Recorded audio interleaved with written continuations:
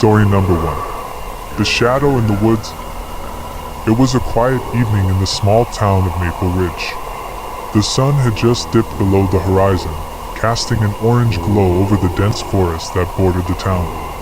Sarah, a young woman who had recently moved to Maple Ridge, decided to take a walk through the woods behind her new home. She had heard the locals talk about the woods being haunted, but she dismissed it as nothing more than town gossip. As she ventured deeper into the trees, the sounds of the outside world seemed to fade away. The forest was eerily silent, except for the occasional rustle of leaves beneath her feet. Sarah enjoyed the peaceful solitude, but there was something about the woods that made her feel uneasy. She shrugged off the feeling, telling herself it was just her imagination. The path grew darker as the canopy above blocked out more of the fading light. Sarah stopped for a moment to adjust the strap on her backpack. As she did, she heard a faint noise behind her, a soft shuffle of footsteps. She turned around quickly, but there was no one there. Just the rustling of the wind through the trees.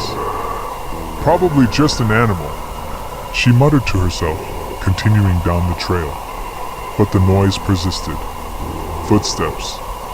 Closer this time. Suddenly, the temperature seemed to drop, and a chill ran down Sarah's spine.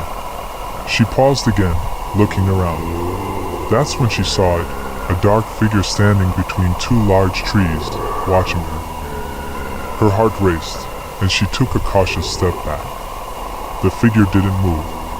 It stood motionless, its shape almost blending with the shadows around it. Sarah's breath hitched. She wanted to turn and run, but her legs felt like they were rooted to the ground. "Hello?" she called out, her voice trembling. The figure didn't answer. Instead, it slowly began to step forward, its movements unnatural and jerky. As it got closer, Sarah could make out its features, pale skin, hollow eyes, and a twisted smile stretched across its face. Panic surged through her. She turned and ran, her heart pounding in her chest. Branches whipped at her face as she sprinted through the darkened woods, her breath ragged. She had no idea where the path was anymore, only that she had to get away. The sound of footsteps grew louder behind her, matching her pace. She glanced over her shoulder, terrified. Sarah stumbled forward, hoping to reach the edge of the forest. Just as she thought she saw a break in the trees, she tripped on a root and fell to the ground.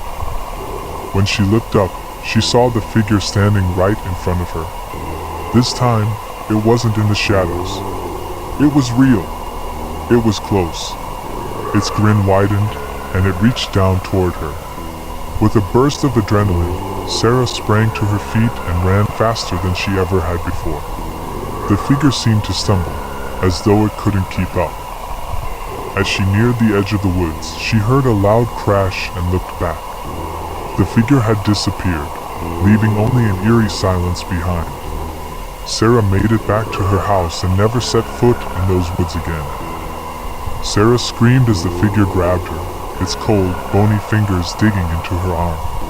But as it pulled her toward it, she felt an intense warmth. A bright light illuminated the forest. The figure screamed and recoiled, vanishing into the shadows. Sarah, now bewildered, stumbled out of the woods, her mind racing with unanswered questions. The figure leaned in close, and Sarah felt a sudden wave of exhaustion wash over her.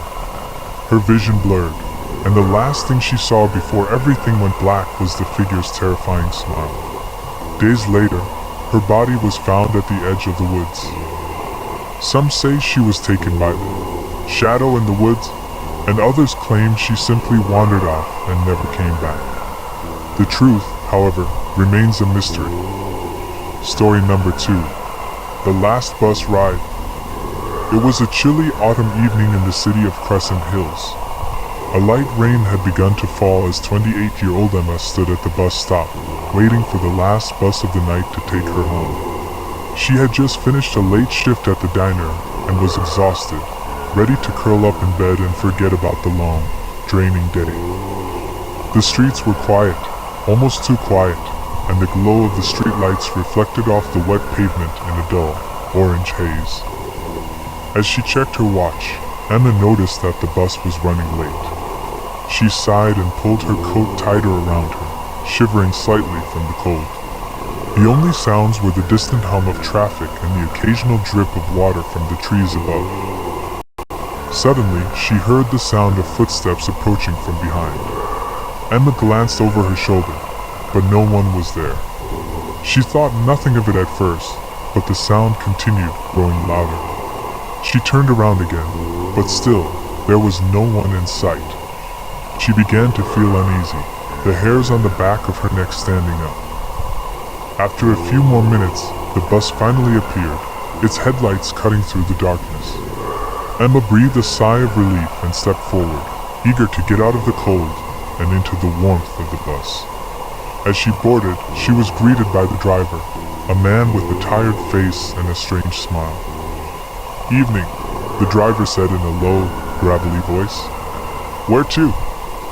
Emma sat down, feeling the weight of exhaustion on her shoulders. She found a seat near the back and settled in for the ride. The bus was nearly empty, with only a few other passengers scattered around. The low hum of the engine and the rhythmic sound of the wheels on the wet road were oddly comforting. As the bus traveled through the city, Emma's mind began to wander. She had almost forgotten about the strange footsteps earlier, but when she glanced out the window, something caught her attention. There was a man standing by the side of the road, staring directly at the bus. His face was obscured by the hood of his jacket, but there was something unsettling about the way he stood, motionless, waiting. "Is everything all right?" Emma asked the bus driver, feeling a sudden urge to speak. The driver didn't respond immediately. Instead, he slowly turned his head toward her, his eyes dark and unfocused. "Just sit back and relax," he said, his smile widening in an unnerving way. "You'll be home soon." Emma felt a chill run down her spine. She stared at the driver, trying to understand what was wrong. But when she looked back out the window, the man by the side of the road was gone. She blinked, confused, wondering if she'd imagined it. Maybe it was just the rain and the dim streetlights playing tricks on her. The bus continued on its route, but Emma couldn't shake the feeling that something was terribly wrong. She glanced around at the other passengers, but they all seemed oddly still, their faces blank and expressionless. It was as if they were all in a trance, unmoving. Suddenly, the bus jolted to a stop. Emma was thrown forward in her seat, and she looked up to find the driver had come to a halt in the middle of an empty, desolate street. The bus doors swung open, but no one got on. The driver turned to Emma with a twisted grin on his face. "End of the line," he said softly. Story number 3. The Forgotten Road. It was a cold, misty night when Jake found himself driving through a stretch of highway he'd never seen before. He had been on his way home from a business trip, but somehow he'd lost track of time. His GPS had malfunctioned, and after a few wrong turns, he ended up on a forgotten, winding road that seemed to stretch endlessly through the dense forest. Jake wasn't the type to get lost easily, but tonight something felt off. The fog was thick, and the streetlights were few and far between, casting long shadows on the dark road. His headlights barely cut through the haze, and he found himself constantly glancing at the rearview mirror, as though something was following him. His phone had no signal, and the radio played nothing but static. His only company was the sound of his tires on the wet road. With every mile, the trees seemed to grow thicker and closer to the road, and the feeling of isolation deepened. Jake's grip on the wheel tightened, and he debated pulling over to check the map on his phone, but he didn't want to waste any more time. Suddenly, a figure appeared ahead of him, standing on the side of the road. Jake's heart skipped a beat. It was a woman, dressed in a long, dark coat, her face obscured by the hood. She was holding out her hand as if she wanted a ride. Jake slowed the car, unsure whether he should stop. He had been warned about picking up strangers, especially in such a desolate place, but the woman seemed harmless. She hadn't moved, just stood there, her hand outstretched. Against his better judgment, he stopped the car a few feet away from her. The woman approached the window, her steps silent in the thick fog.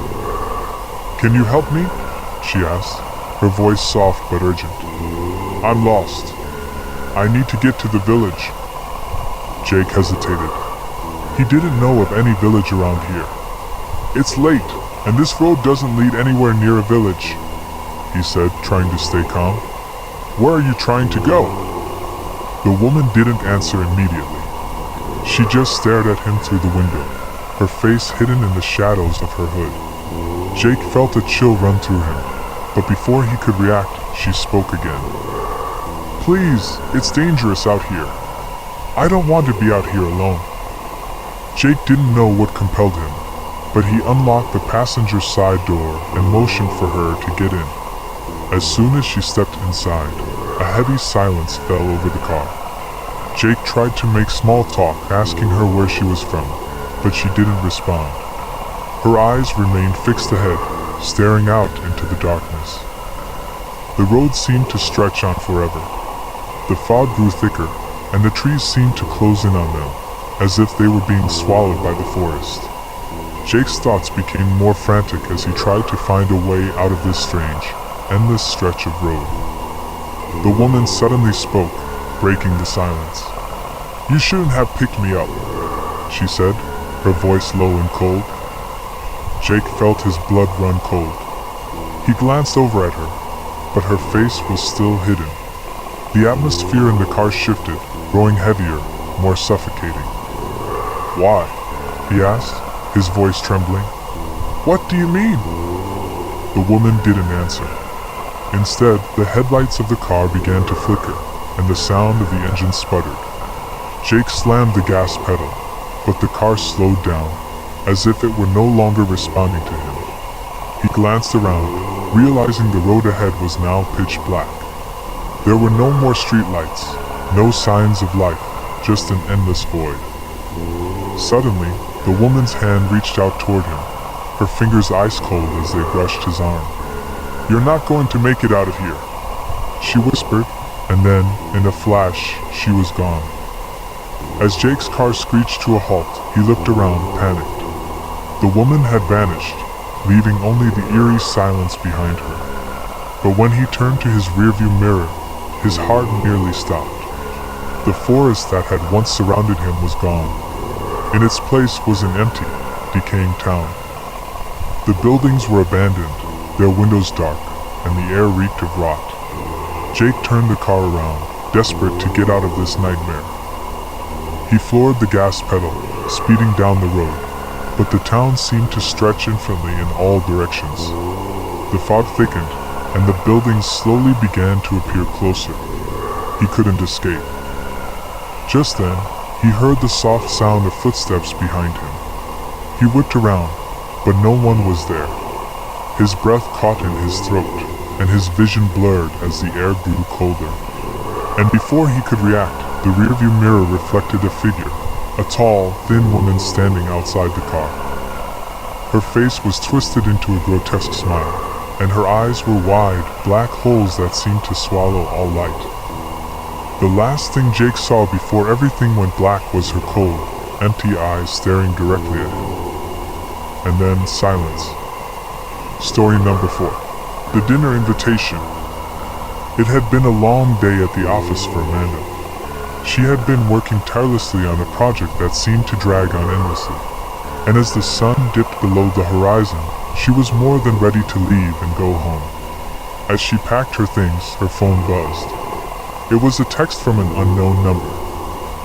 "Hey Amanda, it's Kyle from work.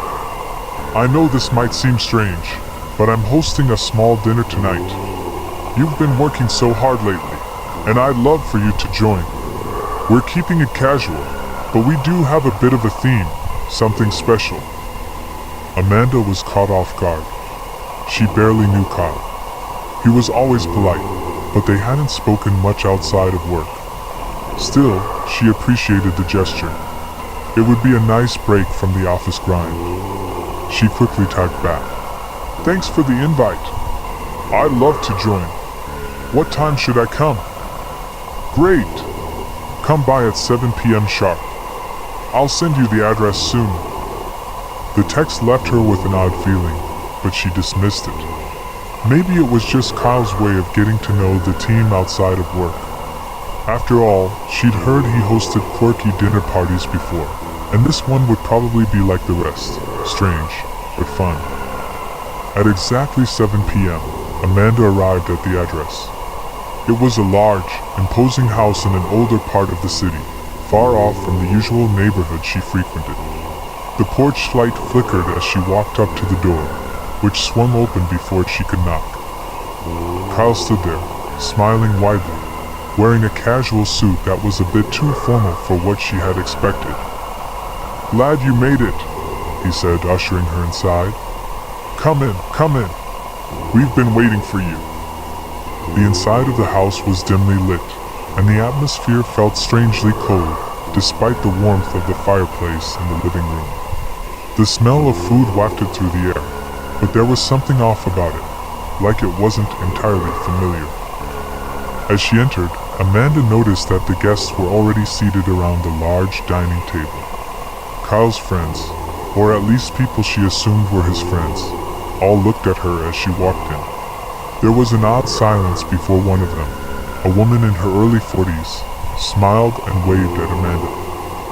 "Hi, I'm Charlotte," the woman said, her voice a little too high-pitched. "It's so nice to meet you." Amanda smiled back, still feeling a little uneasy. There was something about the group that felt out of place. They were all dressed nicely, but their eyes seemed too intense, their smiles too wide. Kyle gestured toward the empty seat at the table. "Please join us. Dinner will be ready shortly," he said, his smile widening even further. It was unnerving, but Amanda figured it was just nerves. She sat down, trying to shake off the discomfort, and glanced at the table. The meal before her was beautifully arranged, an elaborate spread that looked like something out of a gourmet magazine. But as her eyes lingered on the dishes, she noticed something strange about the meat. It looked almost too perfect. "So, what's the theme tonight?" Amanda asked, trying to sound casual. Kyle chuckled softly, leaning in closer. "You'll see soon enough. It's a very special meal, and I thought it would be the perfect way to unwind." The others at the table nodded eagerly, their expressions oddly intense. Amanda tried to ignore the creeping feeling in her stomach and began to take a bite of the dish in front of her. As she chewed, a strange taste spread through her mouth, bitter yet somehow metallic. She stopped mid-bite, her mind racing as she looked around the table, wondering if anyone else noticed. Charlotte, seated across from her, let out a soft giggle. "Don't worry. It's all part of the experience. You'll get used to the taste." Amanda felt her throat tighten. She looked down at her plate, her stomach turning. The meat didn't look like anything she'd ever eaten before. It wasn't beef, chicken, or pork. It was something else. Something unfamiliar. Her hands started to shake. "What is this?" she asked, her voice barely a whisper. Kyle's smile grew wider, his eyes glowing with a strange intensity. "It's a delicacy," he said, his voice low and almost hypnotic. "A very rare one. You won't find it anywhere else. But don't worry, it's all perfectly safe." Amanda stood up, suddenly feeling lightheaded. The room spun around her, and she stumbled backward toward the door.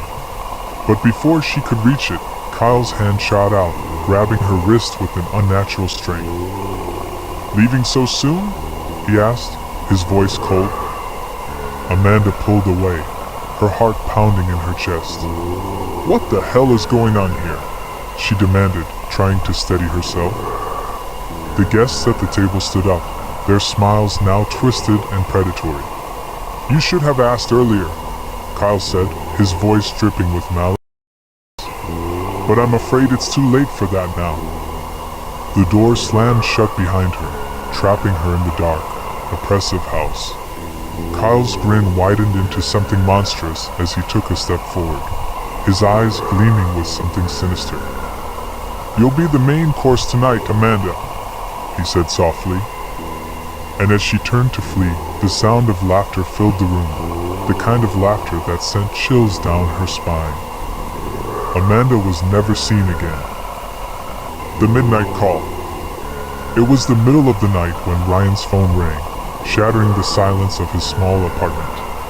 His heart skipped a beat as he glanced at the screen, recognizing the number instantly. It was his older brother, Jake. Ryan had just spoken to him earlier that evening. There was no reason for Jake to be calling now, especially not this late. Ryan rubbed his eyes and answered the phone, his voice groggy. "Jake? What's going on? Why are you calling this late?" There was a long pause on the other end before a strange, low voice answered. "Ryan, listen to me carefully. Don't go outside. Stay in your apartment and lock every door. Do not open the door for anyone." Ryan frowned, thinking it was a prank. "Jake, stop messing around. What's this all about?" But the voice on the other end was not Jake's. It was a voice he had never heard before. "Ryan, I'm serious. Do you remember the old mansion on the corner of Maple Street? You need to stay inside now." Ryan's blood ran cold. The mansion on Maple Street was a place that had been abandoned for years. It was known in the neighborhood for being eerie, with rumors about strange happenings surrounding it. Everyone had heard the stories, but Ryan never paid much attention to them. Until now. "Who is this? Where's Jake?" Ryan demanded, now standing up from his bed. His heart was racing. The voice grew more urgent. "You need to listen. It's not safe. There are people, dangerous people, and they're looking for you. They won't stop until they find you." Ryan's mind was spinning. "This is insane. What the hell are you talking about? Where's Jake?" There was no response. Just a click, followed by the dial tone. Ryan stood frozen for a moment, trying to process what had just happened. He checked the time. It was 2:43 a.m. His phone showed that the call had ended, but something felt off. His hands shook as he looked out the window. The streets outside were eerily quiet. The streetlights cast long, twisted shadows on the ground. It was as if the whole world was holding its breath. With his mind racing, Ryan grabbed his coat and made his way to the door. He had to find Jake, make sure he was okay. The call had to be a mistake, some prank or a wrong number. But something deep inside him told him this wasn't just a coincidence. As Ryan stepped outside into the cold night air, a shiver ran down his spine. He locked the door behind him and walked cautiously down the stairs of his apartment building. The streetlights flickered as he made his way toward Maple Street, his footsteps echoing on the pavement. When he reached the old mansion, he stopped dead in his tracks. The house stood like a shadow in the moonlight, its broken windows staring like empty eyes. A cold wind blew through the trees surrounding the property, causing the branches to creak and sway. The place felt wrong, like it was alive, watching him. Ryan took a deep breath, steeling himself before walking closer. He reached the gate, which was slightly ajar, and as he pushed it open, the rusted metal squealed, sending chills down his spine. The mansion loomed ahead of him, its front door wide open, as though waiting for him to enter. Something was pulling him forward, against his better judgment. As Ryan stepped onto the porch, the door creaked again, and a figure emerged from the shadows of the house. It was tall, thin, and cloaked in darkness. He couldn't see their face, but the figure's presence felt cold, unnatural. Ryan's heart raced in his chest. "Who's there?" he called out, his voice trembling. "Is someone there?" The figure didn't answer. Instead, it simply extended a hand toward him. Ryan's stomach dropped. Something about the situation felt off, like the whole world had turned upside down. But before he could react, he heard a loud thud from inside the house, followed by a deep, guttural voice. "Ryan, don't go in there," Jake's voice shouted from the darkness, distant but desperate. Ryan turned toward the sound, but the figure was already gone. Without thinking, he rushed into the house, calling out for his brother. The darkness swallowed him, the air growing thick and oppressive. He moved through the dim hallways, searching desperately for Jake. The house seemed to stretch on forever, each room darker and colder than the last. Then, suddenly, he heard it, a soft, whispering voice behind him. "You shouldn't have come here, Ryan." Ryan froze, his breath catching in his throat. He spun around, but there was no one there. The air grew even colder, and the hairs on the back of his neck stood up. He could feel something watching him, something lurking just beyond the shadows. Suddenly, the front door slammed shut behind him with a deafening bang. He turned to run, but the walls seemed to close in on him, as though the house itself was alive and trapping him inside. His pulse raced as the whispering grew louder, filling his ears. He couldn't move, couldn't breathe. And then, he saw them, figures emerging from the darkness, their eyes glowing red, their faces twisted in a silent scream. The last thing Ryan heard before everything went black was the voice again, that same whisper from before. "You should have listened." Story number 6. The Vanishing Point. It was a quiet evening in the small town of Briarwood, just past 11 p.m. when Aaron decided to take the long way home after his late shift at the diner. He loved the peace and solitude of the back roads, away from the busy streets and blaring lights of the city. The drive through the winding, tree-lined paths was his escape, a place to clear his mind after a long day of work. But tonight felt different. There was an unusual stillness in the air, an unsettling calm that hung over the road. The headlights of his old sedan sliced through the darkness as he navigated the curves, the soft hum of the engine the only sound. His phone was dead, the battery drained from a day of constant calls, and the only company was the low growl of his tires on the cracked asphalt. As he rounded a sharp bend, Aaron noticed something strange up ahead, a figure standing in the middle of the road. He slammed on the brakes, the car screeching to a halt just a few feet away from the figure. His heart raced in his chest as he squinted through the windshield. The figure was a woman, tall and gaunt, dressed in a flowing white dress. Her long hair cascaded over her shoulders like a dark veil. She stood motionless, facing the car, her hands at her sides, as if waiting for him to approach. "Who the hell?" Aaron muttered to himself, his breath visible in the cold air. He looked around. There was no other car in sight, no houses, just miles of empty road. He knew this stretch well, and there was no reason for anyone to be out here at this hour, especially not standing alone in the middle of the road. He rolled down his window, trying to get a better look at her. "Hey, are you alright? Do you need help?" The woman didn't move, didn't even flinch at the sound of his voice. For a moment, Aaron thought about driving around her, but something about her stillness, her silence, made him hesitate.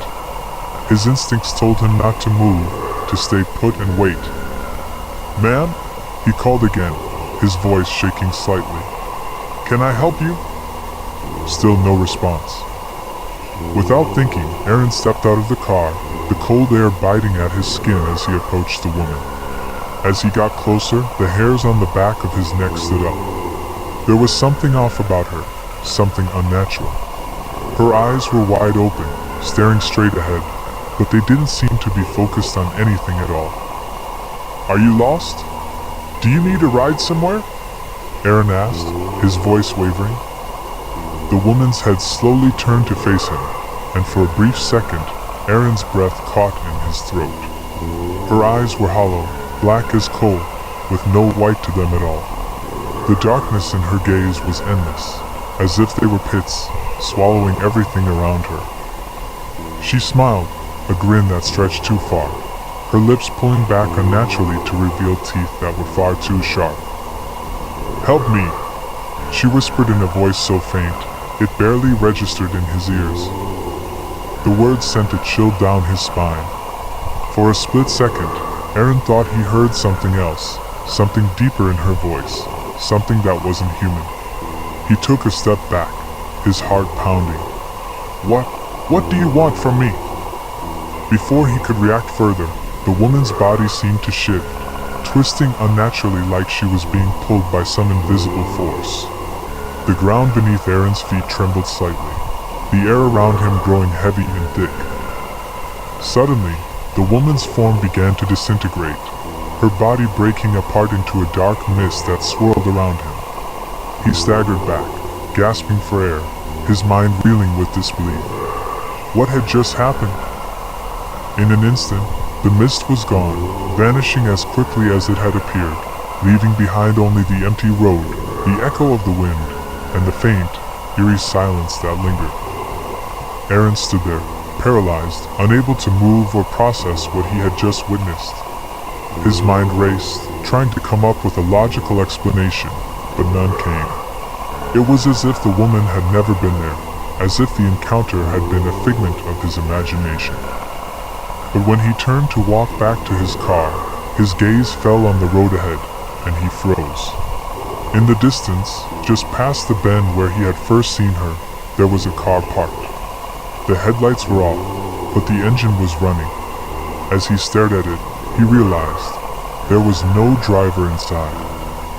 Aaron's pulse quickened, and as he glanced back down the road, he could have sworn he saw her again, standing in the distance, her dark eyes staring directly at him. Story number 7.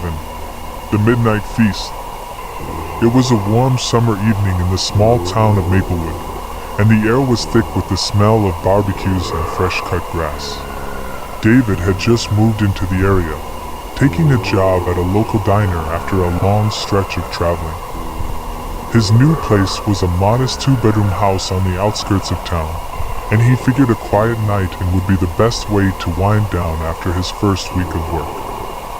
But as the clock struck midnight, David's stomach rumbled.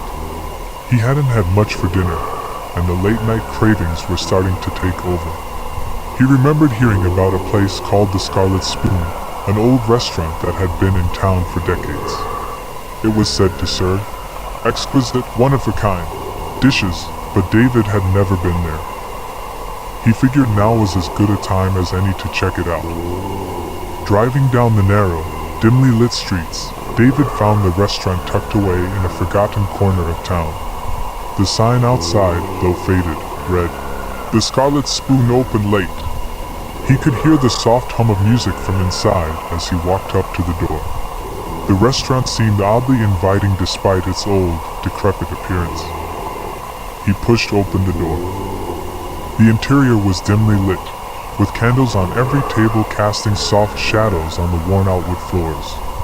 A heavy smell of spices and something more exotic lingered in the air, but David didn't mind. It had a cozy, mysterious charm.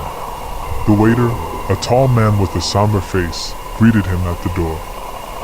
"Welcome to the Scarlet Spoon. We don't often have late-night guests," he said in a low voice, leading David to a small table in the corner. "That's all right," David replied, feeling an odd sense of intrigue. "I'm just looking for something to eat." The waiter handed him a menu, but it was strange. The options weren't written in English, or any language David could recognize. Instead, there were just odd symbols and figures that seemed to shift and change when he looked directly at them. "Don't worry," the waiter said with a smile. "Our special tonight is perfect for newcomers." David, feeling both confused and oddly compelled, nodded. "I'll take the special then." As the waiter left, David couldn't shake the uneasy feeling creeping up his spine. The restaurant, though welcoming, felt strangely foreign, as if it didn't quite belong in this town. He glanced around at the other tables. There were a few other patrons, but they were all seated in the shadows, their faces obscured by the dim light. No one spoke, but there was a certain tension in the air, an unspoken understanding shared between them. Moments later, the waiter returned with a large dish, its contents covered by a silver dome. He set it down on the table without a word and slowly lifted the lid. The steam rising from the dish was thick and pungent, its aroma overwhelming. David's stomach growled, but his appetite had started to wane as he stared at the steaming plate. The meat was unfamiliar, dark, almost black in color, and the texture was unlike anything he had ever seen. It looked like it had been slow cooked, but there was something unsettling about the way it shimmered in the candlelight. Despite his hesitation, David took a bite. The moment the meat touched his tongue, an intense heat spread through his body, more than just the spiciness of the dish. It felt as if the very essence of the food was seeping into his skin, making him feel lightheaded, almost dizzy. "Is everything to your liking?" the waiter asked, his eyes gleaming with an odd satisfaction. David nodded, too dazed to speak. He continued eating, unable to stop. The flavors, though strange and almost otherworldly, were addicting. He felt like he couldn't get enough.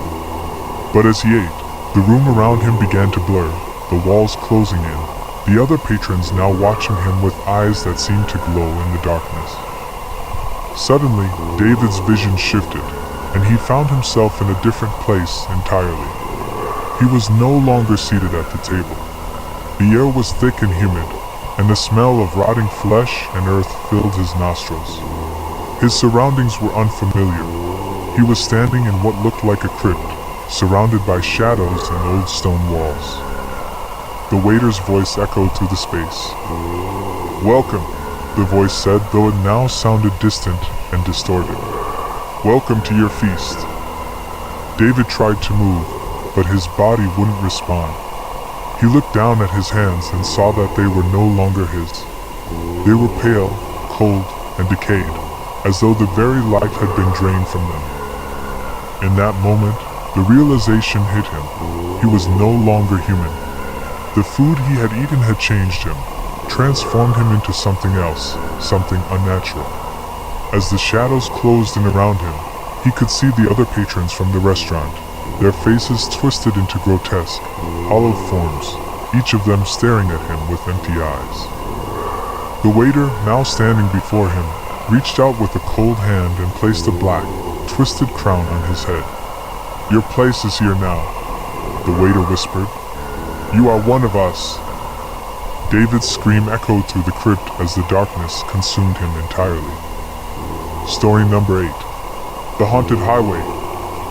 It was a cool autumn evening when Evan Miller, a weary truck driver, found himself traveling down a remote highway in the middle of nowhere. The road was empty, stretching for miles without a single turn or intersection in sight. He had taken this route countless times, but something felt different tonight. The usual hum of his truck's engine seemed louder, and the air outside carried a strange chill, even though the night was clear. Evan had been on the road for hours, his eyelids heavy from lack of sleep. His cargo was a simple load of electronics bound for a warehouse in a nearby city, but the isolation of the highway made the journey seem far longer.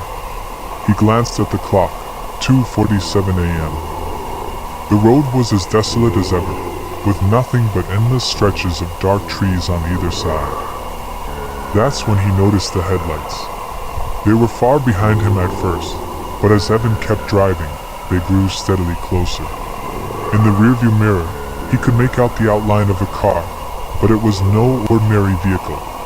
It was old, looking like something from the 1960s, its headlights burning a strange, yellowish hue. Evan instinctively pressed down on the accelerator, trying to put more distance between himself and the mysterious car. But no matter how fast he drove, it seemed to stay right on his tail, never giving up. The highway was winding, and the old car's headlights cut through the darkness like a predator stalking its prey.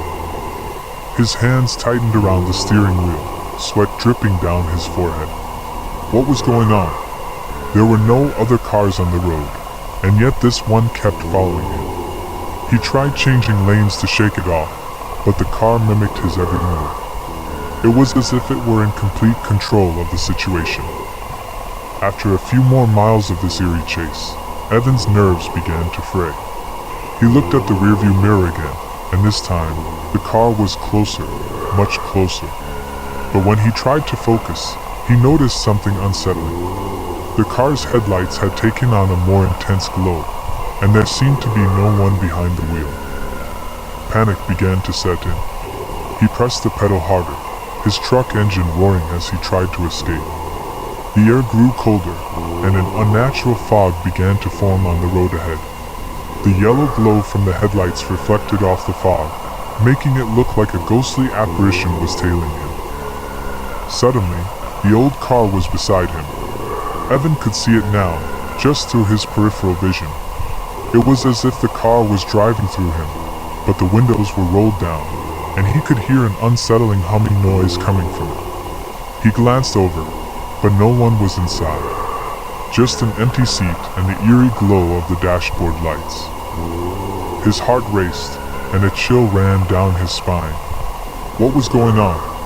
Why was he being chased by a car that shouldn't exist? The sound of the humming grew louder, and Evan's truck began to vibrate. His hands were now shaking uncontrollably. The headlights of the mysterious car flashed brighter, as if attempting to blind him. In the midst of his panic, he looked out the window and saw something that made his blood run cold. A shadowy figure, tall and distorted, was standing by the side of the road, watching him. The figure was so out of place, so unnatural, that Evan's stomach lurched in terror. It looked like a man, but something was wrong. Its features were indistinct, its body too tall, and its limbs too long. And worst of all, it wasn't moving. Before he could process what he had seen, a loud crash echoed from behind him. The old car had collided with the back of his truck. Evan swerved, trying to regain control, but the truck spun out of control, sliding across the road and into the trees. When the truck finally came to a stop, Evan was shaken but alive. The eerie glow from the headlights had vanished, and the road was quiet again. His hands were gripping the steering wheel so tightly that his knuckles were white.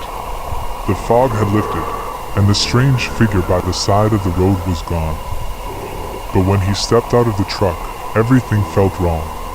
The air had changed, the silence was heavier, and the world around him seemed distorted. As he looked down the highway, he noticed something strange. The road now seemed to stretch endlessly in front of him.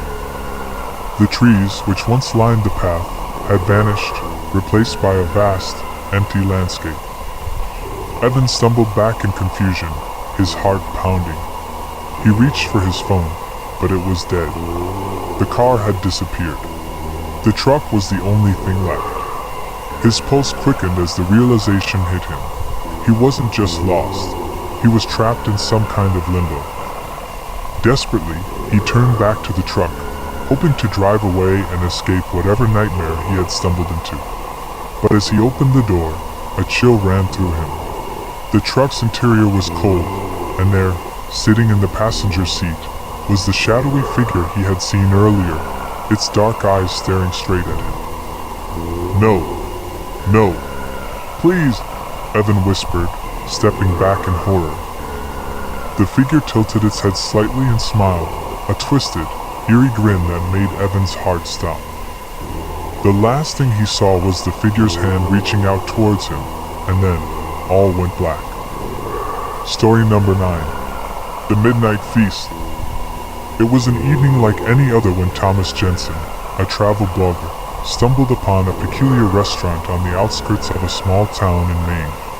After a long day of exploring, he was looking for a quiet place to eat, and as luck would have it, he found a restaurant called The Midnight Feast.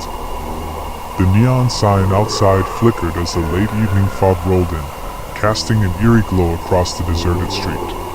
The place looked old, almost out of place, but Thomas was starving, and the allure of a warm meal was too great to resist. Upon entering, he was greeted by the scent of rich spices and roasting meats. The interior of the restaurant was dimly lit, with a long wooden bar at one end and tables scattered throughout the room. The walls were decorated with strange paintings, people in elaborate, almost ritualistic outfits, making Thomas feel like he had entered some forgotten world. The only other patrons were a few couples, all eating silently, their faces partially obscured by the shadows. "Welcome," a soft voice called from behind him. Thomas turned to see the hostess, a woman in her late 40s, wearing a vintage dress and an unsettlingly calm smile.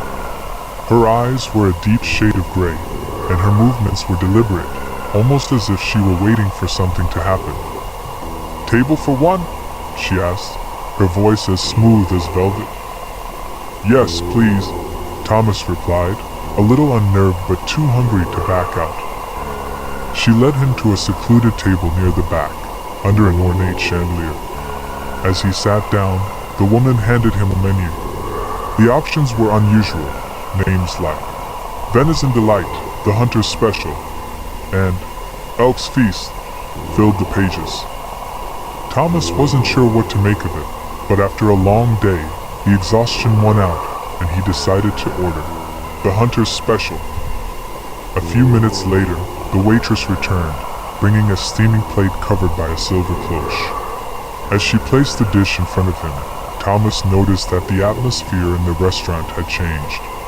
The air felt heavier, the silence more pronounced. He tried to brush it off as a result of the late hour, but something about the scene made him uneasy. Lifting the lid, Thomas was taken aback by the sight. The meat on the plate was perfectly cooked, juicy and tender, but it didn't resemble any type of meat he recognized. It had an almost metallic hue, and the texture was unlike anything he had ever tasted. Still, he was hungry, so he took a bite. To his surprise, it was delicious, rich, flavorful, and unlike anything he had ever had. He continued eating, but the more he ate, the more a strange sensation began to settle in his stomach. It wasn't discomfort exactly. It was a sense of dread, like something was wrong, but he couldn't quite put his finger on it. His mind began to race as he scanned the room, noticing that the other patrons were eating in complete silence, their eyes fixated on their plates. After a few more bites, Thomas began to feel dizzy. His vision blurred, and he gripped the edge of the table to steady himself. His heart was racing.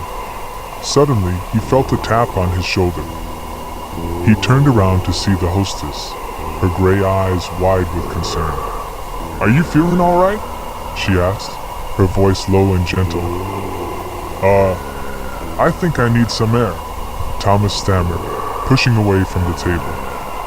"Of course," she replied with a smile that seemed too wide. "But before you leave, perhaps you'd like to meet our chef? He's quite proud of his creations." Before Thomas could protest, the hostess led him through a back door into the kitchen. It was enormous, with stainless steel appliances gleaming under the harsh fluorescent lights. The chef, a tall man with a clean white apron, stood at the center, stirring a large pot on the stove. He turned slowly as they entered, and Thomas froze. The chef's face was completely blank, like a mannequin's. No expression, no eyes, no features, just smooth, lifeless skin.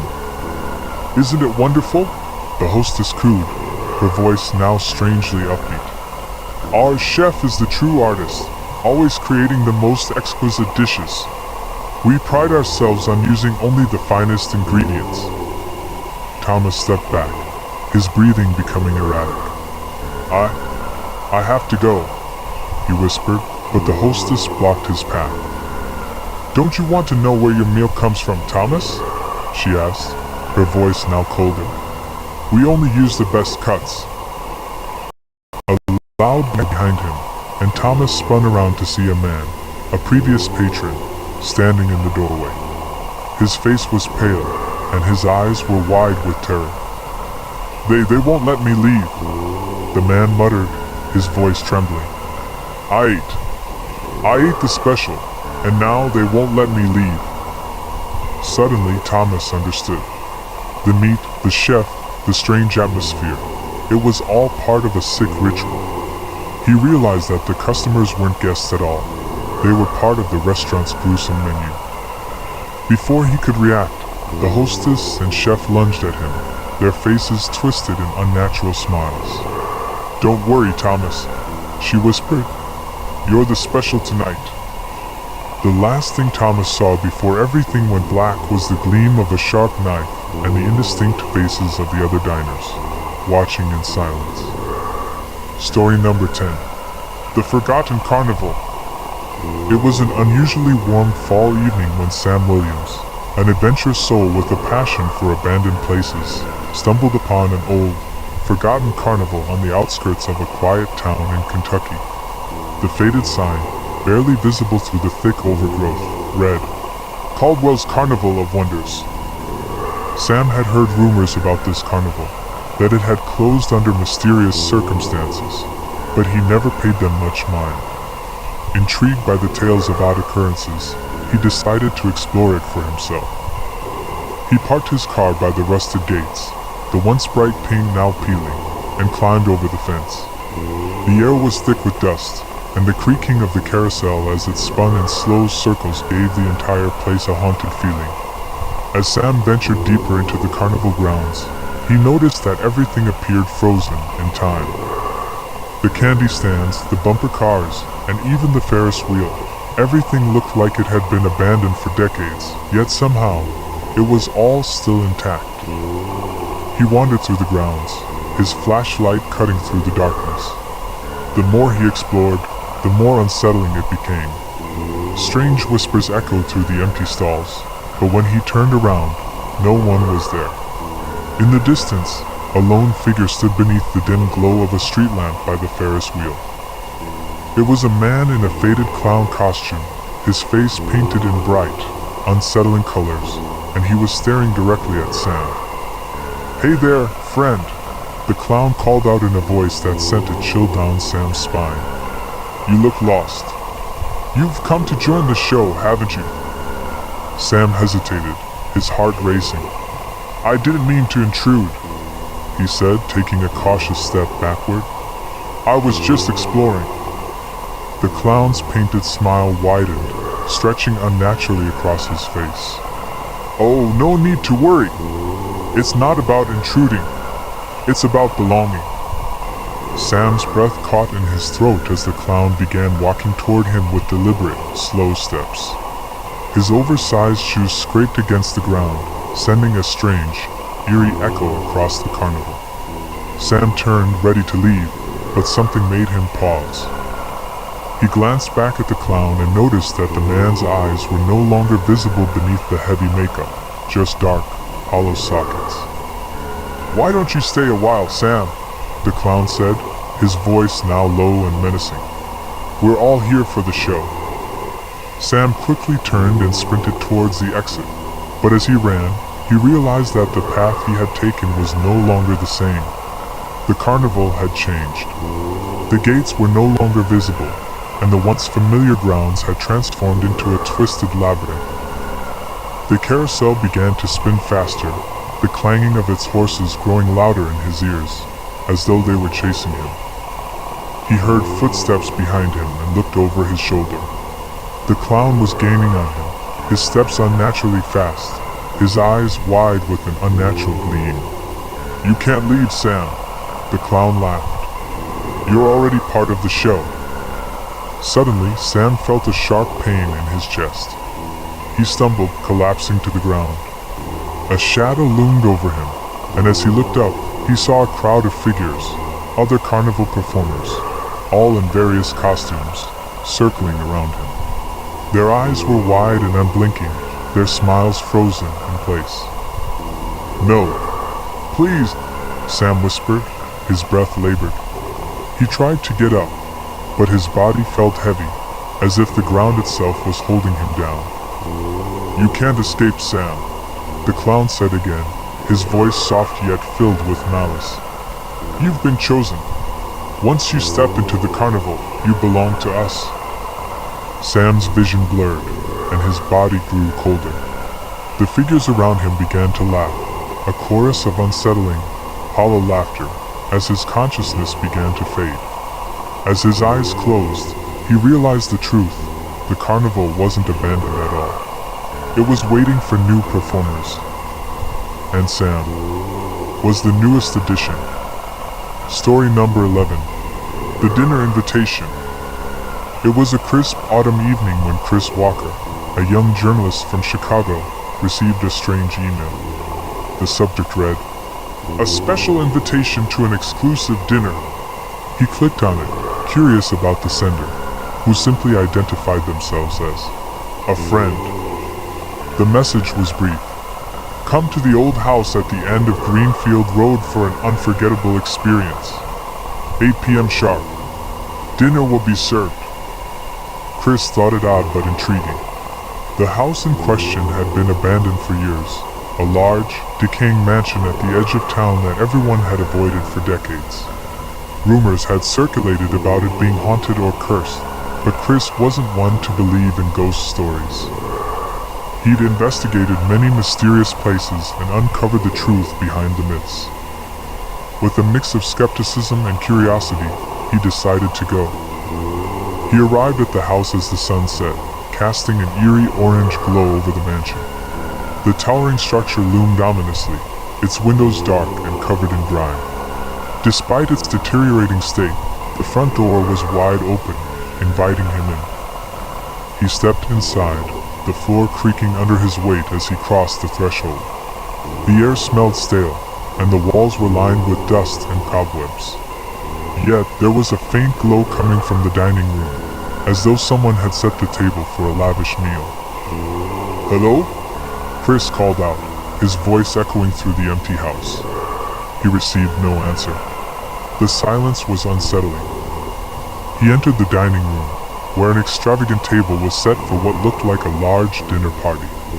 Fine china, crystal glasses, and a massive roast sat in the center, filling the room with a rich, savory aroma. But the strangest thing of all was the person sitting at the head of the table. A man in a black suit, impeccably dressed, with dark, slick-back hair and a polished demeanor, was already seated. He looked up when Chris entered, a wide, almost too perfect smile crossing his face. "Ah, you must be Chris. We've been expecting you. Please take a seat. Dinner is about to begin," the man said, his voice smooth but strangely hollow. Chris hesitated but eventually sat down at the far end of the table. He couldn't shake the feeling that something was wrong, but his professional instincts kicked in. Maybe this was some sort of hidden camera prank, or perhaps a story for the newspaper. He wasn't about to back out now. The man in the suit nodded to a servant who emerged from the shadows, placing a plate in front of Chris. The roast was perfectly cooked, the meat tender and juicy. The scent made his stomach growl. He picked up his fork and hesitantly took a bite. It was delicious, more delicious than anything he had ever tasted. But as he chewed, a strange sense of unease washed over him. There was something off about it. The texture was too smooth, too perfect. It felt almost wrong. Before he could think too much about it, the man at the head of the table spoke again. "How do you like the meal, Chris?" "It's our specialty." His smile widened unnaturally. "Good, good," Chris replied, trying to ignore the gnawing feeling in his stomach. "What exactly is this? I mean, who are you people?" The man chuckled, the sound echoing through the room. "We're just people who enjoy the finer things in life. And we're always happy to invite a special guest to join us for dinner." Chris's heart raced. The room suddenly felt suffocating, the air thick with tension. He glanced around the table. There were other guests seated, their faces pale and expressionless. None of them had touched their food. They only stared at him, their eyes unblinking. Suddenly, a chilling thought crossed Chris's mind. What if this wasn't a dinner at all? What if it was something far darker? His hand trembled as he reached for his phone to send a quick message to his editor. But as he unlocked the screen, he saw that there was no signal. His phone had no service. Panicking, he stood up abruptly. "I think I've had enough," he said, trying to keep his voice steady. But when he turned to leave, the man at the head of the table didn't allow him to move. "You're not going anywhere, Chris. Not yet." You see, we never let our guests leave, the man said, his tone cold. This is your last meal, my friend, and you've already had your first course. Chris's eyes widened in horror as he looked down at his plate. He suddenly realized that the meat he had been eating wasn't roast beef. It was something else entirely. The guests around the table began to stand up, their faces twisting into grotesque smiles as they slowly advanced on him. The last thing Chris heard before everything went black was the man's voice, cold and final. Welcome to the family, Chris. Dinner is served. Story number 12. The Whispering Woods. It was late autumn when Matt Richards, an outdoors enthusiast from Minnesota, decided to go on a weekend hiking trip. He had heard of the Whispering Woods before, a dense, secluded forest located just outside of town. Locals often spoke about it in hushed tones, mentioning strange occurrences and eerie happenings. But Matt was the type of person who didn't believe in superstition. To him, it was just an unexplored area perfect for a weekend adventure. He packed his gear, grabbed his camera, and set off early in the morning, eager to capture the beauty of the forest. As he drove through winding country roads, the sun was barely beginning to rise, casting a soft glow over the land. The trees seemed to stretch on forever, their skeletal branches swaying in the breeze. Matt arrived at the edge of the forest and started his hike. The air was crisp, and the forest was eerily quiet. The only sounds were the crunch of dead leaves underfoot and the occasional rustle of wind. As he ventured deeper into the woods, the silence seemed to thicken, almost as if the forest was holding its breath. After a couple of hours of hiking, Matt stopped to take a break. He leaned against a tree, sipping water and taking in the peaceful surroundings. That was when he heard it, a faint whisper, so soft that he thought it might have been the wind. He glanced around, but there was no one in sight. He shook his head and shrugged it off, convincing himself it was just his imagination. But as he continued his hike, the whispers grew louder, more distinct. They seemed to come from all directions, whispering his name. Matt! Matt! He stopped dead in his tracks. His heart began to race as the whispering grew more urgent, almost pleading. It was as though something was calling him, beckoning him deeper into the woods.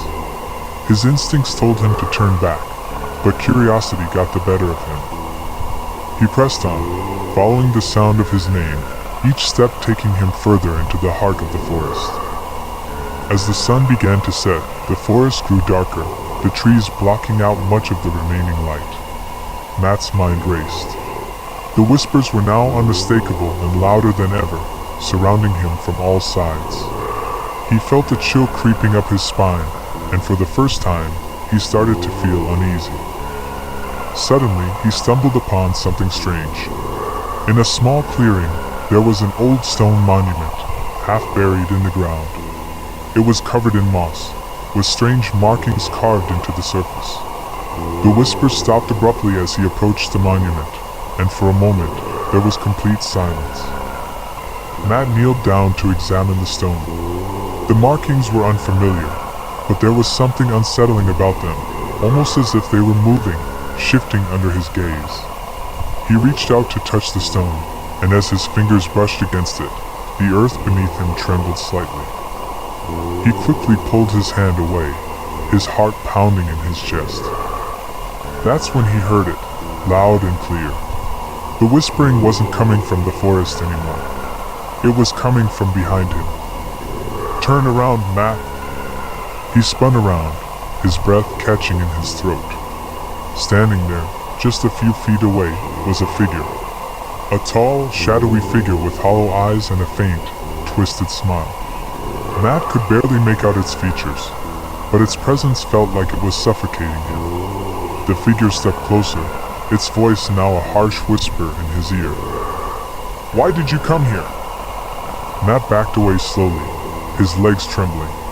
The figure didn't move, but its gaze seemed to pierce into him, like it was searching his very soul. He turned and ran, his mind racing, trying to find his way back to the trail.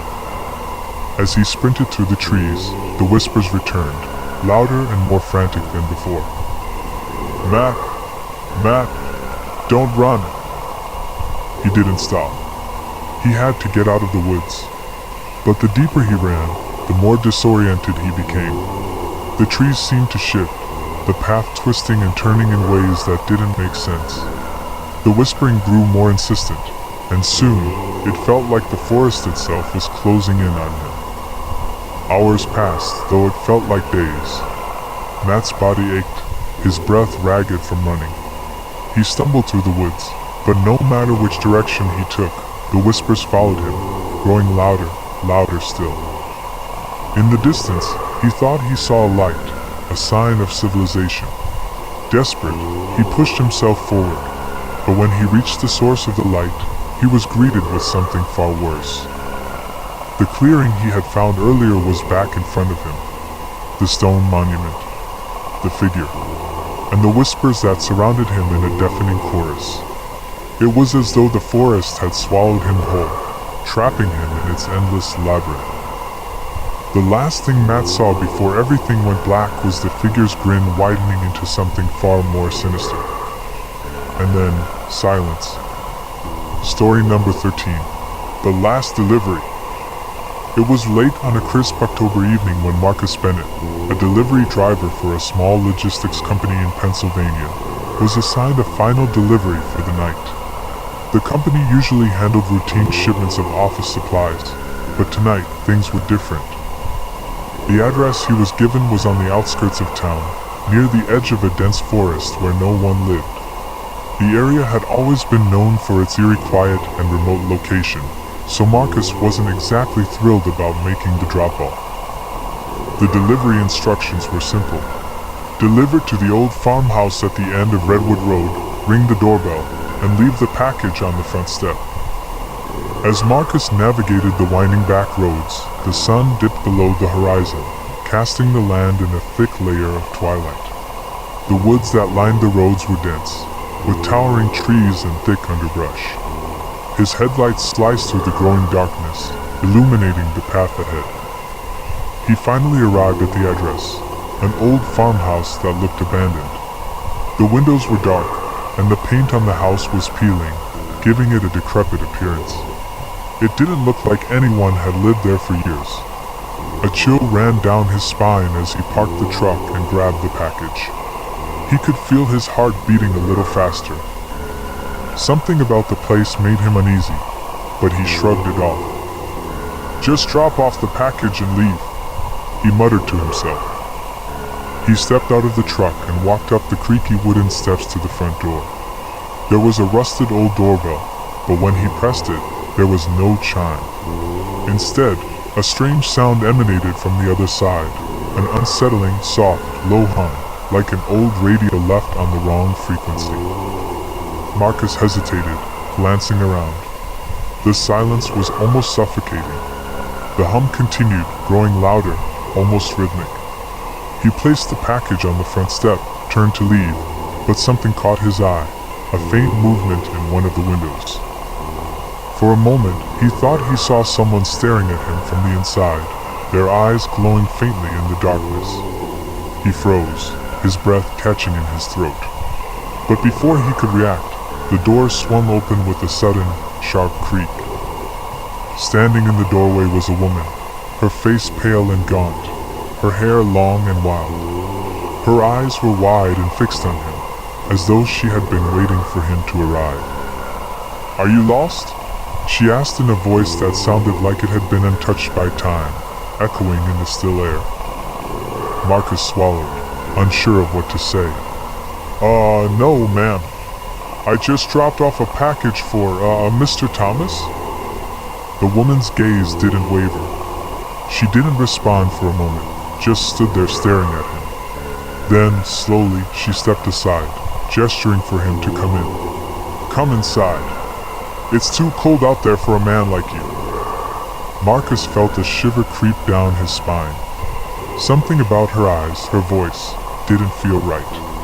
But before he could decline, the door slammed shut behind him. He was pulled into the house by an invisible force, his feet heavy as though they were being drawn into the darkness of the house. He tried to resist, but it was no use. The woman led him deeper into the house, past rooms filled with dust and broken furniture. There was a strange smell in the air, a mix of mildew and something rotten. As they passed through the hallway, Marcus noticed something strange. There were framed photographs on the walls, pictures of people, some smiling, others staring vacantly. The odd thing was, the people in the photos seemed to fade in and out of focus, like they weren't quite real.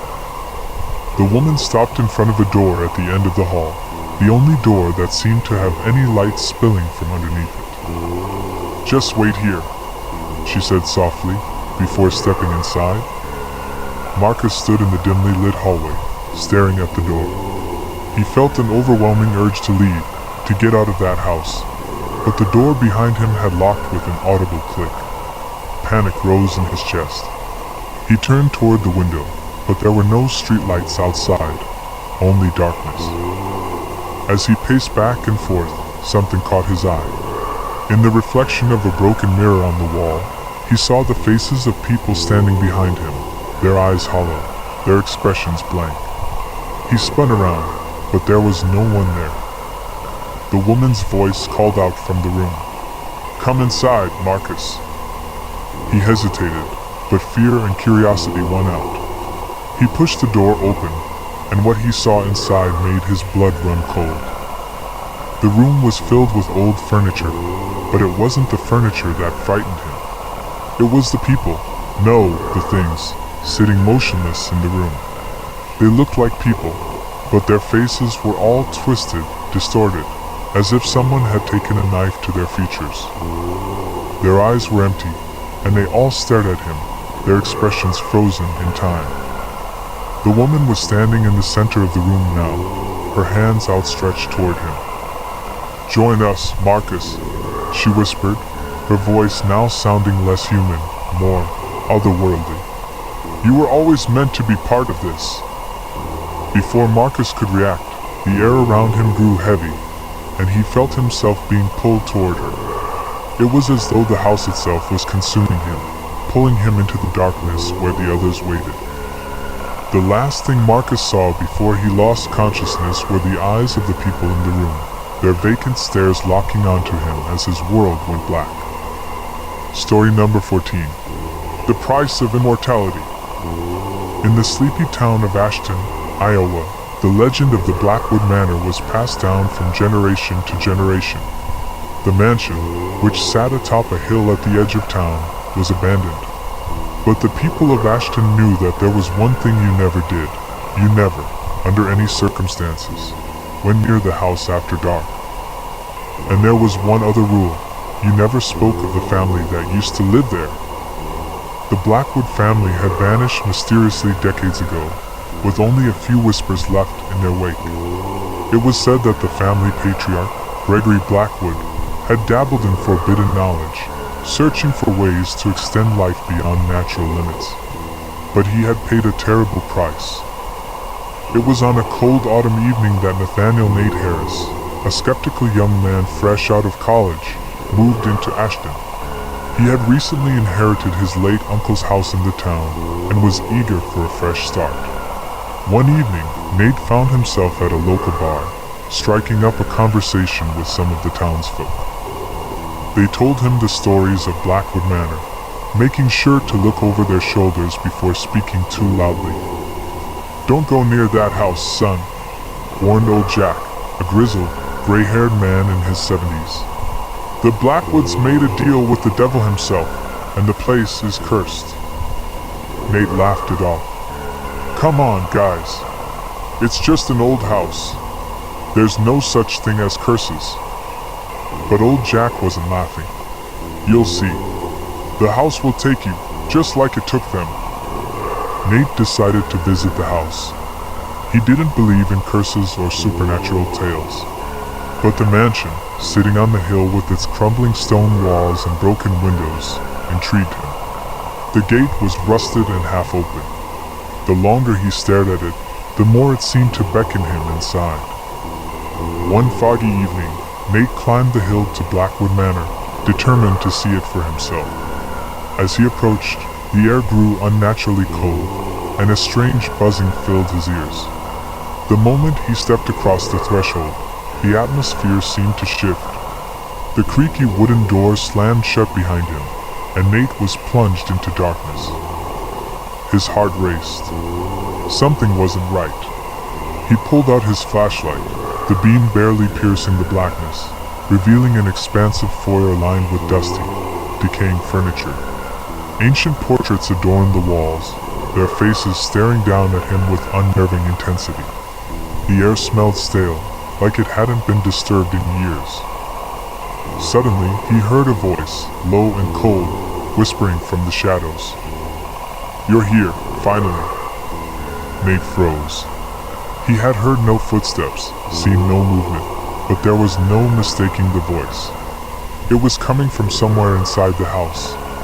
He turned his flashlight to the source of the sound, but there was nothing. "Who's there?" Nate called out, his voice trembling slightly. The voice responded, closer now. "I am Gregory Blackwood, the last of my line. Welcome to my home." Nate's blood ran cold. The voice was deep, ancient, and had an eerie resonance to it.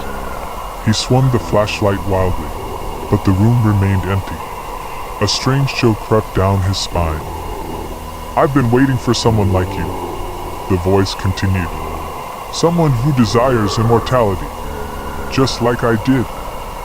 The lights flickered on, casting long, distorted shadows. Before Nate could react, a figure emerged from the darkness. An old man, tall and gaunt, dressed in an old-fashioned suit. His skin was pale, his hair white and stringy, his eyes glowing a dull yellow. Gregory Blackwood stood before him, the air around him pulsing with a strange energy. "You want to know the truth, don't you, Nathaniel?" Gregory asked, his voice now taking on a hypnotic quality. "You want to know how to escape death, how to live forever?" Nate felt his mind cloud over as the man's words seemed to wrap around him. A desire he didn't know he had grew in the pit of his stomach. "What do you mean?" Nate whispered, almost against his will. Gregory smiled, his teeth sharp and yellow, like something unnatural. "The price is simple. All it requires is a blood pact, a soul in exchange for eternity.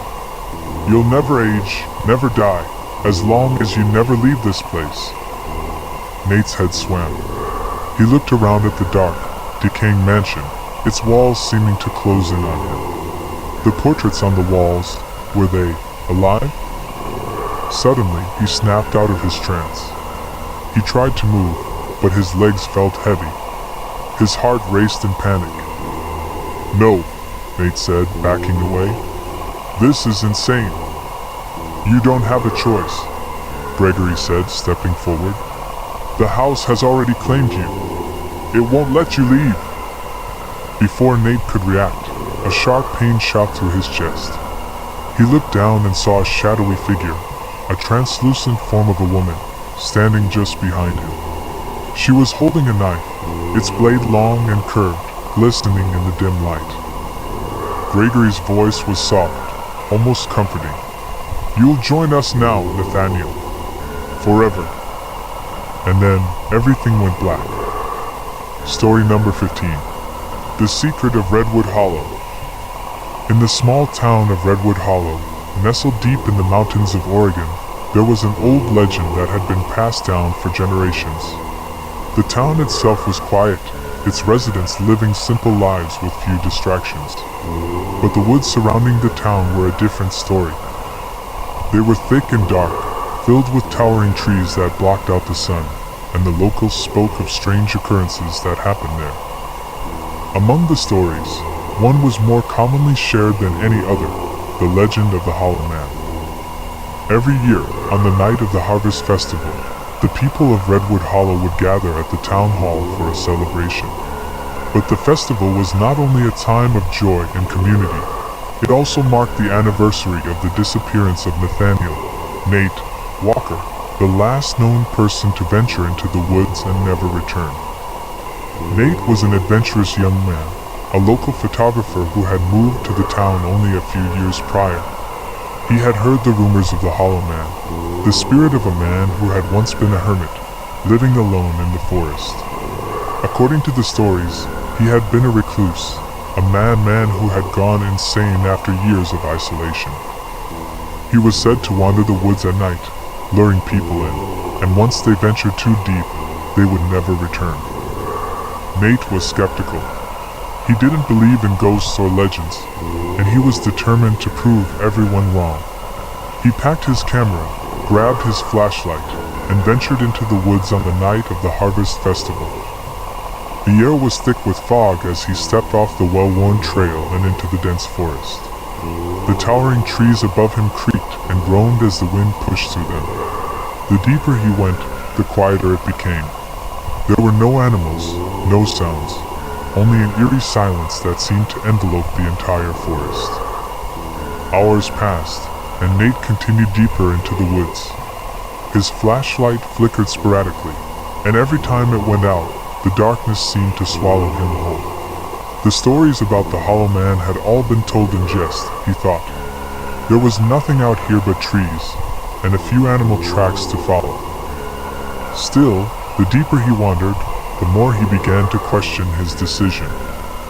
Suddenly, he heard a voice, soft, barely above a whisper.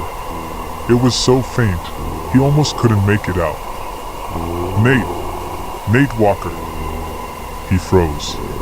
His heart started to race, and the hairs on the back of his neck stood on end. Who else was out here? He shined his flashlight in the direction of the voice, but there was nothing, only shadows. Nate, you've come, just like the others. Nate's breathing quickened as he began to feel something he had never felt before, unease. He called out, but there was no answer. He turned, trying to retrace his steps, but the trees seemed to change. The path that had been there just moments ago was now obscured by a thick fog. That's when he saw it, someone standing in the distance. A figure, tall and gaunt, wearing tattered clothes that blended into the shadows. His face was obscured by a hood, and his body seemed to melt into the mist surrounding him. The figure began to move toward Nate slowly, with purpose. "Who are you?" Nate shouted, his voice trembling. The figure didn't respond.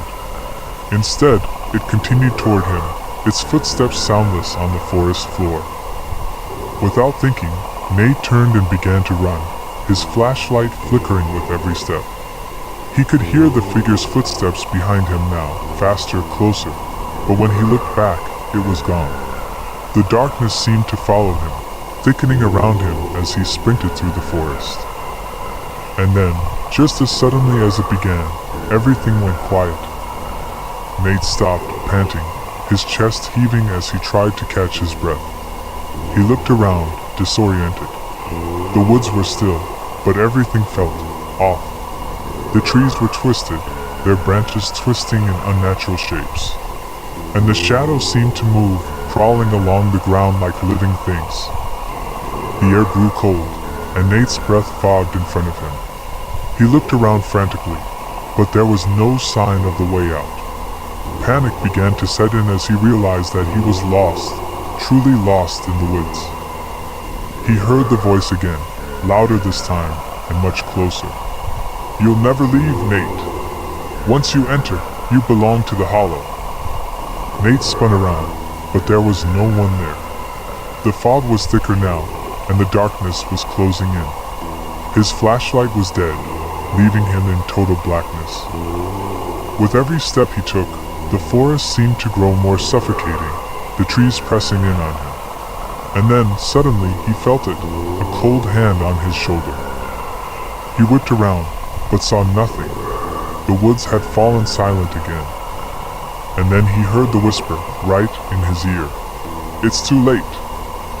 The next morning, a search party was sent into the woods to look for Nate.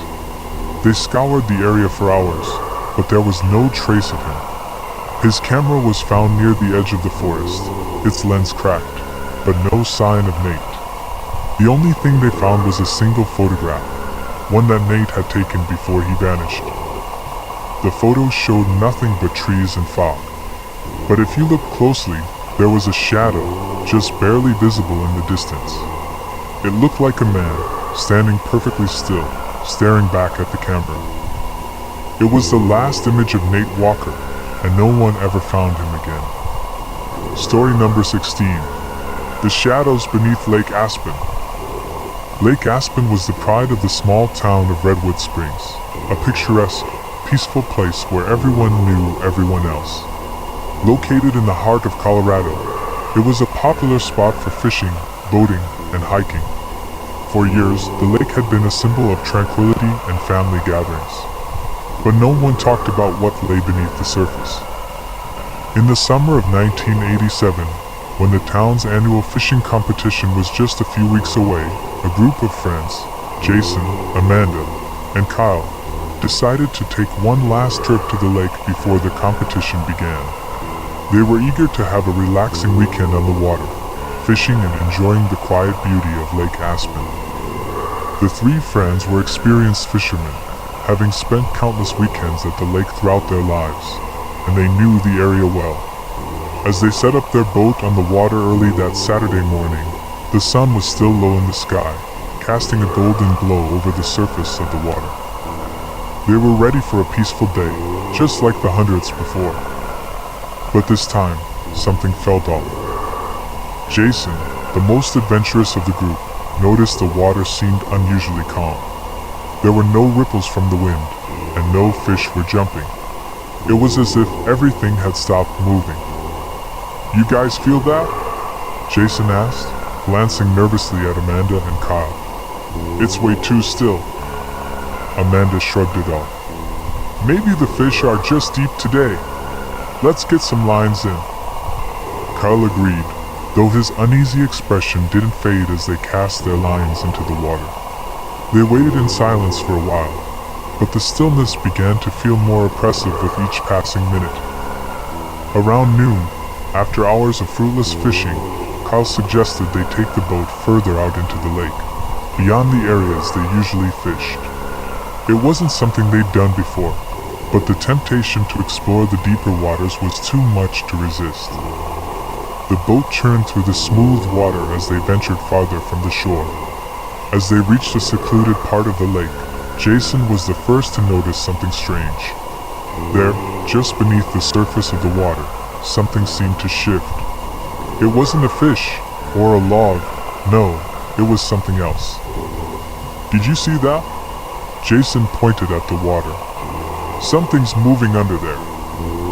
Amanda and Kyle both leaned over the side of the boat, but all they saw was the glimmering surface of the lake. "It's probably just some weeds," Kyle said, but he was visibly uncomfortable. "Let's turn around." But Jason wasn't convinced. "I'm going to check it out. I'll dive in and take a look." Before Amanda or Kyle could stop him, Jason had already stripped off his shirt and jumped into the water with a splash. He quickly swam toward the spot where he had seen the movement. "Jason, come back!" Amanda called after him, but Jason was already too far from the boat. It was then that they heard a sound. Not from Jason, but from beneath the water. A low, growling noise like the hum of an engine, but deeper, more resonant. The water around them began to stir, and the temperature seemed to drop. Jason's head broke the surface, gasping for air. His eyes were wide with fear. "Jason!" Kyle yelled. "What is it?" Jason clung to the side of the boat, shaking. He couldn't speak for a moment, just staring out into the dark waters around them. "I saw it," he finally managed, his voice trembling. "There's something down there. Something big. And it's moving." Amanda and Kyle exchanged worried glances. The calm, peaceful lake they had known all their lives had suddenly become something unrecognizable. "We need to get back to shore," Amanda said, her voice tight with panic. Jason nodded, and as the boat started to turn, something in the water broke the surface. At first, it was just a ripple. Then, a dark shape rose from the depths, a shadow that moved with incredible speed. It was massive, too large to be anything that should exist in the lake. Amanda screamed, her blood running cold as the shape swam beneath the boat, creating violent waves that nearly capsized them. "I told you to leave," Jason muttered, his voice filled with dread. "It's too late now." As the boat sped toward shore, the water continued to churn behind them. The shadow seemed to follow, its dark form skimming the depths of the lake, never fully revealing itself. The moment the boat reached the shore, the three friends jumped out, running toward the trees, not daring to look back. The water had gone eerily quiet again, but none of them were willing to return to the lake. Back in town, the sheriff was skeptical when they reported the incident, dismissing their fears as a trick of the light. But the friends knew what they had seen. That night, Jason returned to the lake alone, hoping to prove to himself that it was just his imagination. He never returned. The next morning, his boat was found drifting near the same spot where they had seen the shadow. But Jason was gone. Only his fishing gear remained, floating on the calm, glassy surface of the water. Over the years, more people have disappeared from Lake Aspen. Fishermen, hikers, and tourists.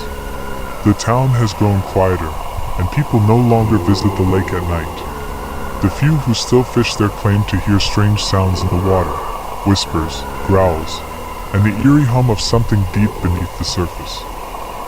No one knows what lives beneath the lake, but one thing is certain, it's watching. Story number 17. The disappearance of Sarah Green.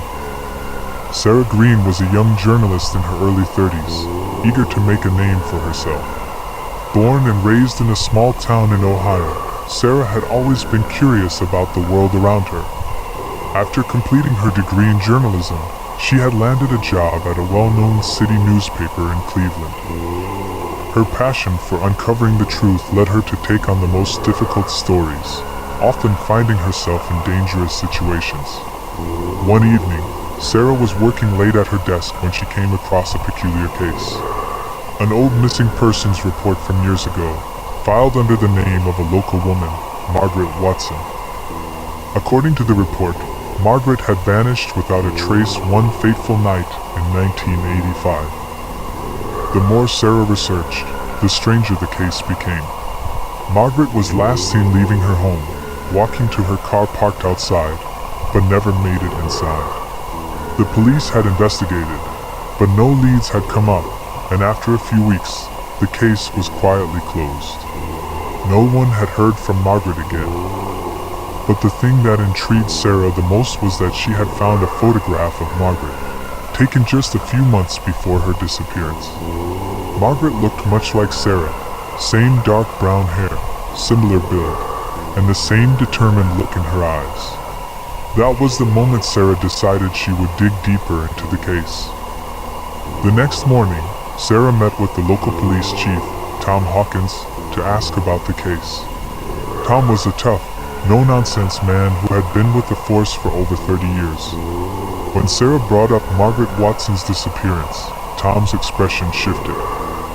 "You should let that one go, Sarah," Tom said, his voice low. "Some things are better left alone. Trust me." But Sarah wasn't someone who gave up easily. She pressed on, and Tom eventually agreed to help her find more information about the case. They went through old files, newspaper clippings, and police reports. It wasn't long before they found something unexpected, a statement from a witness who had claimed to have seen Margaret the night she disappeared.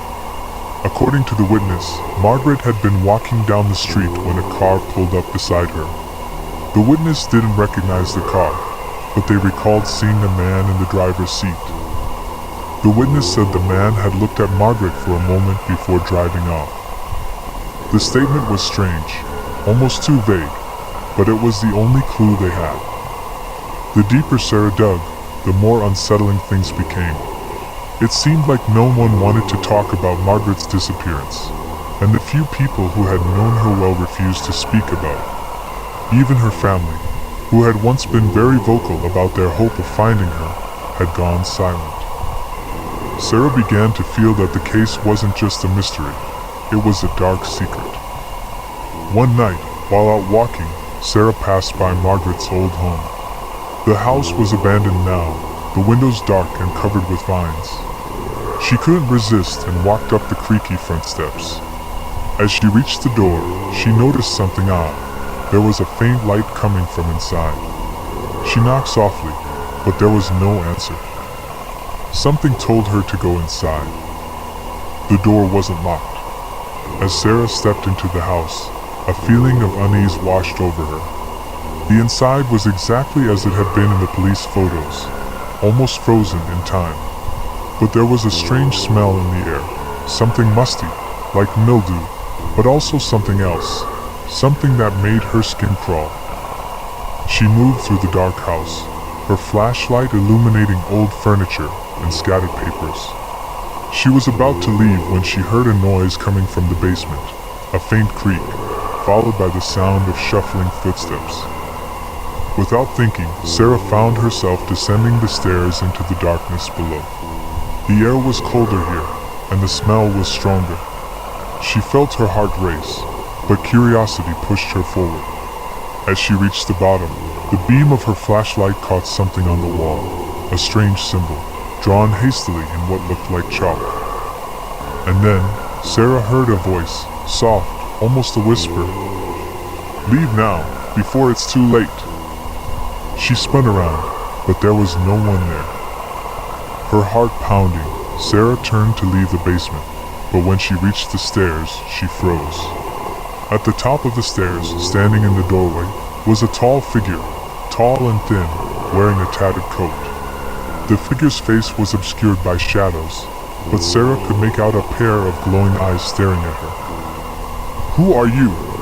Sarah asked, her voice trembling. The figure didn't answer. It simply stepped back into the darkness. Sarah's instincts kicked in, and she bolted up the stairs. As she ran out of the house, she felt a presence following her. The cold air seemed to push against her, but she couldn't bring herself to turn around and see if the figure was still behind her. When she made it back to her car, she felt like she could finally breathe. Her hands shook as she fumbled to start the engine.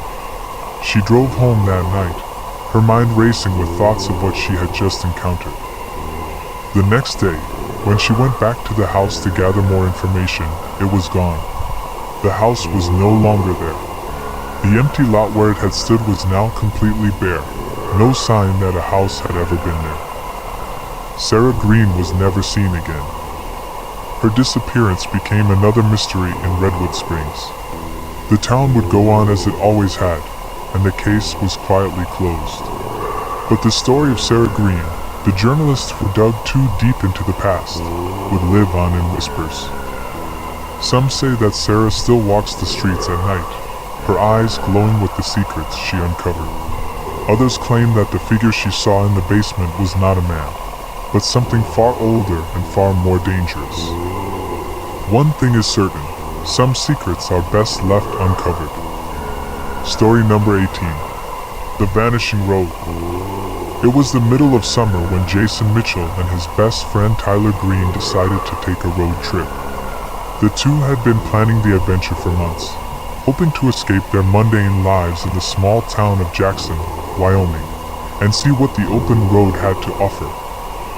They had been driving for hours, navigating the winding roads through the thick forests of the Wyoming wilderness.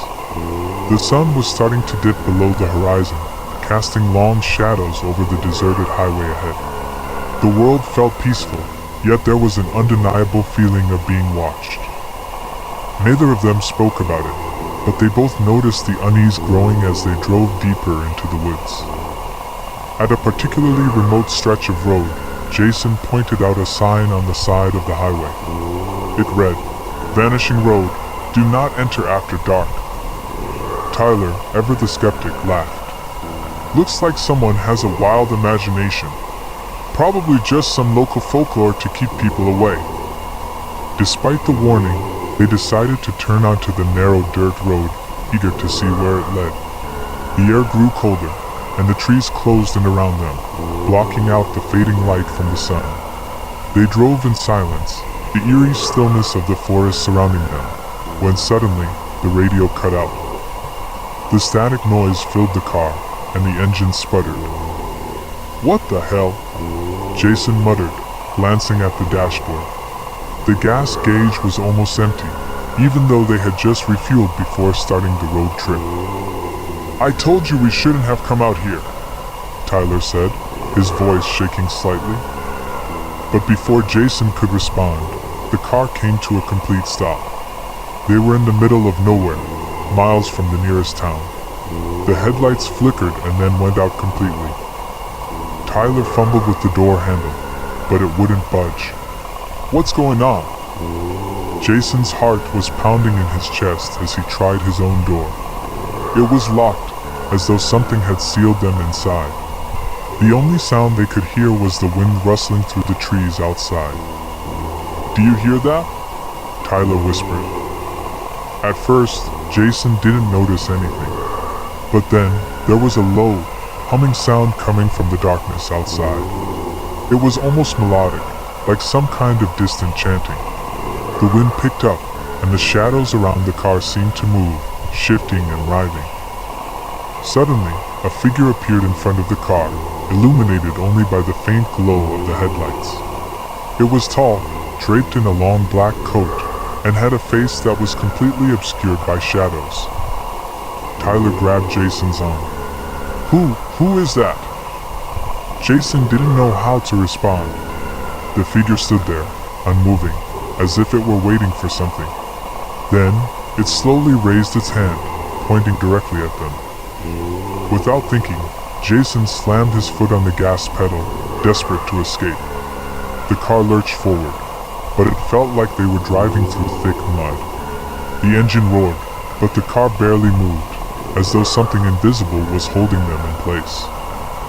The figure never moved, never spoke, but the humming grew louder, almost deafening. Jason's vision started to blur, and he could feel his head spinning. Tyler was gripping the door handle, eyes wide with fear. Then, the world around them went black. When Jason woke up, he was alone in the car. The once dim moonlight now filled the sky, casting an eerie glow over the scene. He looked around, but Tyler was nowhere to be found. His seat was empty, and the door was wide open. The radio was now playing a soft, static-filled tune that sent chills down Jason's spine. He stumbled out of the car, calling for Tyler, but there was no response. The trees around him seemed to close, just twisting in unnatural shapes. Panic set in as he realized that no matter how far he walked, the road seemed to stretch on forever, never leading to any place familiar. Hours passed, and Jason felt as though he were walking in circles. He was lost, and there was no sign of Tyler. His phone had no signal, and the night seemed endless. Just when he thought he couldn't go on any longer, he saw something up ahead, a flicker of light. As he approached, he realized it was the same figure he had seen earlier, standing in front of what appeared to be an old house. The door creaked open, and Jason, desperate for answers, walked toward it. The figure turned its head slowly, revealing a face twisted in a grotesque grin, eyes empty like two black pits. It spoke in a whisper that sent shivers down his spine. "This is where roads end. This is where time and memory vanish." Jason felt his legs buckle as he collapsed to the ground. He looked up one last time at the figure, which stepped closer, its long, cold fingers reaching for him. Story number 19. The Forest of Echoes. It was a crisp fall morning when Olivia Turner and her younger brother, Ethan, decided to hike through the Appalachian woods near their home in Asheville, North Carolina. The leaves were in full color, painting the forest in shades of gold, amber, and crimson. It seemed like the perfect day to explore. Their parents had warned them about venturing too deep into the woods, especially the area known as Echo Hollow. Locals had always whispered about strange occurrences in that part of the forest, people hearing voices that weren't theirs, and odd occurrences where hikers would suddenly feel lost, even if they had been walking the same path for hours. Olivia, being the older sibling and more adventurous of the two, didn't believe the rumors. "It's just old stories, Ethan," she said as they entered the forest. "We'll stick to the main trail, and nothing weird will happen." Ethan wasn't so sure. He had heard the stories too, but he trusted Olivia. They had hiked the same trails many times before, and this time would be no different. As they trekked deeper into the forest, the usual sounds of birds and rustling leaves began to fade. The further they went, the quieter it became, until the only thing they could hear was the crunch of their footsteps on the forest floor. A heavy fog began to settle, creeping through the trees like a living thing. "Maybe we should turn back," Ethan said, his voice tinged with unease. "This feels strange." Olivia smiled, trying to reassure him.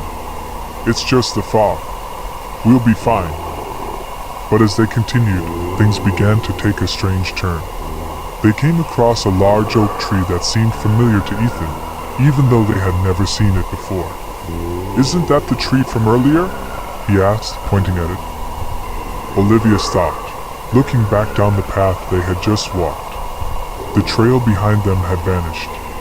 The trees around them had grown denser, and the fog had thickened, obscuring the path entirely. "That's impossible," Olivia said, her voice tight. "We were just walking straight. This doesn't make sense." They stood there in silence for a moment, trying to make sense of the situation. Olivia tried pulling out her phone to check the GPS, but there was no signal. The eerie silence around them felt suffocating. "We need to get out of here," Olivia said, now visibly shaken. "Let's go back the way we came." But as they turned around to head back, something felt off. The trees seemed to shift around them, blocking their way. The forest was no longer familiar. The path was gone, replaced by thick, twisted vines and dense underbrush. They heard it then, a soft whispering, like voices carried by the wind. At first, it was barely audible, but it grew louder with each passing second. "Olivia! Ethan!" The voices repeated their names over and over, but there was no one in sight. Olivia grabbed Ethan's hand. "We need to go now. Don't listen to it." But it was impossible to ignore. The voices seemed to be everywhere, surrounding them, calling them by name. It felt as if the forest itself was alive, watching, waiting. Suddenly, Ethan pulled away from Olivia and ran deeper into the forest. "Ethan!" Olivia shouted, but her brother didn't stop. He was gone before she could catch up. Panicking, Olivia ran after him, calling his name, but the fog had thickened so much that she could barely see a few feet ahead. The whispers grew louder, more insistent. "Olivia! Ethan! Come closer!"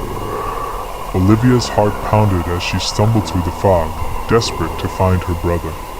She tripped over a hidden root, falling to the ground.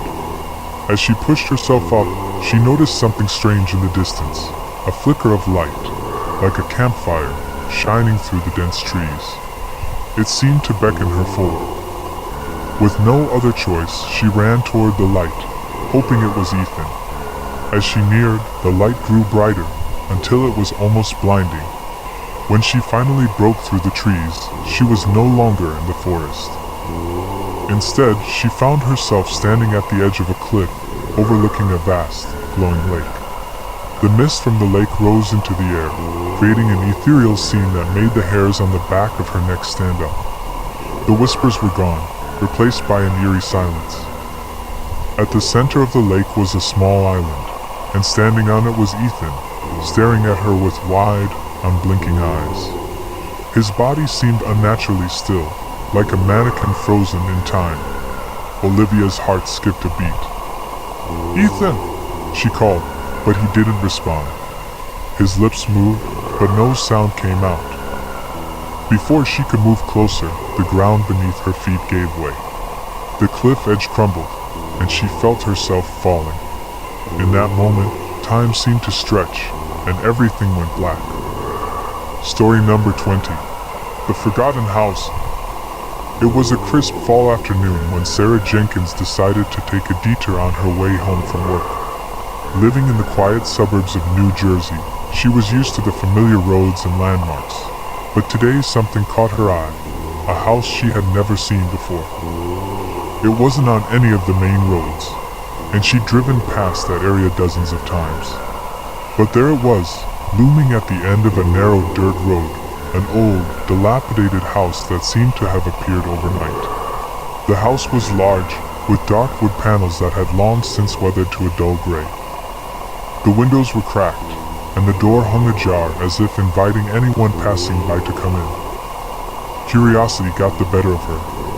Sarah wasn't usually one to explore abandoned places, but there was something eerily intriguing about this house.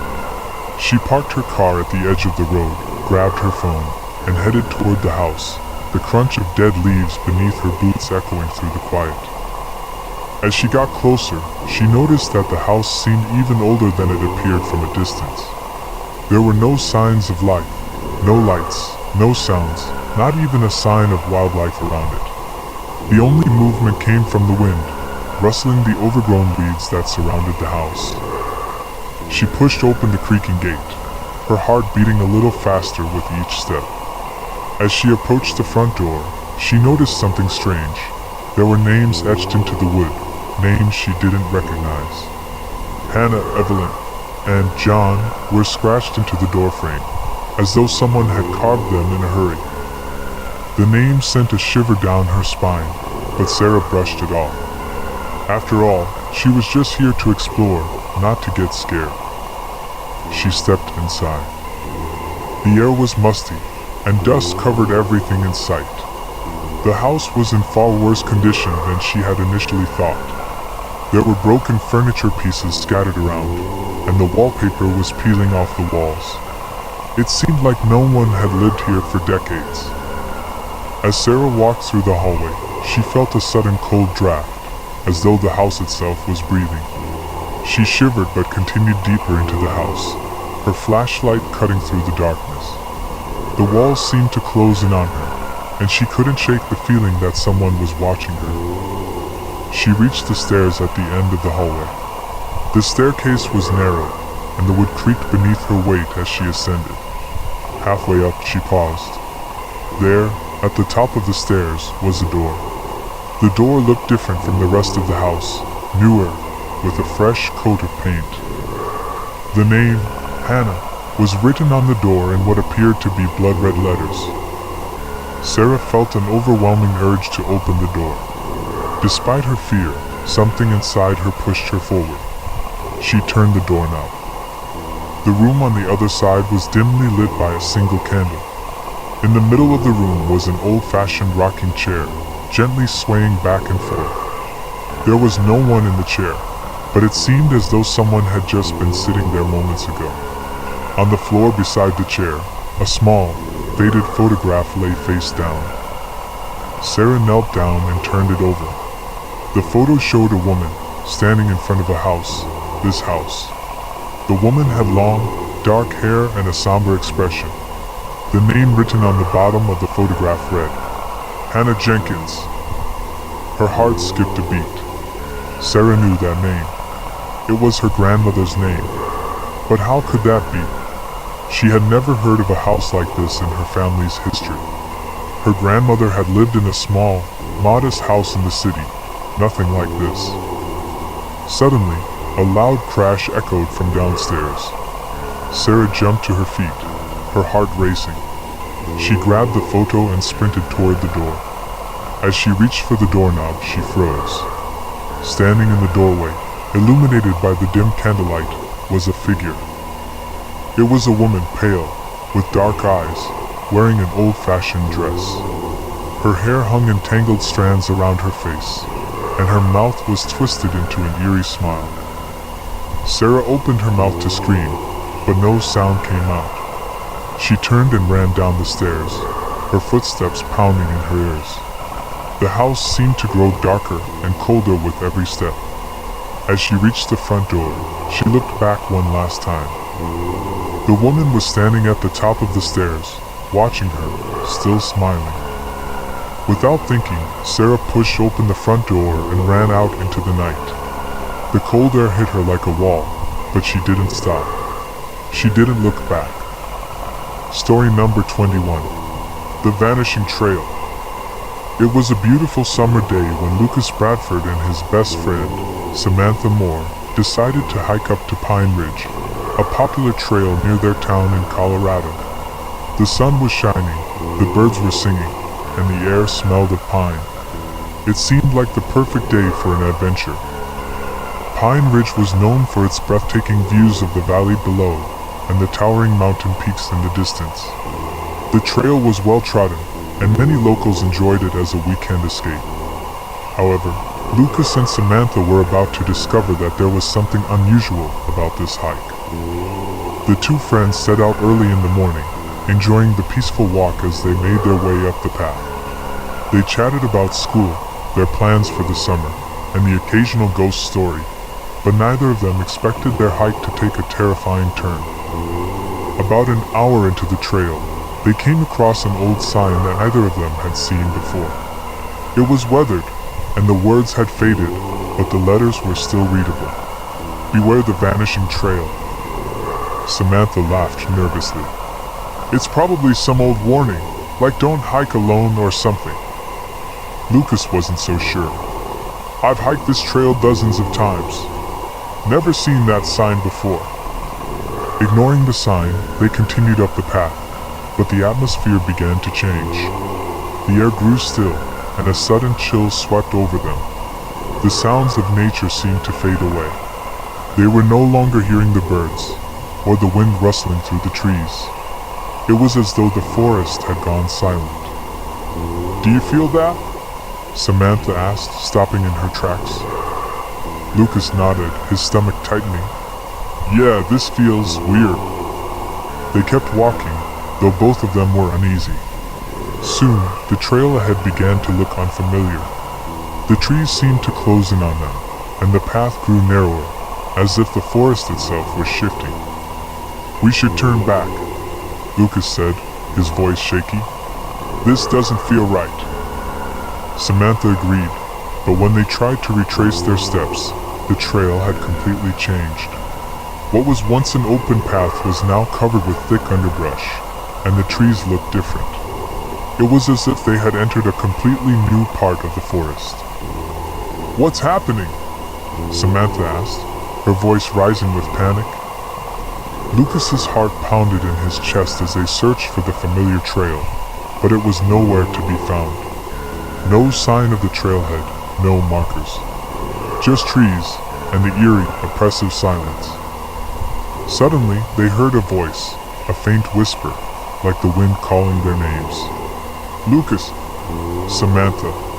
Come closer!" They both froze. "Did you hear that?" Samantha asked, her face pale.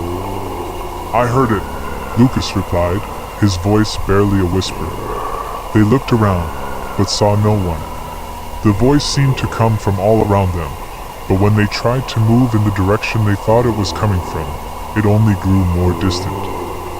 "Let's get out of here," Lucas said urgently, grabbing Samantha's hand. They tried running, but every time they thought they found a way out, the forest seemed to stretch farther, pulling them deeper into its labyrinth. The trees twisted, their branches reaching out like hands, and the ground beneath their feet grew uneven and treacherous. Finally, after what felt like hours, they came across a small clearing. In the center was a strange stone circle, the rocks arranged in an unnatural way, as though they were placed there intentionally. "This looks like a place, a ritual site or something," Samantha said, her voice trembling. Lucas wasn't listening. He was staring at something in the distance, a dark figure standing at the edge of the clearing. A man, tall and thin, wearing a wide-brimmed hat. His face was hidden in shadow, but Lucas could feel his gaze, cold and unblinking. The man didn't move. He didn't speak, but his presence felt suffocating, like he was the reason the forest had turned against them. "We need to leave." "No," Lucas said, grabbing Samantha's arm. As they turned to run, the figure finally moved. With unnatural speed, he stepped into their path, blocking their way. "You shouldn't have come here," the man said, his voice low and gravelly. "The trail doesn't let go of those who venture too far." Panic surged in Lucas's chest. "What do you mean? How do we get out of here?" The man stepped closer, his shadow stretching unnaturally long. "There is no way out. Once you enter the vanishing trail, it takes you forever." The air seemed to grow colder, the trees closing in tighter around them. The whispering voices started again, louder this time, calling their names in a distorted, mocking tone. The man reached into his coat and pulled out something shiny, something that gleamed in the dim light. Suddenly, the ground beneath them gave way, and the world tilted. The last thing Lucas saw was the dark figure standing above them, his eyes glowing with an unnatural light. Story number 22, The Caller. It was a typical Thursday evening when Mark Daniels sat down to enjoy a quiet dinner at his apartment in downtown Chicago. The wind was howling outside, a storm was coming, and the hum of the city felt distant through the thick glass windows. He didn't have any plans for the night. Just a peaceful evening, something he desperately needed after a long week at the office. As he ate, his phone buzzed on the table.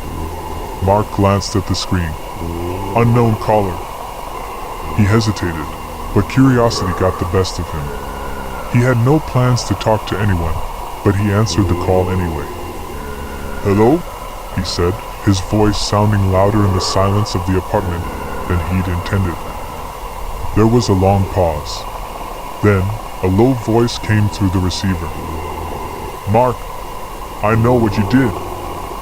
His heart skipped a beat. He recognized the voice, but couldn't place it. It sounded like someone he'd known long ago, but that was impossible. He hadn't heard from that person in years. "Who is this?" Mark asked, trying to sound more confident than he felt. The voice chuckled, a low, rasping sound. "Don't play dumb, Mark. I remember everything. You thought I was gone, but I'm still here." A cold shiver ran down his spine. His thoughts raced as the memories of his past began to flood back. It had been over 10 years ago when Mark had been involved in an accident. A car accident. The details of that night were blurry, but one thing was crystal clear. He had been the driver.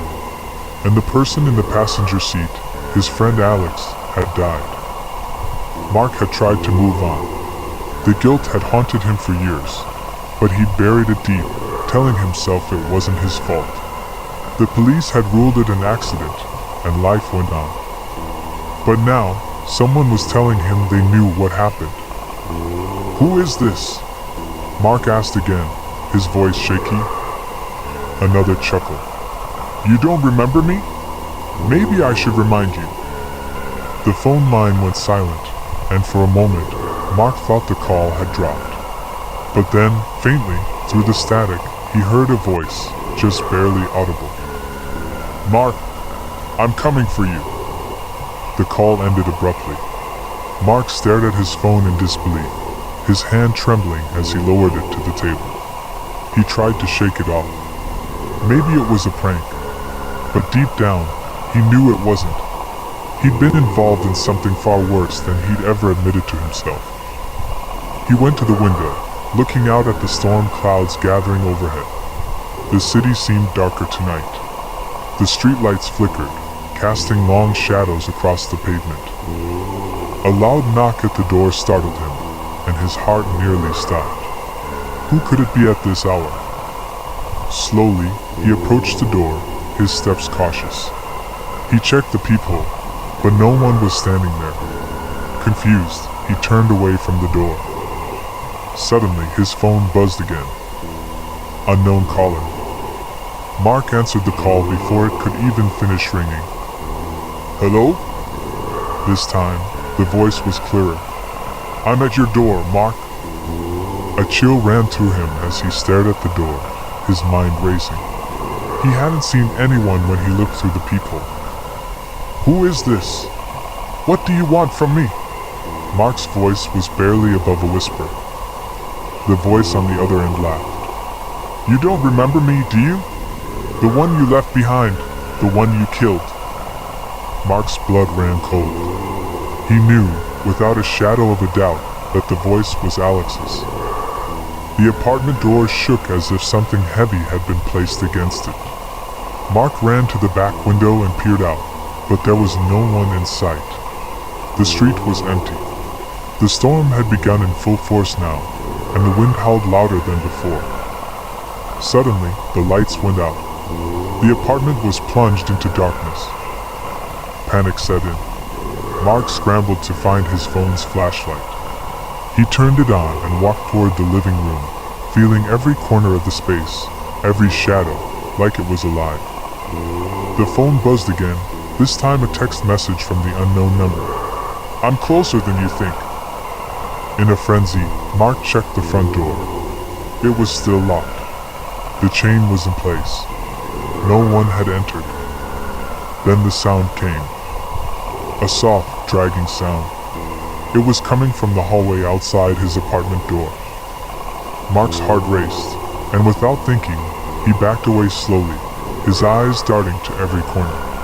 The door handle rattled, as though someone was trying to get in. The dragging sound grew louder, and then the door burst open. Standing in the doorway, drenched from the storm outside, was a figure. His face was unrecognizable, half obscured by shadow, his eyes hollow and empty, as if all light had been sucked out of them. Mark tried to scream, but his voice was caught in his throat. He knew who it was. He didn't have to ask.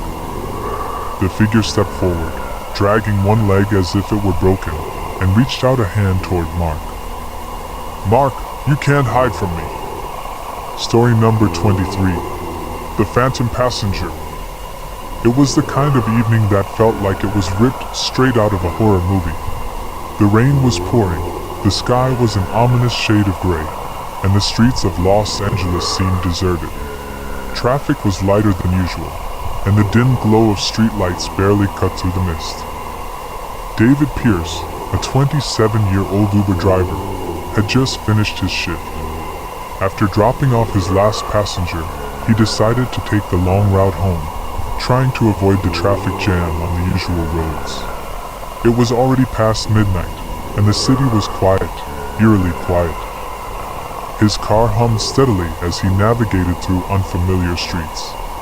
The radio played a low melody, the perfect soundtrack for a quiet, rainy night. He rolled down the window slightly, hoping the fresh air would keep him alert, but it only made the cold feel sharper against his skin. As he passed through a poorly lit area near the outskirts of the city, he saw something strange, a woman standing alone on the sidewalk. She was drenched, her clothes soaked through, yet she stood still, unmoving. David slowed his car. There was something unsettling about her. Her posture was too stiff, almost unnatural. But as he got closer, she turned her head, catching his eye. Her face was gaunt, pale, with eyes that were far too wide and blank. He felt a jolt of unease. David hesitated for a moment before pulling up beside her. "Hey, do you need a ride?" he called out, his voice muffled by the rain. She didn't respond. Instead, she started walking toward the car slowly, her gaze never leaving his. The unease crept up his spine like icy fingers. He could feel his heartbeat quicken, but his instinct to be helpful won over his fear. She was probably stranded, after all. The door to the passenger seat opened, and she slid in without a word, the car's interior light illuminating her pale face. Her hair, wet and dark, clung to her cheeks. She didn't look at him as she sat down. Her eyes remained fixed straight ahead. "Where to?" David asked, trying to mask the tension in his voice. She remained silent for a long moment, then in a soft, almost inaudible voice, she whispered, "Just drive." David's stomach twisted. Her voice was cold, almost hollow. but he couldn't bring himself to say anything else. He started the car and began driving. The rain continued to beat against the windshield as the streets grew darker and emptier. The woman didn't speak again, her presence in the car only making the silence feel heavier. David kept his eyes on the road, but every so often, he would glance in the rearview mirror, and every time, he caught her staring at him, unblinking. The atmosphere inside the car felt suffocating, as if the very air had thickened. A cold draft swirled around him, though he knew the windows were sealed. Something wasn't right. The feeling of being watched became unbearable. Finally, he spoke again, trying to break the silence. "Where do you want to go?" The woman's lips curled into a faint smile. "You'll know when we get there." David didn't know what to make of her cryptic words, but he drove on, his hands gripping the wheel tighter. The city was now far behind them, and he found himself heading toward the outskirts, into an area that was even more desolate, surrounded by dark woods. It felt like he was driving deeper into nowhere. Suddenly, the car's headlights flickered, then went out entirely. The car lurched to a stop. David cursed under his breath and tried to restart the engine, but it wouldn't turn over. The only sound that remained was the relentless patter of rain against the car's roof. Panic began to creep into his chest. He checked the dashboard, but everything appeared normal, except for the absence of the headlights. "Hey," he said, turning to look at the woman. "Can you help me with this?" But when he turned, she wasn't there. His heart skipped a beat. The passenger seat was empty. He rushed to open the door, but before he could reach the handle, he felt a hand, cold, ice cold, rest on his shoulder from behind. He froze, unable to move, paralyzed by fear. Slowly, he turned around, his mind screaming at him to run, to get out of the car, but his body betrayed him. There, in the back seat, sat the woman. Her pale, lifeless face was now much closer, her wide, empty eyes staring directly at him, her mouth twisted into a grin. The hand on his shoulder tightened. "You shouldn't have picked me up," she whispered in a voice that wasn't her own. It was deep, distorted, like something monstrous was speaking through her. David's blood ran cold. His hands trembled as he reached for the door again, but the car door wouldn't open. The woman's smile widened, her face distorting unnaturally, and suddenly, her fingers shot out, grabbing his throat with a force he couldn't fight. He gasped for breath, his vision blurring as he struggled. The air around him felt heavy and thick, suffocating. "Drive," she hissed, her voice echoing in his ears, now coming from all directions. Then, with one final squeeze, everything went black. Story number 24. The Haunted Carnival. The small town of Willowbrook had always been quiet, the kind of place where everyone knew each other, and nothing out of the ordinary ever happened. But this changed when the carnival rolled into town. It was an annual event, the kind of thing everyone looked forward to. Ferris wheels, cotton candy, and games. The sounds of laughter and music filled the air, and the smell of popcorn and fried food hung in the breeze. But this year, something was different. For one, the carnival had set up in a new location, an abandoned lot just on the edge of town. Some locals had heard rumors about the land, about how it was cursed and the site of an old, long-forgotten tragedy. But most dismissed it as nonsense. Logan Adams, a 25-year-old journalist for the local newspaper, didn't believe in ghost stories. He was pragmatic, focused on facts and the concrete realities of life. So when he was assigned to cover the carnival, he thought it would be nothing more than a few quick interviews with families and some snapshots of kids riding the carousel. That was until he arrived. The carnival seemed to have a strange energy to it. The lights, though bright, flickered ever so slightly, and the music playing from the loudspeakers was distorted, like it was coming from a faraway place. Logan tried to ignore it as he walked past the tents and food stands, looking for the manager to speak with. But then he saw it, A tent in the back corner of the carnival grounds, tucked away from the main attractions. It was old, with frayed ropes and faded colors. The sign above it read, "The House of Mirrors." Curiosity piqued, Logan walked over. The air around the tent felt thick, heavy, almost as if something was waiting inside. He pushed the flaps open, stepping into the dimly lit interior. The tent was filled with mirrors, giant, ornate ones framed in gold. Some were cracked, others pristine. As Logan walked deeper into the maze of reflections, he couldn't shake the feeling that something was wrong. He caught glimpses of himself in the mirrors, but the reflections were off. His face was pale, too pale, and his eyes looked hollow. At first, he thought it was just the lighting, but then his reflection smiled at him, one he didn't make. He whipped around, his heart racing, but the room was empty. No one else was inside. "Hello?" Logan called out, but there was no answer. The only sound was the faint echo of his own voice bouncing off the glass. Suddenly, a figure appeared in the mirror. It was a woman, dressed in a carnival performer's costume, her face pale and gaunt, her eyes wide with a manic, eerie look. Her mouth stretched into a twisted grin, revealing sharp, jagged teeth. Logan stumbled back in shock, but when he looked again, the woman was gone. He turned toward the exit, his breath quickening, but the mirrors seemed to stretch before him, the reflections distorting as if the room was growing. He tried to walk toward the exit, but no matter which way he turned, it felt as though the mirrors were trapping him inside. A voice echoed from all directions. It wasn't the woman's, it was deeper, darker. "You shouldn't have come here." Logan's pulse quickened as he realized that the voice was coming from every mirror, growing louder, more menacing. He ran, desperately trying to escape, but the mirrors continued to warp around him. His reflection followed him, but it no longer mirrored his movements. Instead, it grinned at him, a twisted, mocking smile that sent a chill down his spine. As he neared the exit, a dark shape lunged at him from one of the mirrors, a shadowy, monstrous figure with glowing eyes and a mouth that stretched impossibly wide. It reached for him, pulling him into the mirror.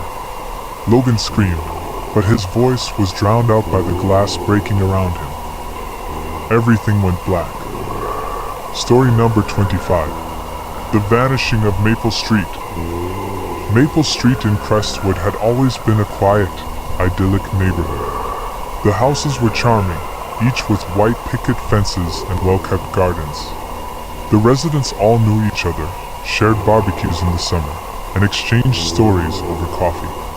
It was the kind of place where nothing out of the ordinary ever happened, or so they thought. It all started one Thursday evening when the Thompson family, who had lived on Maple Street for decades, went missing. No one noticed at first, but when Mr. Thompson failed to show up for work on Friday morning, his coworkers grew concerned. By that evening, neighbors began to notice that the house was eerily quiet. There were no lights in the windows, no sounds of the kids playing outside. Mrs. Thompson, their 2 children, and their dog, gone. At first, the community assumed they had gone on a short vacation or perhaps left in a hurry. But as days passed with no word, suspicions grew. The Thompsons' car was still parked in the driveway, untouched. Their belongings were still in the house, as though they had vanished into thin air. A search was organized, with neighbors and local law enforcement combing through the area. But there were no signs. The house remained locked, and no one could get inside. It was as if the family had never existed. Ryan Miller, a 28-year-old journalist from the local newspaper, became intrigued by the case. He knew the Thompsons well, having grown up next door. He remembered their laughter, their barbecues, the way they always greeted him when he came home. Ryan couldn't accept that they were simply gone. Something wasn't adding up. One evening, as he stood in front of the Thompsons' house, his eyes caught something strange. At the edge of the yard, beneath the overgrown shrubs, there was a small patch of earth that seemed freshly disturbed. He crouched down, brushing the dirt away with his hands. To his shock, a small, rusted key was buried underneath. Confused, Ryan stood up and examined the house. His gaze was drawn to the basement window, which was cracked open slightly. He had been inside the house many times before, and he knew the basement door was always locked. But now, with this key in his hand, he felt a strange pull toward the basement. Against his better judgment, Ryan decided to investigate.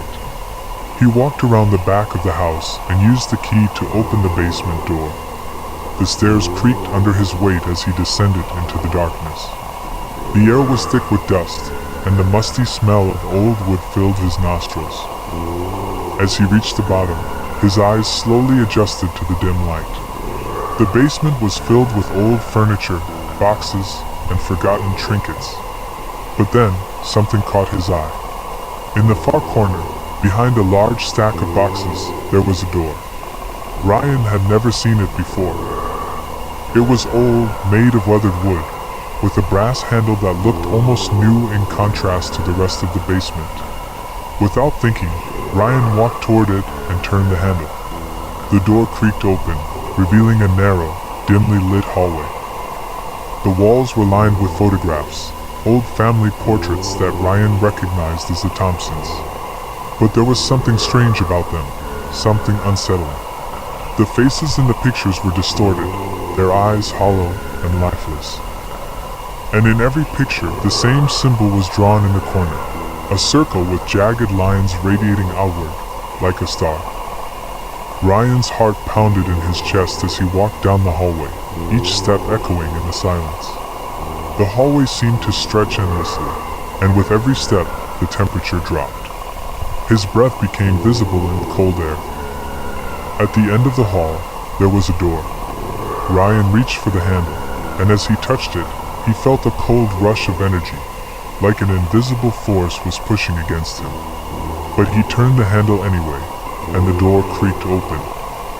Inside was a small, dimly lit room. In the center, a large mirror stood against the wall, its surface covered in cracks. Ryan stepped closer, unable to tear his eyes away from the mirror. He saw his own reflection, but there was something wrong. His face was twisted, his eyes wide with terror, his expression one he didn't recognize. Suddenly, the mirror shimmered. The reflection in it began to move on its own, separate from Ryan's movements. The figure in the mirror grinned, a twisted, malevolent smile that stretched unnaturally wide. Ryan staggered back, his heart racing.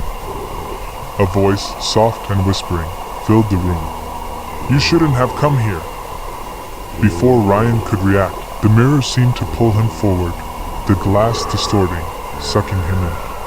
He reached out, trying to grab something, but his fingers slipped through the cold surface. The last thing he saw before everything went black was the reflection of the Thompsons, standing behind him in the mirror, their hollow eyes staring back at him. Story number 26. The Whistler's Warning. Jacob Simmons was a proud skeptic. A journalist by trade, he had spent years debunking paranormal myths and ghost stories, always dismissing them as products of imagination or fear.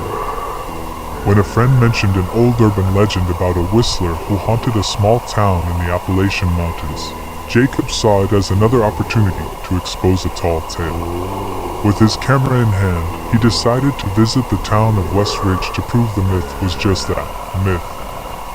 The legend went like this. Every winter, as the first snowflakes fell, a strange whistling noise would echo through the night. No one could trace its source, but it was always accompanied by an eerie sense of foreboding. They said the whistler was the spirit of a man who had gone missing decades ago, a local woodsman who had vanished after wandering into the mountains and never returning. It was said that hearing the whistling was a warning of impending doom, a sign that someone in town would soon vanish as well. Jacob, eager to unravel the truth, arrived in West Ridge on a cold, crisp evening. The town was small, its streets lined with old brick buildings and aging houses. The air smelled faintly of pine and wood smoke. As he drove through the town, he couldn't help but notice how quiet it was, too quiet. The few people he did encounter gave him wary glances, their faces etched with something like caution. He checked into the local inn, where the elderly owner, a woman named Mrs. Cooper, eyed him suspiciously as she handed him the key to his room. "You've heard the story, haven't you, son?" she asked, her voice low and gravelly. Jacob nodded, trying to brush it off with a smile. "Just here to investigate, Mrs. Cooper. I don't believe in ghost stories." The old woman gave a small, knowing smile. "Well, maybe you should. The Whistler has been heard again. You might just change your mind." Jacob laughed it off, but there was something in her eyes that unsettled him. After dropping his bags in the room, he decided to take a walk through the town. As the evening turned into night, the streets grew darker and the wind picked up, carrying with it the scent of pine and the faintest sound of something distant, almost like a soft melody. It wasn't until midnight, when Jacob had just returned to his room, that he first heard it, a whistling sound, eerie and haunting, cutting through the stillness of the night. It was soft at first, almost like a lullaby carried on the wind, but it grew louder, more distinct, and filled with an unmistakable sense of dread. He grabbed his camera and rushed out of the inn, following the sound, heart pounding in his chest. The streets were empty, and the wind had died down. The whistling was louder now, almost as if it was coming from just around the corner. But when Jacob turned the corner, there was nothing there. Only an empty street, covered in a thin layer of fresh snow. Confused, he continued walking, the whistling getting louder still. As he passed an old church on the outskirts of town, he saw a figure standing at the top of the hill, an outline against the moonlight, tall and gaunt, with long, thin limbs. The figure raised one arm and whistled again, a chilling, melodic sound that seemed to pierce the very air around him. Jacob's instincts screamed at him to turn back, but he couldn't look away. There was something about the figure that both terrified and mesmerized him. He took a few hesitant steps forward, the snow crunching beneath his feet. "Hello?" Jacob called out, his voice trembling despite his resolve. "Who's there?" The figure didn't respond. Instead, it began to move slowly down the hill toward him, its long, unnaturally thin arms hanging by its sides. The whistling grew louder and more insistent, as though the very wind itself was carrying the sound. Suddenly, Jacob realized something. He couldn't see the figure's face. It was as if its head was obscured by the shadows. His pulse quickened, and fear flooded his chest. He took a step back, then another, but the figure continued to approach, its movement jerky and unnatural, like it wasn't quite walking but gliding over the snow. Jacob turned and ran, heart racing, the sound of the whistling following him. As he reached the edge of town, the sound abruptly stopped. He paused, gasping for breath, looking around. But the streets were still empty. The night was silent once again, save for the sound of his own panicked breathing. He didn't stop running until he reached the inn, slamming the door behind him. His heart was still pounding, his mind racing. The whistler's warning had been clear. But what had it meant? That night, Jacob could barely sleep, the memory of the whistler haunting his every thought. He woke in the morning with a sense of unease that wouldn't go away. The townspeople were acting strangely, as though they were afraid to even speak about the event that had occurred. It wasn't until that evening that Jacob received a chilling call. The voice on the other end of the line was trembling, barely a whisper. "Jacob," the voice said, "you have to leave. Someone's going to vanish. You don't know who, but it's coming. The whistler has chosen." The line went dead. Jacob felt his blood run cold. There had been a warning, a sign from the whistler. But who would disappear next? Story number 27. The Forgotten Road. Ellen Harper had always been an adventurous soul. A lover of history and a collector of stories, she often found herself on long drives to uncover forgotten places. hidden towns, abandoned buildings, or long-forgotten highways. She was fascinated by the idea that history lingered in places where people no longer went. So, when she heard about a remote stretch of road called Highway 51 that was said to lead to nowhere, she couldn't resist. The highway, known only to locals and hidden away from most maps, was a challenge she couldn't turn down. The day was crisp with a hint of autumn in the air when Ellen set off in her trusty old Subaru. She had packed a bag with snacks, a camera, and a notebook to record her findings. The road was said to stretch deep into the woods, past old farming towns, until it disappeared into an endless forest. Her friends had warned her that the place had a strange reputation. People talked about the vanishing of travelers along that road, but Ellen was always skeptical of such rumors. It wasn't long before Ellen found the turnoff for Highway 51. A faded sign stood at the entrance, its letters barely legible. The road itself looked like it hadn't been paved in years. Her tires kicked up a cloud of dust as she began her journey down the narrow, winding path. The trees were thick on either side, casting long shadows over the road. There was no sign of life, no other cars, no houses, no farms, just the endless stretch of road leading into the unknown. As Ellen continued down the road, something strange began to happen. The landscape seemed to shift. She glanced in her rearview mirror and noticed that the road behind her had disappeared. The trees, once clearly defined, now blurred together in the reflection. She stopped the car, confused. "That's odd," she muttered to herself. She got out and walked to the back of the car, looking around. Nothing had changed. But as she turned to face the road again, she noticed a figure standing in the distance. A man, dressed in an old, weathered coat, holding something in his hands. Ellen froze, instinctively reaching for her camera. The man appeared to be walking toward her, but he didn't move like a normal person. His gait was stiff, deliberate, and unnaturally slow. It was as if the very air around him was frozen in time. "Hey!" Ellen called out, raising a hand. "Are you okay?" The man didn't respond. He just kept coming toward her, his eyes fixed on her with an unsettling intensity. Ellen felt a chill run down her spine. She quickly got back into the car and locked the doors. But when she looked through the window, the man had vanished.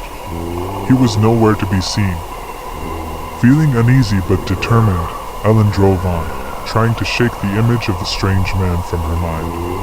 But the feeling of being watched never left her. The further she drove, the more the atmosphere around her seemed to change. The trees grew taller and denser, their branches twisting into eerie shapes, as if they were alive and reaching for her. The road began to curve in strange ways, as though it were leading her deeper into a world that wasn't quite real. Eventually, the road opened up into a small clearing.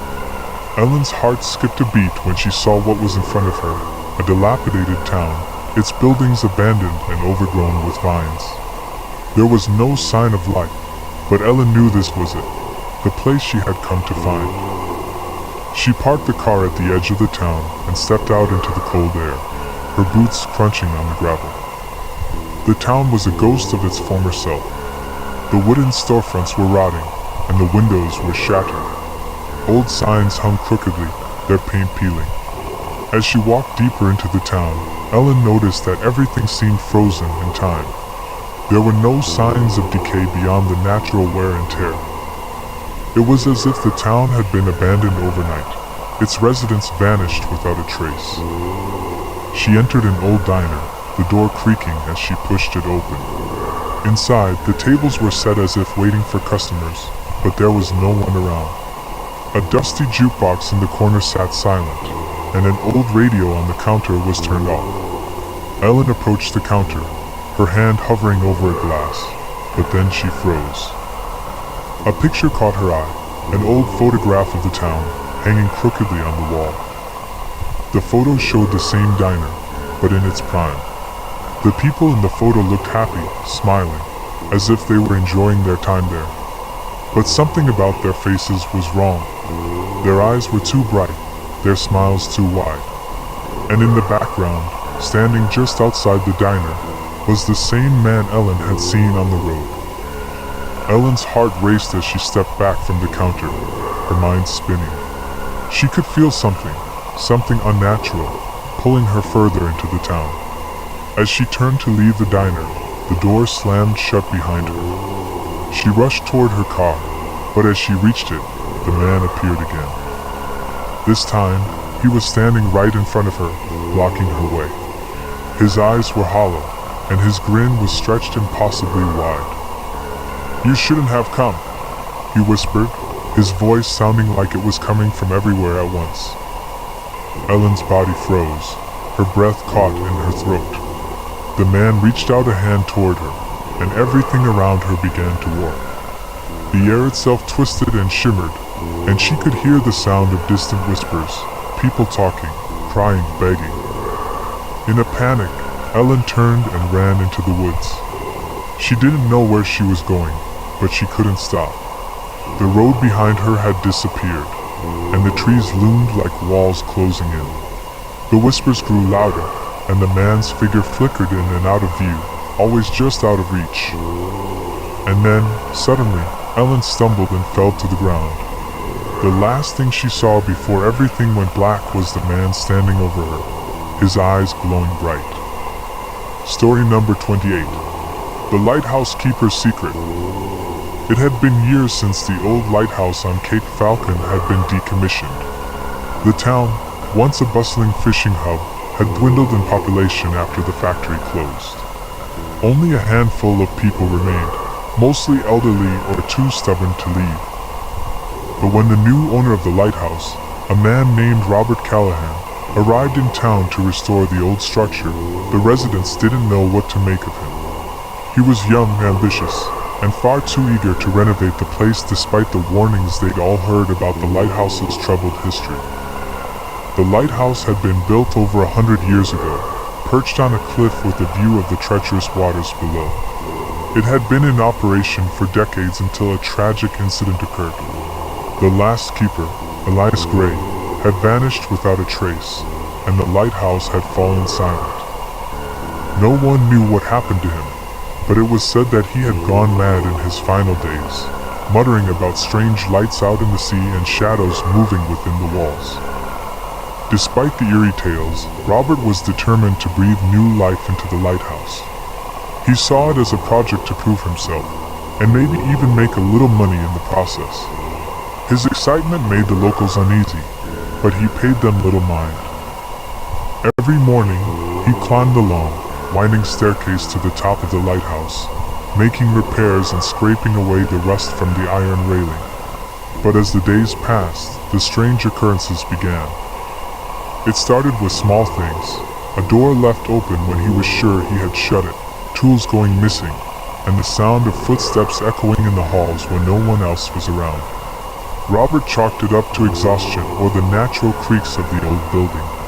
But the more he worked, the more unsettling the atmosphere became. One night, while working late into the evening, Robert heard something that froze him in his tracks. A soft tapping, like someone gently knocking on the door. He frowned and went to check, but when he opened the door, there was no one there. The air outside was thick with fog, and the lighthouse's light barely pierced the gloom. His skin prickled as a strange chill filled the air. As he turned back inside, the sound of whispering reached his ears. Low, guttural voices that seemed to come from nowhere. Robert's heart raced as he scanned the empty room, but he couldn't locate the source. He quickly locked all the windows and doors, feeling a growing unease. He tried to shake it off, telling himself he was just tired. But something in the back of his mind told him that the lighthouse wasn't just old, it was haunted. The next day, Robert visited the local library to learn more about the lighthouse's history. There, he found an old journal belonging to Elias Gray, the last keeper. The entries were incoherent at times, but one stood out. They are coming. The lights in the water are a warning. The sea will take me, but I cannot leave. I hear their whispers at night, in the walls, in the wind. I must keep the light on. I must, or they will come for all of us. The journal ended abruptly, with a final note that simply read, "The shadows are inside." That night, Robert returned to the lighthouse, determined to finish what he had started. But the whispers were louder now, and when he ascended to the top of the tower, he saw something that made his blood run cold. The beam of the lighthouse light illuminated the water below, but it wasn't just the sea that reflected the light. There were shapes moving in the water, figures that looked like people, but their forms were distorted, stretching and twisting like shadows. They seemed to be watching him. Suddenly, the light flickered, and the figures vanished. Panicked, Robert rushed down the stairs and into the lower levels of the lighthouse. The whispers had turned into voices now, full of anger and desperation. He could feel them closing in around him, their icy fingers grazing his skin. In a moment of clarity, he realized that the lighthouse itself was alive, that it had been feeding on the souls of those who had worked there, trapping them in an endless loop of madness and despair. Desperate to escape, Robert tried to flee, but the door to the lighthouse wouldn't budge. He slammed against it, the voices now a cacophony in his mind. He could hear them begging him to stay, to keep the light on, to never leave. The shadows in the corners of the room seemed to stretch and writhe, pulling at his limbs. With a final, panicked cry, Robert fell to his knees. The lighthouse had claimed him, just as it had claimed Elias Gray before him. The next morning, when the townspeople went to check on the lighthouse, they found it silent, still, and empty. Robert was gone, leaving only a few tools scattered around the floor. The light at the top of the tower shone brighter than ever, as though it had never been dimmed. But when the tide came in that afternoon, the sea seemed different. The waves were calmer, but there was an unsettling stillness in the water. And as the fog rolled in once again, a faint whisper could be heard on the wind, carried across the waves. "The light is ours. You will join us soon." Story number 29. The Vanishing Hitchhiker. It was a crisp autumn night when Jack Reynolds found himself driving alone down the long, winding roads of Route 47. He was on his way home from a business trip, the glow of his headlights cutting through the thick fog that seemed to have settled in for the night. The roads were empty, and the only sounds were the soft hum of his car's engine and the occasional rustle of leaves skittering across the asphalt. Jack was about to round a bend when he saw her, a woman standing by the side of the road, her thumb raised in the universal sign of hitchhiking. At first, Jack hesitated. He wasn't the type to pick up strangers, but something about the woman caught his attention. Her clothes were old-fashioned, almost out of place for the modern world. She wore a long coat that seemed too thin for the chill of the night, and her hair, dark and straight, was pulled back into a neat bun. Her pale face seemed almost ethereal in the moonlight. He slowed down, his curiosity getting the better of him. Maybe she needed help. Maybe she had been stranded. With a deep breath, Jack pulled over to the side of the road, rolling down the passenger window. "Need a ride?" he asked, his voice carrying over the sound of the wind. The woman smiled softly, her lips barely moving. "I'd appreciate it," she replied in a voice that was strangely calm, almost distant. Jack unlocked the door, and the woman slid into the passenger seat without a word. As she settled in, Jack couldn't shake the feeling that something was off. He glanced over at her as he started driving again, but she was staring out the window, her expression unreadable. "Where are you headed?" Jack asked, trying to break the silence. "Just up ahead," she answered, her voice barely above a whisper. "I'm going home." Jack didn't press further. There was something unsettling about the way she spoke, but he didn't want to be rude. The drive continued in silence. The only sound now was the steady hum of the car tires on the road. Every so often, Jack would glance at her, but she was always looking out the window, her face illuminated by the passing streetlights. As they neared a bridge, Jack's headlights suddenly flickered. The car's engine sputtered and jerked, and then everything went quiet. The dashboard lights went out, and the engine died completely. Jack cursed under his breath, trying to restart the car, but it wouldn't budge. Frustrated, he turned to the woman. "I'm sorry, looks like we're stuck. I'll call for help." When he turned to look at her, his blood ran cold. The passenger seat was empty. The woman was gone. He blinked in disbelief, scanning the darkened road outside. No sign of her. He opened the door and stepped out, calling out into the night. "Hey, where did you go?"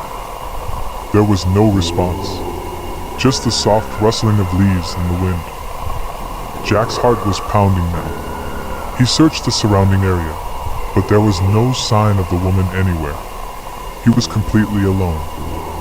After several minutes, Jack gave up, feeling a strange sense of dread settle in his stomach. He got back into the car, trying once again to restart the engine.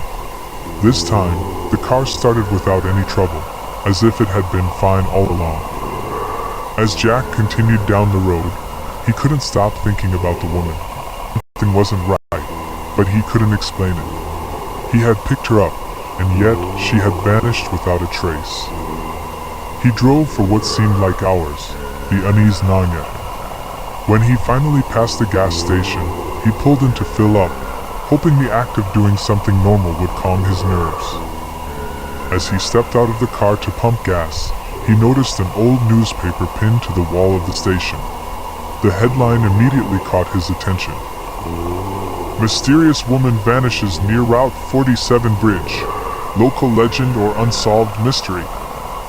The article described a woman who had been seen hitchhiking along the same stretch of road for years.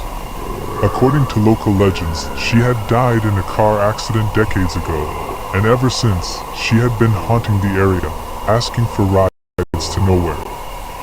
Jack's blood ran cold as he read the article. The description of the woman matched the one he had seen perfectly. The pale face, the old-fashioned clothes, and the eerie calmness in her voice. But the most chilling part of the article was the final line. "If you see her, don't stop. She may not let you leave."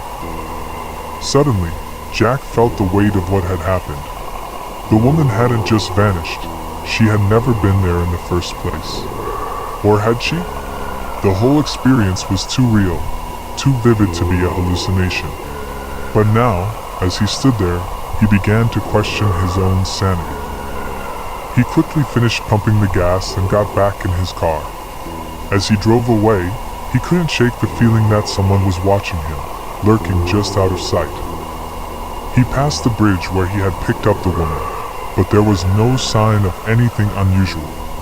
The road stretched out before him, endless and empty. Then, just as he was about to cross into the next town, he glanced in the rearview mirror. For a split second, he thought he saw the woman standing on the side of the road again, her figure faint against the fog. Jack's heart skipped a beat, but when he looked again, she was gone. He didn't stop. He never stopped again. Story number 30. The Babysitter's Call. It was a quiet Friday evening when Sarah Matthews, a 17-year-old high school senior, accepted her usual babysitting job at the Thompson household. The Thompsons were one of the wealthiest families in town, and Sarah had been watching their kids, Lily and Ben, for nearly 2 years. They had a big, beautiful home on the outskirts of town, and she always enjoyed the peaceful, quiet nights there. The kids were already in bed by the time Sarah arrived, and Mr. and Mrs. Thompson left for a dinner party, reminding her to call them if she needed anything. She settled into the couch, turning on the TV and picking up a book. It was a typical night for her. Around 9:30 p.m., Sarah's phone buzzed. It was a call from Mr. Thompson. "Hello?" Sarah answered, confused. "Hi Sarah, this is Mr. Thompson," said the voice on the other end, but something about it felt off. It sounded distant, muffled, almost as though it wasn't coming from the phone. "Mr. Thompson? Is everything okay?" Sarah asked, glancing nervously over at the kids' rooms. "Yeah, everything's fine," the voice replied. "Just wanted to check in and make sure everything's okay with Lily and Ben." "Yeah, they're both asleep. Everything's fine," Sarah replied, trying to shake the unease that was creeping over her. Good. Listen, Sarah," the voice said again, but now it sounded much more distant, as though it were coming from somewhere far away. "I need you to do me a favor. Go check on the kids, will you? Just to be sure." Sarah frowned, feeling a strange shiver down her spine. "Of course, Mr. Thompson. I'll go check on them right now." She hung up, her mind racing as she stood up from the couch. Something about the call didn't sit right with her, but she chalked it up to her own nerves. She walked slowly down the hall to the children's rooms, her heart pounding with each step. She opened Ben's door first. He was fast asleep, tucked snugly under his blankets. She checked Lily's room next, but to her surprise, Lily wasn't in her bed. Confused, Sarah checked the bathroom and closet, but there was no sign of the little girl. Her breath caught in her throat as she turned back to the hallway, a sense of panic rising in her chest. Suddenly, her phone buzzed again. It was another call from Mr. Thompson. "Sarah?" His voice was calm, but this time, there was an urgency to it. "I told you to check on the kids. Why haven't you done it yet?" Sarah's voice trembled as she spoke. I did, but Lily's not in her room. She's gone." There was a brief silence on the other end before Mr. Thompson spoke again, his voice now colder, more demanding. "Sarah, listen to me carefully. You need to get out of that house. Do you understand? The call you received was not from me. It was from the person who's inside your house right now." Sarah felt her blood run cold. Her heart raced as she realized what he was saying. "What do you mean? What do you mean they're inside? Go to the front door and leave. Now, Sarah, the children are fine, but you need to leave right now." His voice was desperate, panicked. Before she could ask more, the line went dead. Terror coursed through her veins. She backed away from the phone, her mind spinning as she ran to the front door. She yanked it open, her body shaking with fear. The air outside felt freezing, but she didn't stop. She ran down the front steps, not daring to look back. Suddenly, Sarah heard a noise from inside, the unmistakable sound of footsteps echoing in the hallway. She didn't stop to see who it was. She just ran. Story number 31, The Reflection. Emily Anderson had just moved into the old, charming house at the edge of town. It was a large Victorian-style home, with tall windows and creaky floors, but it had a certain character that she had fallen in love with the moment she saw it. She had been searching for a place to call her own, and when this house came on the market, she jumped at the opportunity. The first few nights were peaceful. Emily spent her time unpacking and getting to know her new surroundings. But as the days went by, she began to notice something strange. At night, when she would pass by the mirrors in the house, she could have sworn she saw a shadow move behind her, even though no one was there. At first, Emily brushed it off as her imagination playing tricks on her, but the strange occurrences became more frequent. She'd hear footsteps when no one was around, and objects in her home would be slightly out of place, even though she hadn't touched them. One evening, while cleaning the living room, Emily glanced at the large mirror above the fireplace. She froze. In the reflection, she could see herself, but behind her, there was a figure standing in the hallway. She quickly turned around, but no one was there. Her heart raced as she rushed to the hallway, searching for any sign of movement. The house was empty, but the feeling of being watched lingered. The next night, Emily decided to confront whatever was causing the strange occurrences. She waited until the house was quiet and then stood in front of the mirror, staring into it intently. As she watched, she saw the shadow again, this time It was closer. It was then that she realized the figure in the mirror wasn't just a reflection. It was something else, something that mirrored her every move but with a subtle difference. The shadow behind her seemed to have a life of its own, moving independently, its dark, twisted form never fully matching her own. Emily felt a cold chill run down her spine as the reflection began to smile, a grin that spread across its face unnaturally wide. Emily's heart pounded in her chest as she tried to step away, but her reflection didn't follow her. It stayed where it was, watching her. She backed away slowly, her eyes never leaving the mirror. The reflection continued to smile, its eyes dark and empty, staring into her soul. Then, in a sudden flash, the reflection began to move on its own. It stepped out of the mirror, its arms reaching toward her. Emily screamed and stumbled back, but the figure was already right behind her. She turned, but the room was empty. The mirror, now, was just a normal mirror. Confused and terrified, Emily ran to the front door, throwing it open and darting into the night. She spent the next few days in a hotel, too afraid to return to the house. She called a local paranormal investigator, hoping for answers. But when they arrived at the house, everything was normal. The mirrors were just mirrors, and the strange occurrences seemed to have stopped.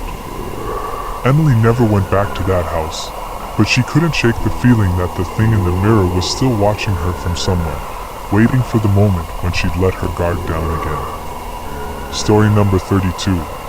The Whispering Woods. For years, the people of Riverton had warned their children about the dark woods on the edge of town. They called it the Whispering Woods for a reason. It was said that anyone who ventured too deep into the trees would hear strange voices, feel cold hands brush against their skin, and sometimes never come back. But teenagers, as they often do, loved to challenge the old myths. It was just another harmless dare, a story to laugh off. That's how Jason Collins and his friends saw it when they set off for the woods one chilly October evening. They were bored, and the idea of exploring a spooky place sounded like fun, even if they didn't believe in any of the local superstitions. As they approached the trees, a mist started to roll in from the horizon, shrouding the forest in an eerie fog. Jason felt a cold shiver crawl up his spine, but he laughed it off. "It's just fog," he told his friends, trying to reassure himself as much as them. They ventured further into the woods, and at first, everything seemed normal. The rustling of leaves, the occasional snap of twigs underfoot, nothing out of the ordinary. But as they walked deeper, the atmosphere seemed to shift. The air grew colder, and the trees seemed to close in around them. "Do you guys hear that?" whispered Sarah, one of Jason's friends. They all stopped, straining their ears. At first, it was nothing, just the sound of the wind. But then, from deep within the woods, they heard it. A low whisper, so faint at first that they thought it was just the wind. Then the whispering grew louder. Jason's heart began to race. "Is that someone else in here?" he asked, his voice trembling. But his friends didn't respond. They were too busy looking around, their faces pale. "It's just the wind," Jason said, trying to remain calm. "Let's go back." But as they turned to leave, the whispers grew louder, more insistent, as if the very forest itself was speaking to them. The words were unintelligible, but Jason swore he heard his name being whispered in the darkness. "Jason, come closer." He froze in his tracks, feeling something cold brush against the back of his neck. He turned quickly, but no one was there. "Did you hear that?" Jason asked, his voice barely a whisper. "Yeah," Sarah replied, her voice shaking. "Here." They started to walk faster, but the whispers followed them, growing louder and more urgent. "Jason, Sarah, come closer." The voices seemed to echo from all directions, and every step they took felt like they were sinking deeper into the woods. Panic set in. Jason grabbed Sarah's arm. "We need to run," he urged. They broke into a sprint, but the woods seemed endless. No matter how far they ran, the whispers wouldn't stop. Jason's breathing grew heavier, his legs aching, but he couldn't stop. They were closing in on them. Suddenly, Sarah screamed. Jason turned just in time to see her being pulled into the trees. She vanished into the fog, disappearing into the darkness. "Sarah!" Jason shouted, rushing toward where she had disappeared, but it was as if the forest itself swallowed her whole. Terrified and heart racing, Jason ran back toward the town, calling out for his friends, but it was no use. The whispers were so loud now that they drowned out his own thoughts. "Jason, you're next." He burst from the woods, stumbling out into the safety of the streetlights, gasping for air. But when he turned around, the forest was silent. The fog lifted, and there was no sign of Sarah. She was gone. Jason never spoke about what happened that night. The others in town would sometimes ask if he had seen anything strange, but he always claimed it was just an adventure gone wrong. After all, who would believe him? But every night, he'd hear the whispers again, soft at first, like a wind. And then, louder, growing clearer, calling his name. "Jason! Jason, you're next." Story number 33. The Haunted Lighthouse. On the outskirts of a small coastal town stood an old, weathered lighthouse. It had been abandoned for decades, with no keeper to watch over the waves crashing against the cliffs below. For years, the townspeople would tell stories of strange happenings near the lighthouse, flickering lights on stormy nights, whispers carried by the wind, and eerie figures that could be seen standing in the windows when no one was supposed to be there. For years, Emma Montgomery had heard the rumors but always dismissed them as tales spun by bored fishermen and overactive imaginations. But after a series of unfortunate events in her life, including the death of her father, Emma found herself seeking some form of solace, a place to think, a place to reflect. That's when she decided to visit the lighthouse. One chilly autumn evening, Emma packed a bag and made her way to the lighthouse. The sky was overcast, and the wind whipped fiercely off the ocean, but Emma wasn't deterred. She had a sense of determination about her. Perhaps, in the solitude of the lighthouse, she would find the peace she desperately needed. As she approached the lighthouse, the wind grew colder. The ground beneath her feet felt damp, and a thick fog began to roll in from the sea, shrouding the area in an unnatural gloom. She could barely see the top of the lighthouse as the fog obscured everything above the first few floors. Emma stepped inside the lighthouse, her heart pounding with a mix of curiosity and apprehension. The heavy wooden door creaked as it opened, revealing a dusty interior. The walls were covered in peeling paint, and the air smelled of salt and mildew. She shivered but pushed forward. The staircase to the top seemed endless, winding up into darkness. As she ascended, Emma thought she heard faint whispers, too faint to make out, but distinct enough to send a chill down her spine. She paused for a moment, listening intently. The whispering stopped. Maybe it was the wind, she thought. Reaching the top, she stood in front of the lighthouse's lantern room, where the light would once have shone brightly across the sea. Dark, save for the moonlight streaming in through the broken windows. Emma stepped forward, her footsteps echoing eerily in the silence. Suddenly, a loud crash echoed from below. Emma gasped and spun around.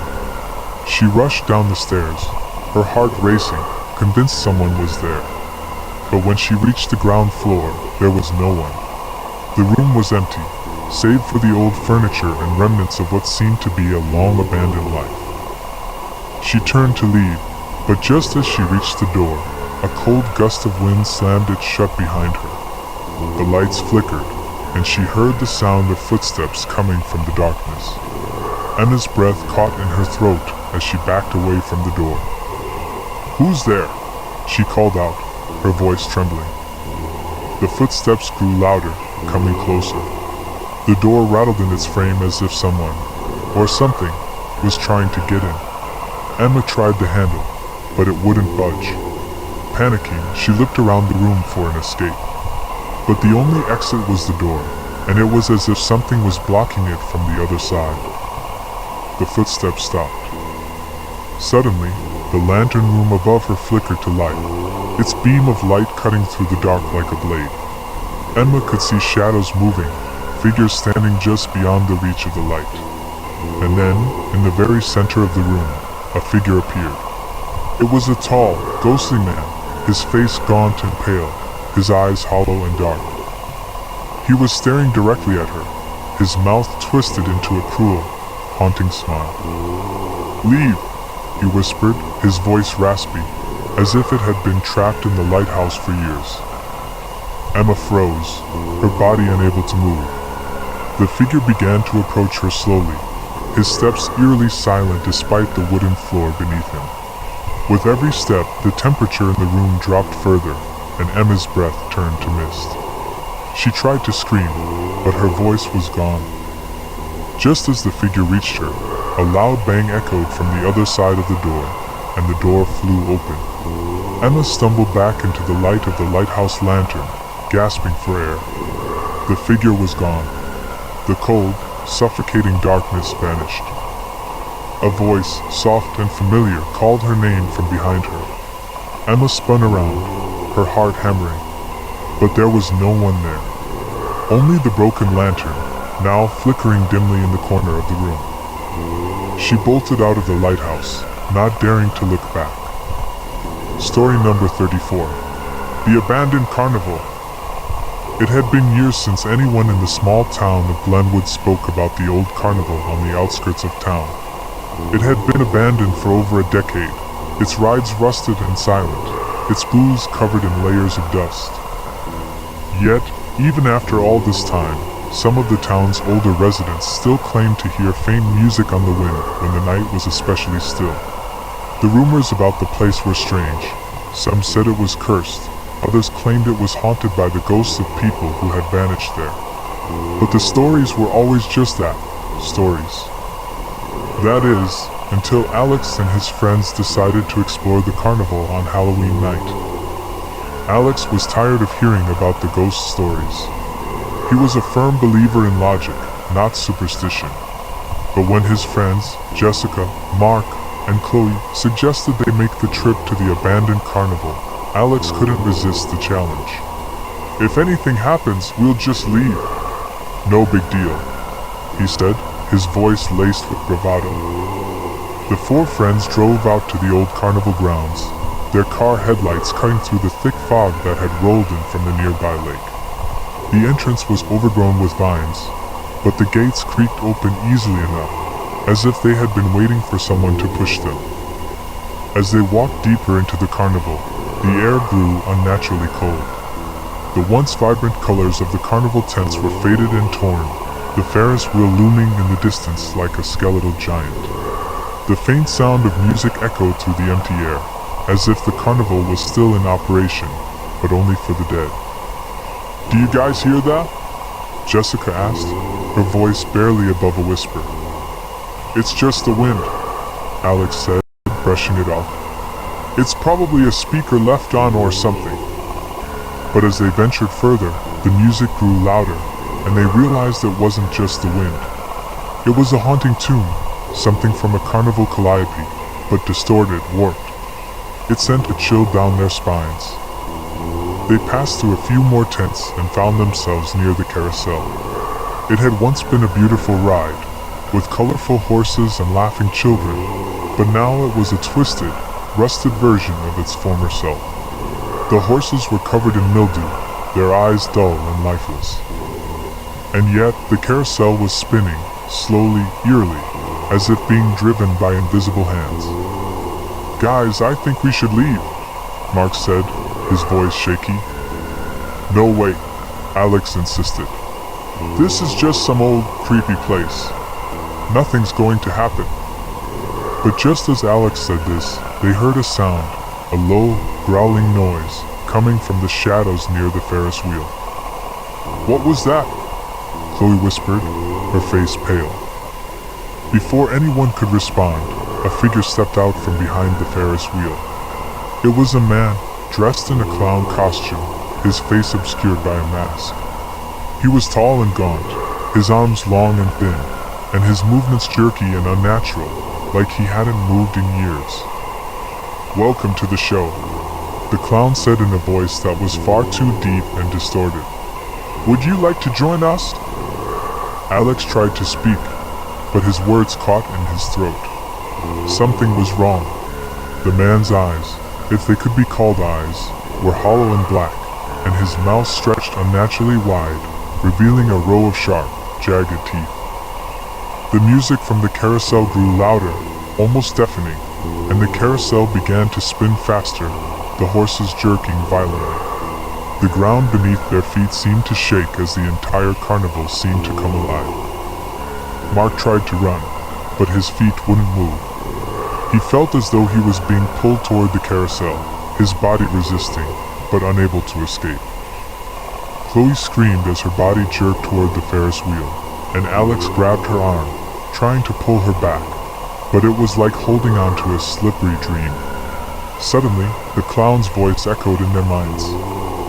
"This carnival never closes," he whispered, his voice like ice, "and neither will you." The world around them began to warp. The tents seemed to stretch and twist, and the laughter of unseen children filled the air. The carousel spun faster, and the distorted music became a maddening roar. Then, everything stopped. The world went silent. Alex blinked, looking around. The carnival was still there, but now it was dark, desolate. The lights were off, and the tents were in tatters. The clown was gone, and the eerie music had faded, but the friends were not alone. They were no longer in the town of Glenwood. Instead, they stood in an endless, fog-filled void. The carnival had transported them somewhere out of time, out of reality. The only thing left was the unsettling feeling that they were being watched by something in the dark, something that would never let them leave. Story number 35. The Silent Woods. It was supposed to be a simple camping trip. Andrew, Emily, and their friend Mark had been planning it for months, a weekend away from the city, disconnected from their phones and the constant noise of everyday life. The Silent Woods, a remote forest in northern Maine, seemed like the perfect spot. Legend had it that the Silent Woods got their name because no birds sang, no animals made a sound, and even the wind refused to whistle through the trees. The locals avoided it, whispering stories about those who had entered and never returned. But to the trio, it was just another ghost story meant to scare tourists. By the time they reached the edge of the forest, the sun was already setting. Andrew parked the car, and the three friends grabbed their gear, eager to find a campsite before dark. "See?" Andrew said as they hiked into the woods. "It's not so bad. Just trees and more trees." Emily glanced around, noticing how dense the forest was. The trees stood like silent sentinels, their gnarled branches twisting into strange shapes. "It's quiet," she muttered. Mark laughed. "That's why they call it the Silent Woods, right? No squirrels, no birds, nothing. Creepy, but kind of peaceful." After about an hour of hiking, they found a clearing surrounded by towering pines.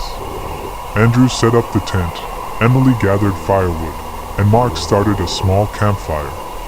As the flames flickered to life, the friends settled in, roasting marshmallows and sharing stories under the darkening sky. "All right," Mark said, grinning. "Who's up for a scary story?" "Typical," Emily rolled her eyes. "Fine, let's hear it." Mark leaned in, his voice low and dramatic. "They say that deep in these woods there's a cabin, but it's no ordinary cabin.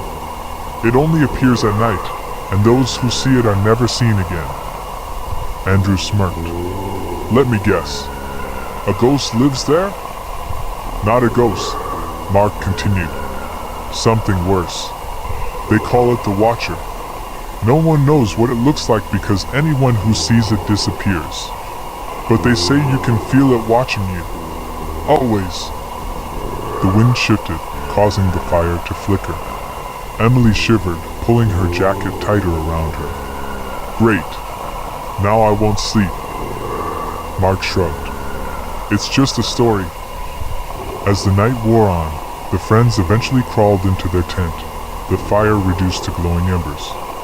The forest was silent, as always, too silent. Emily lay awake, listening to the absence of sound. No rustling leaves, no distant animals. Just an oppressive, unnatural quiet. At some point, she drifted off. Tap, tap, tap. Emily's eyes snapped open. She held her breath, listening. The sound was faint, distant, but unmistakable. Tap, tap, tap. Andrew? She whispered. No response. She shook his shoulder. Andrew, wake up. He stirred. What? What's wrong? Do you hear that? They both listened. The tapping continued closer now. Mark sat up, rubbing his eyes. What's going on? Shh, Emily hissed. Listen. The tapping grew louder, more insistent, echoing through the silent forest. Then it stopped. For a moment, there was nothing but silence. Then, crunch. A heavy footstep. Andrew grabbed a flashlight and unzipped the tent. Stay here. Are you crazy? Emily whispered, grabbing his arm. We can't just sit here, he said. I'll be right back. Reluctantly, Emily and Mark watched as Andrew stepped out into the darkness, the beam of his flashlight cutting through the night. He scanned the trees, but there was nothing, just shadows and the cold, unyielding silence. See? Andrew called back. Nothing out here. The flashlight flickered and went out. Andrew? Emily called, her voice trembling. No answer. Andrew! A moment later, the flashlight clicked back on, lying on the ground, alone. Mark bolted out of the tent, grabbing the flashlight. He shined it around frantically, but Andrew was gone. He was just here. Emily stepped out, her heart pounding. Andrew!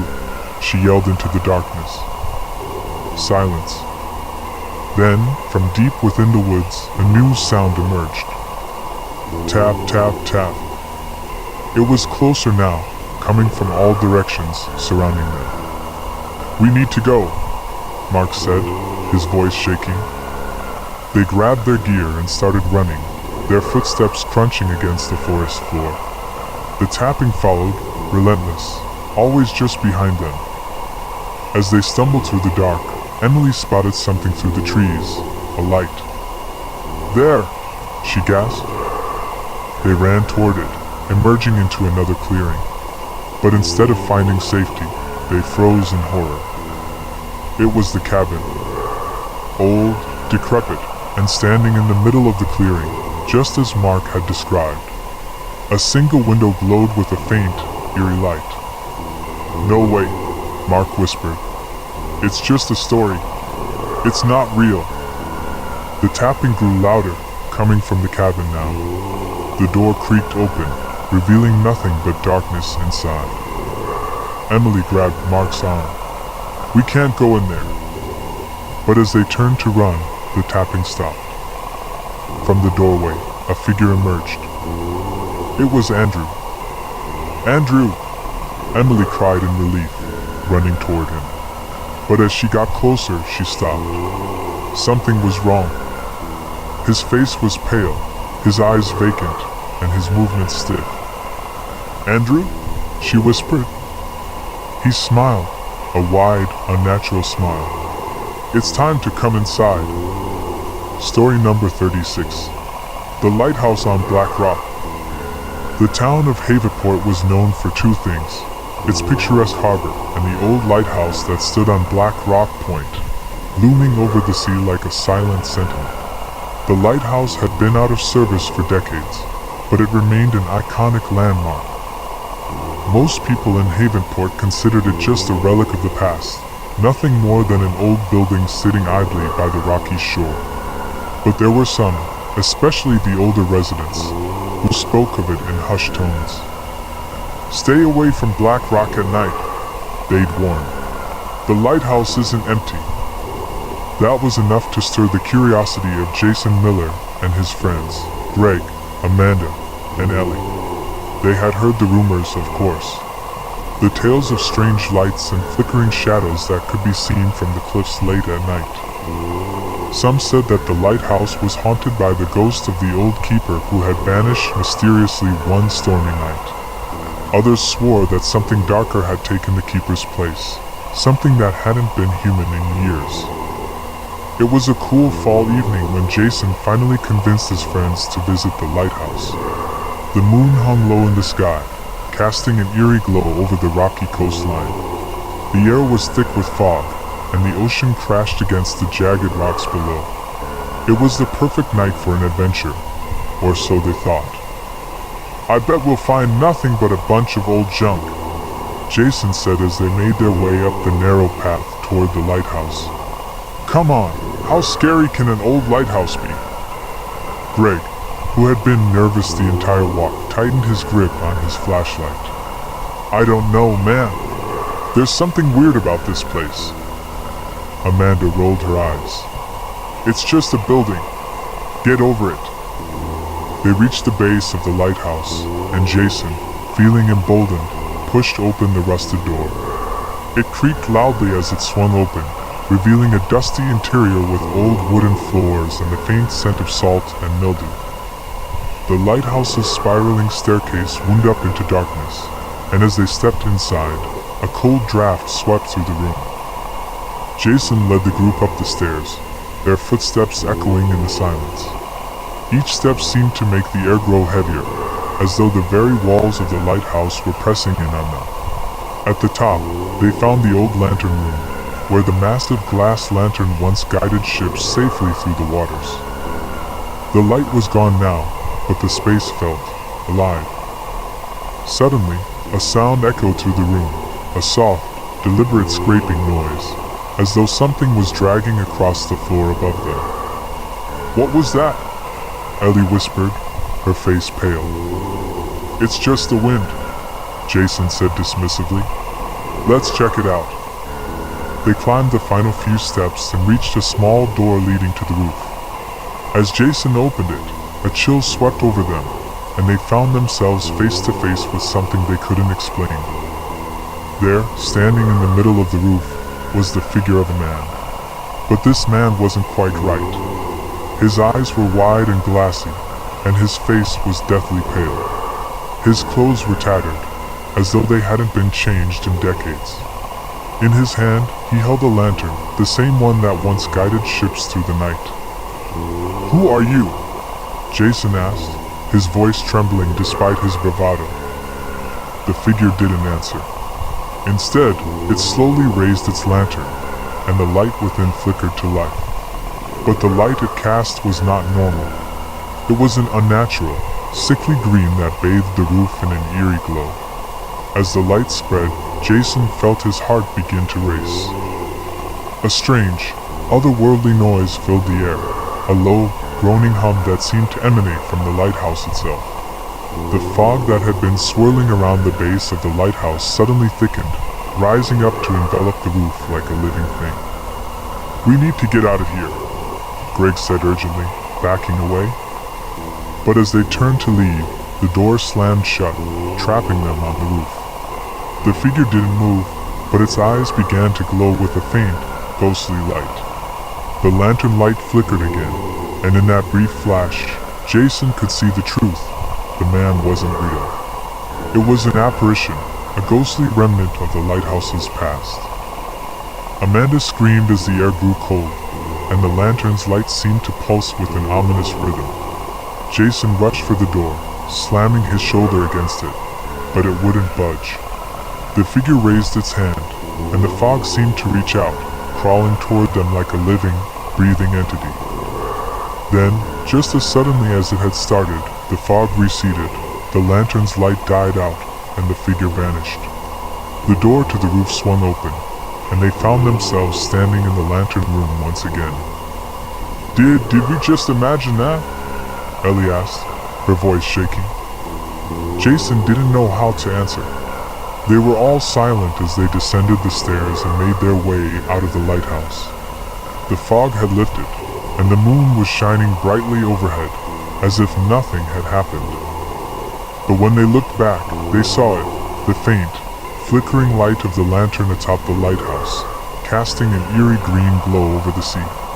And standing just below the light, they swore they could see the shape of the figure once again. Story number 37. The Final Passenger. Lucas had been driving taxis in New York City for nearly 20 years.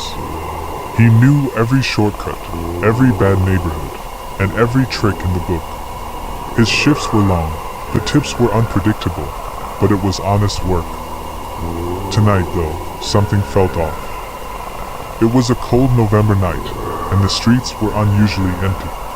The city, always bustling and alive, seemed to hold its breath. Lucas had picked up a few fares, but nothing out of the ordinary, just tired businessmen, a couple of tourists, and a young woman heading home from work. At 2:45 a.m., Lucas pulled over near a dimly lit corner in the East Village. His shift was almost over, and he debated calling it a night. He was about to head home when his radio crackled. Dispatch to cab 14. We have a pickup request on 14th and Lexington. Lucas sighed. One more fare. Then he could go home. He navigated the quiet streets until he reached the intersection. There, standing under a flickering streetlight, was a man. He was tall and thin, wearing a long black coat and a wide-brimmed hat that cast a shadow over his face. Lucas pulled over and rolled down the window. You need a ride? The man nodded slowly. Without a word, he opened the back door and slid into the seat behind Lucas. Where to? Lucas asked, glancing at him in the rearview mirror. The man's face was pale, almost ghostly. His eyes were dark, sunken, and he didn't blink. North. Lucas frowned. North? North where? Just drive, the man replied, his voice cold and hollow. Lucas hesitated but shrugged. A fare was a fare. He pulled away from the curb and headed north. The ride was quiet. Too quiet. Lucas was used to the hum of the city, the distant honks of horns, the chatter of late-night pedestrians. But tonight there was nothing. Rough night? Lucas asked, trying to break the silence. The man didn't respond. Lucas gripped the steering wheel tighter, feeling a chill creep down his spine. He glanced in the mirror again. The man was staring straight ahead, unblinking. They drove for miles, passing through neighborhoods that Lucas didn't recognize. The cityscape faded into dark, empty streets lined with skeletal trees. Hey, buddy, Lucas said, his voice tense. Where exactly are we going? Keep driving, the man whispered. Lucas swallowed hard. His gut told him to turn around to end the ride, but something about the man's presence made it impossible to refuse. After what felt like an eternity, they reached a desolate road that stretched into the darkness. No streetlights, no buildings, just an endless void. This is far enough, the man said suddenly. Lucas pulled over, his hands shaking. All right, this is it? The man nodded. He reached into his coat pocket and pulled out a crisp $100 bill, placing it on the seat beside Lucas. Thank you, the man said softly. For the last ride. Lucas blinked. The last ride? The man smiled, a cold, unsettling smile. Yes. You've taken me where I needed to go. Before Lucas could ask what he meant, the man opened the door and stepped out. He walked into the darkness, his figure fading into the night. Lucas sat in the cab, heart pounding, watching the man disappear. Something about the whole thing felt wrong. He needed to get out of there. He shifted the car into drive and turned around, heading back toward the city. But as he drove, the landscape didn't change. The road stretched on, an endless ribbon of asphalt with no end in sight. Panic set in. Lucas checked his GPS, but it showed nothing, no signal, no map, just a blank screen. He pressed the gas pedal, speeding up, desperate to find a way back. But the more he drove, the more the road seemed to stretch, like it was pulling him deeper into some unknown void. His headlights flickered. The engine sputtered. "No, no, no," Lucas muttered, gripping the wheel. Suddenly, the radio crackled to life. "Dispatch to Cab 14. Cab 14, do you copy?" Lucas grabbed the radio. "Dispatch. I'm here. I'm lost. Something's wrong." Static. Then a voice. But it wasn't dispatch. It was the man. "You can't go back, Lucas." Lucas's blood ran cold. Who are you?" The man's voice echoed through the radio, calm and final. "The last passenger." The headlights flickered again, and the engine died. The cab rolled to a stop in the middle of the empty road. Lucas sat in the darkness, his breath shallow, his heart racing. In the rearview mirror, a figure appeared, sitting in the back seat, smiling, and the road stretched on forever. Story number 38. The Vanishing Highway. It was a warm summer evening when the tragedy occurred on Route 49, a long, desolate highway that stretched for miles through the heart of the countryside. The sun had just begun to dip below the horizon, painting the sky with hues of orange and purple. As the last rays of light flickered through the trees, a small sedan was making its way down the highway, driven by a young woman named Sarah Taylor. Sarah had just left the city, heading back to her childhood home after a long few years away. She was excited to reconnect with family and take some time to herself.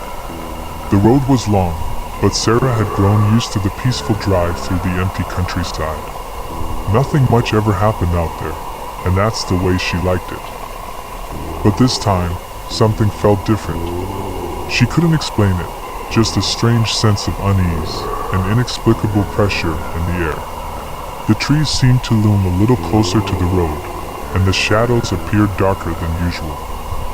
Every time she glanced in the rearview mirror, she thought she saw a pair of headlights far behind her, though she was certain no one was around. Minutes passed, and Sarah's unease grew into something more. It wasn't just the lights in her rearview mirror, it was something in the very air. It felt heavy, suffocating almost. Her hands gripped the steering wheel tighter as she pushed on, trying to ignore the rising tension. But then, the car behind her began to close the distance.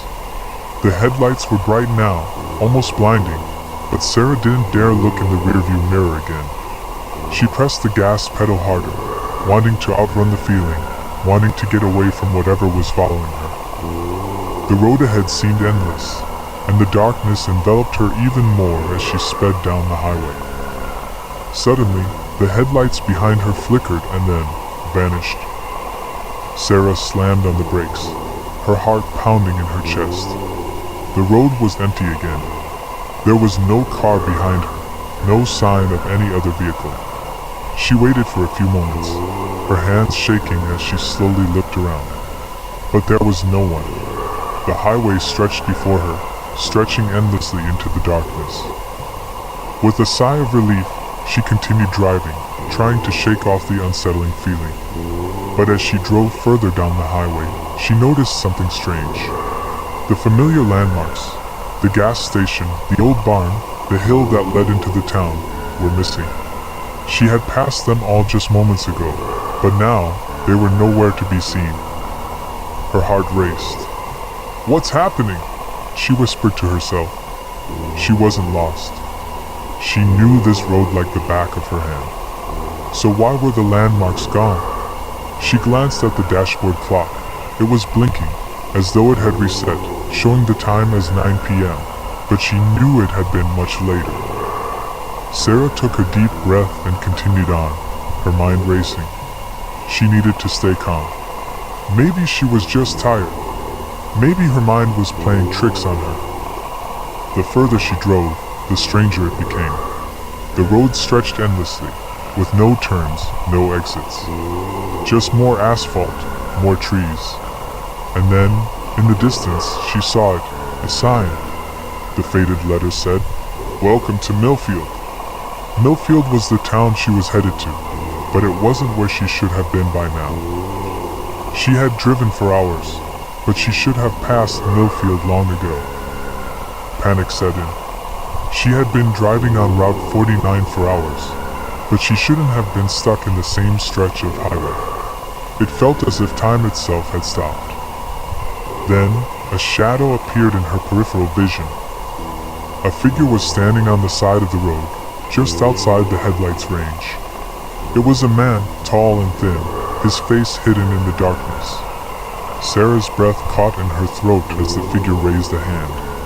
For a moment, she thought he was waving at her, but then, he began walking toward her. She slammed on the brakes, her car screeching to a halt. The man didn't stop. He walked straight toward the sedan, his pace unnerving, as if he had no fear of being hit. The closer he got, the more Sarah realized something was wrong. His face was a blur, but his body seemed wrong. It was as though he was moving too fast, his limbs out of sync with the natural world. Fear surged through Sarah, and without thinking, she put the car into reverse, speeding backward down the highway. The man didn't flinch, didn't even break stride as he continued to move toward her. The highway behind her stretched on and on, but she couldn't outrun the feeling that she was trapped in some kind of loop, some kind of nightmare. Finally, in one last desperate attempt, Sarah spun the steering wheel and drove off the road, through the trees, down into a small ditch. The car hit a bump, and she slammed into the seatbelt. Her head whipped back, and the world went dark. Story number 39. The Lake House Whisper. Megan and her fiancé, Josh, had always dreamed of escaping the city for a weekend in the quiet countryside. When they found a charming lake house rental online, nestled deep in the woods of Maine, it seemed perfect. A secluded cabin, no neighbors for miles, and the serene view of Blackwater Lake. It was everything they needed to unwind. The couple arrived late in the afternoon, the golden sun casting long shadows over the still water. The lake house was quaint, with rustic wooden beams, a stone fireplace, and large windows that overlooked the shimmering lake. "This place is perfect," Megan said, setting down their bags. "It's like something out of a movie." Josh smiled and wrapped an arm around her. "Told you it'd be worth the drive." They spent the first evening settling in, cooking dinner, and enjoying the peace and quiet. As night fell, a dense fog rolled in over the lake, swallowing the shoreline in a thick, eerie mist. Josh yawned. "I'm heading to bed." "Coming?" Megan shook her head. "In a bit.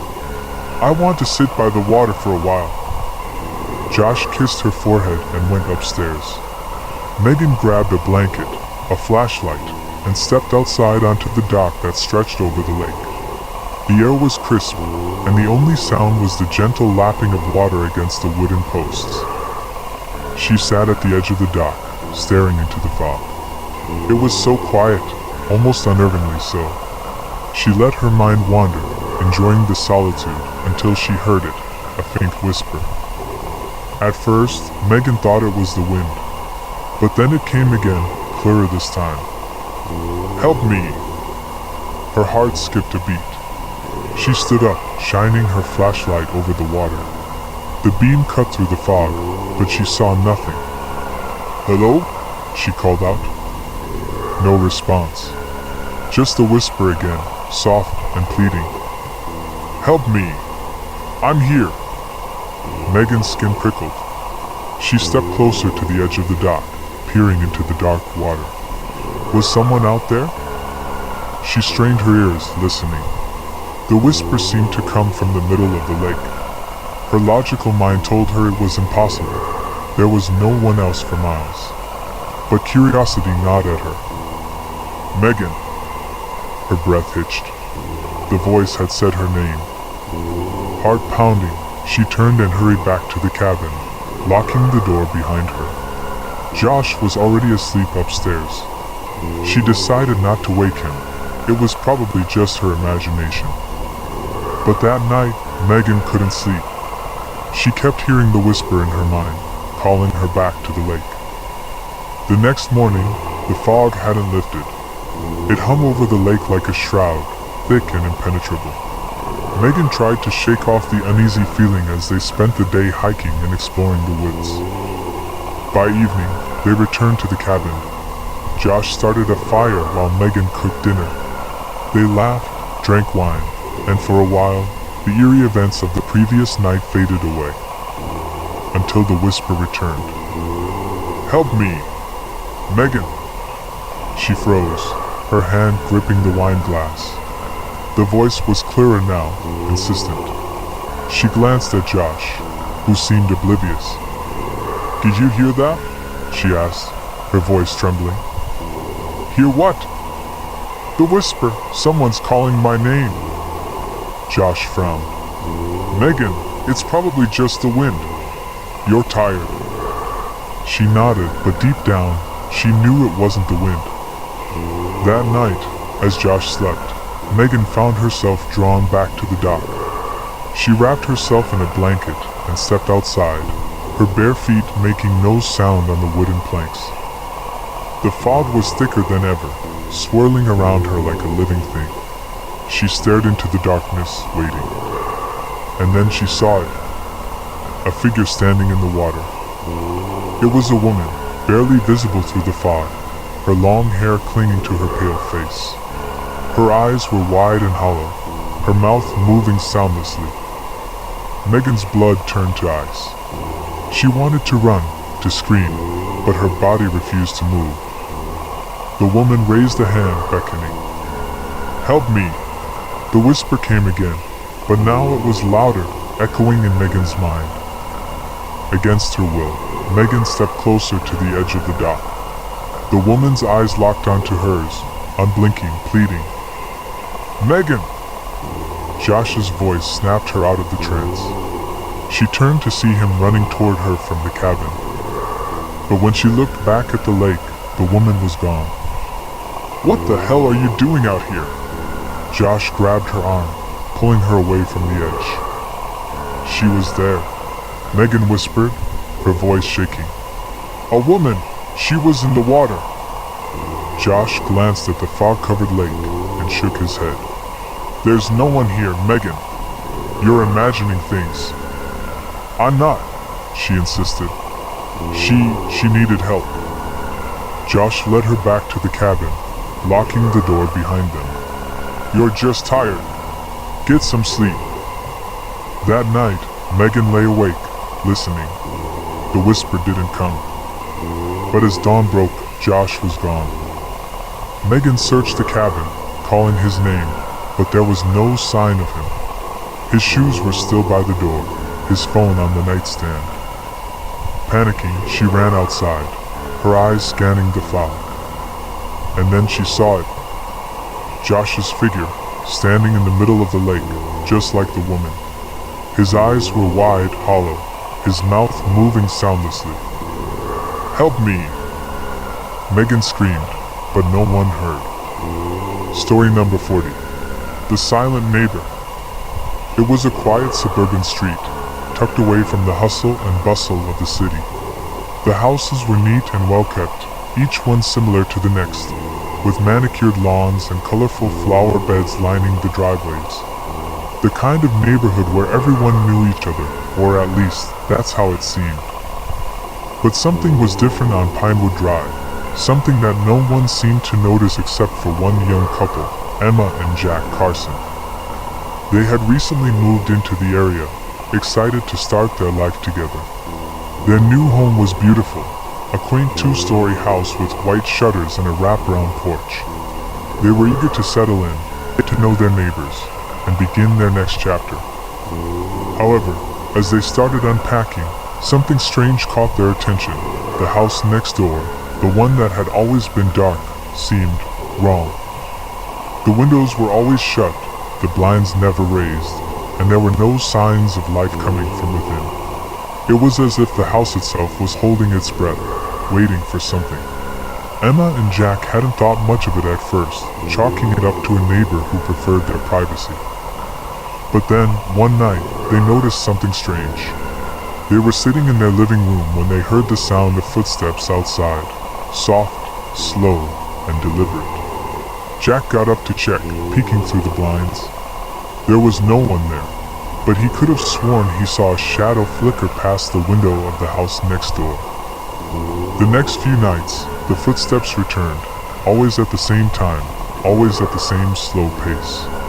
Emma and Jack couldn't shake the feeling that someone, or something, was watching them.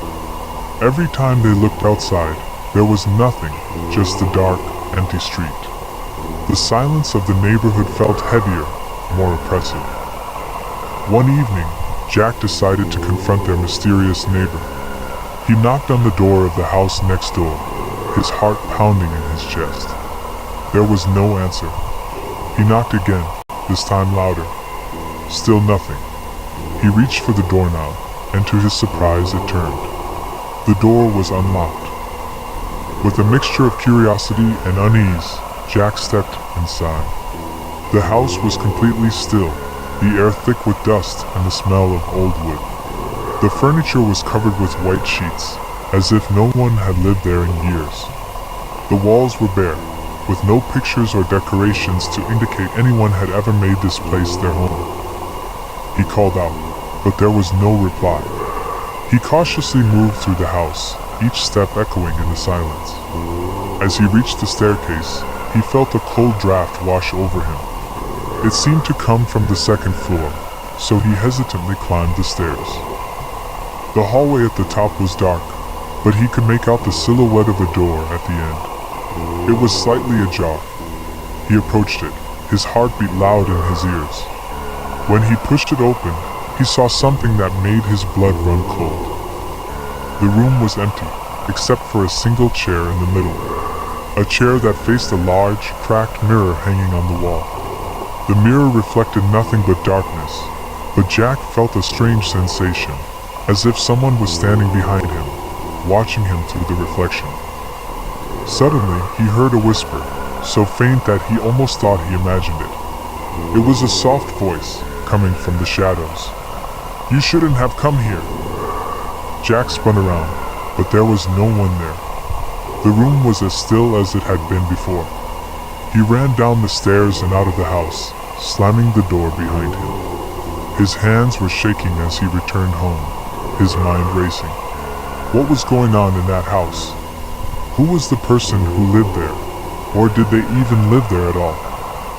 Emma was sitting on the couch when he arrived, her eyes wide with concern. "Jack, where have you been? I thought I heard you knocking on the door, but you didn't come back." Jack's face was pale as he recounted what had happened. Emma listened, her brow furrowed with confusion. She didn't understand it, but she could see the fear in his eyes. They both agreed that they would keep an eye on the house, and the next day, they decided to visit the town's records office to see if they could find any information about the previous owner. When they arrived, the clerk behind the desk greeted them with a smile, but when they asked about the house next door, her expression changed. Her smile faded, and she seemed uneasy. "You're talking about the old Hargrove house, right?"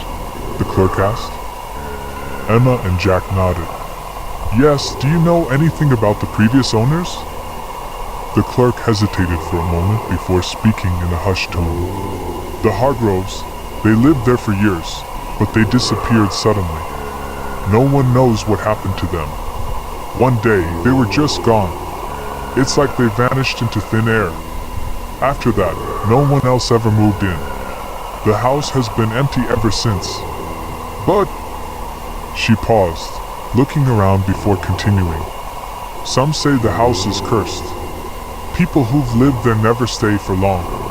strange things happened. Emma and Jack left the office, their minds spinning with the clerk's words. When they returned home that evening, they noticed something even stranger.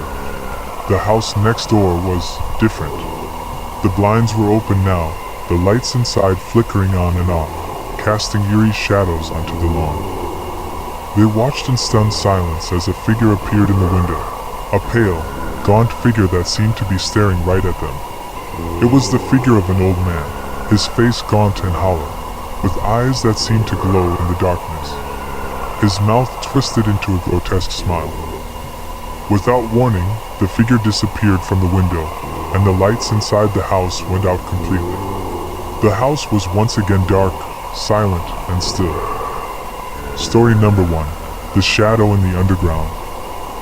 Laura, a 32-year-old woman, was leaving work late on a cold Halloween night. The streets were empty, save for a few children running through the shadows in their costumes, and the wind rustled around every corner. She decided to take the last train at an underground station where she normally didn't wait alone. On the platform, lit only by a couple of flickering lights, the silence was absolute. As she waited, she heard footsteps in the distance, soft but steady, as if someone was slowly shuffling down the corridor. Soon, a tall, thin figure appeared at the end of the platform, a man in an old jacket and a hat that hid his face. Laura felt a chill. The man made no effort to approach her. He just stood still, watching her from a distance, with a strange, motionless air that made her nervous. Laura tried not to pay attention to him, pretending to look at her phone, but the tension was unbearable. She decided to move, and when she looked up, she noticed the man following her with his eyes. Suddenly, the stranger's face lit up briefly as one of the lights flickered, and Laura could see a wide, unnatural smile stretching across his face from side to side, no trace of emotion in his empty eyes. The train was finally approaching, and Laura breathed a sigh of relief. However, the strange man began to walk towards her, each step slow, as if he was enjoying her discomfort. Laura backed up until she was against the wall, her hands shaking as the train came to a stop. As soon as the doors opened, she entered the car without looking back, and with relief, she realized that he had not followed her. The train departed, and Laura exhaled, trying to calm herself. However, as she looked towards the other end of the car, her body froze.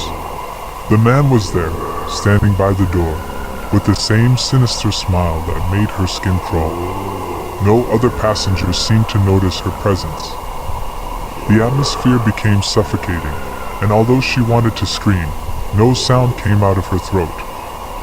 With no other option, Laura tried to move towards the emergency door, hoping that the train would stop. But every step she took backwards, he followed, without breaking that chilling smile.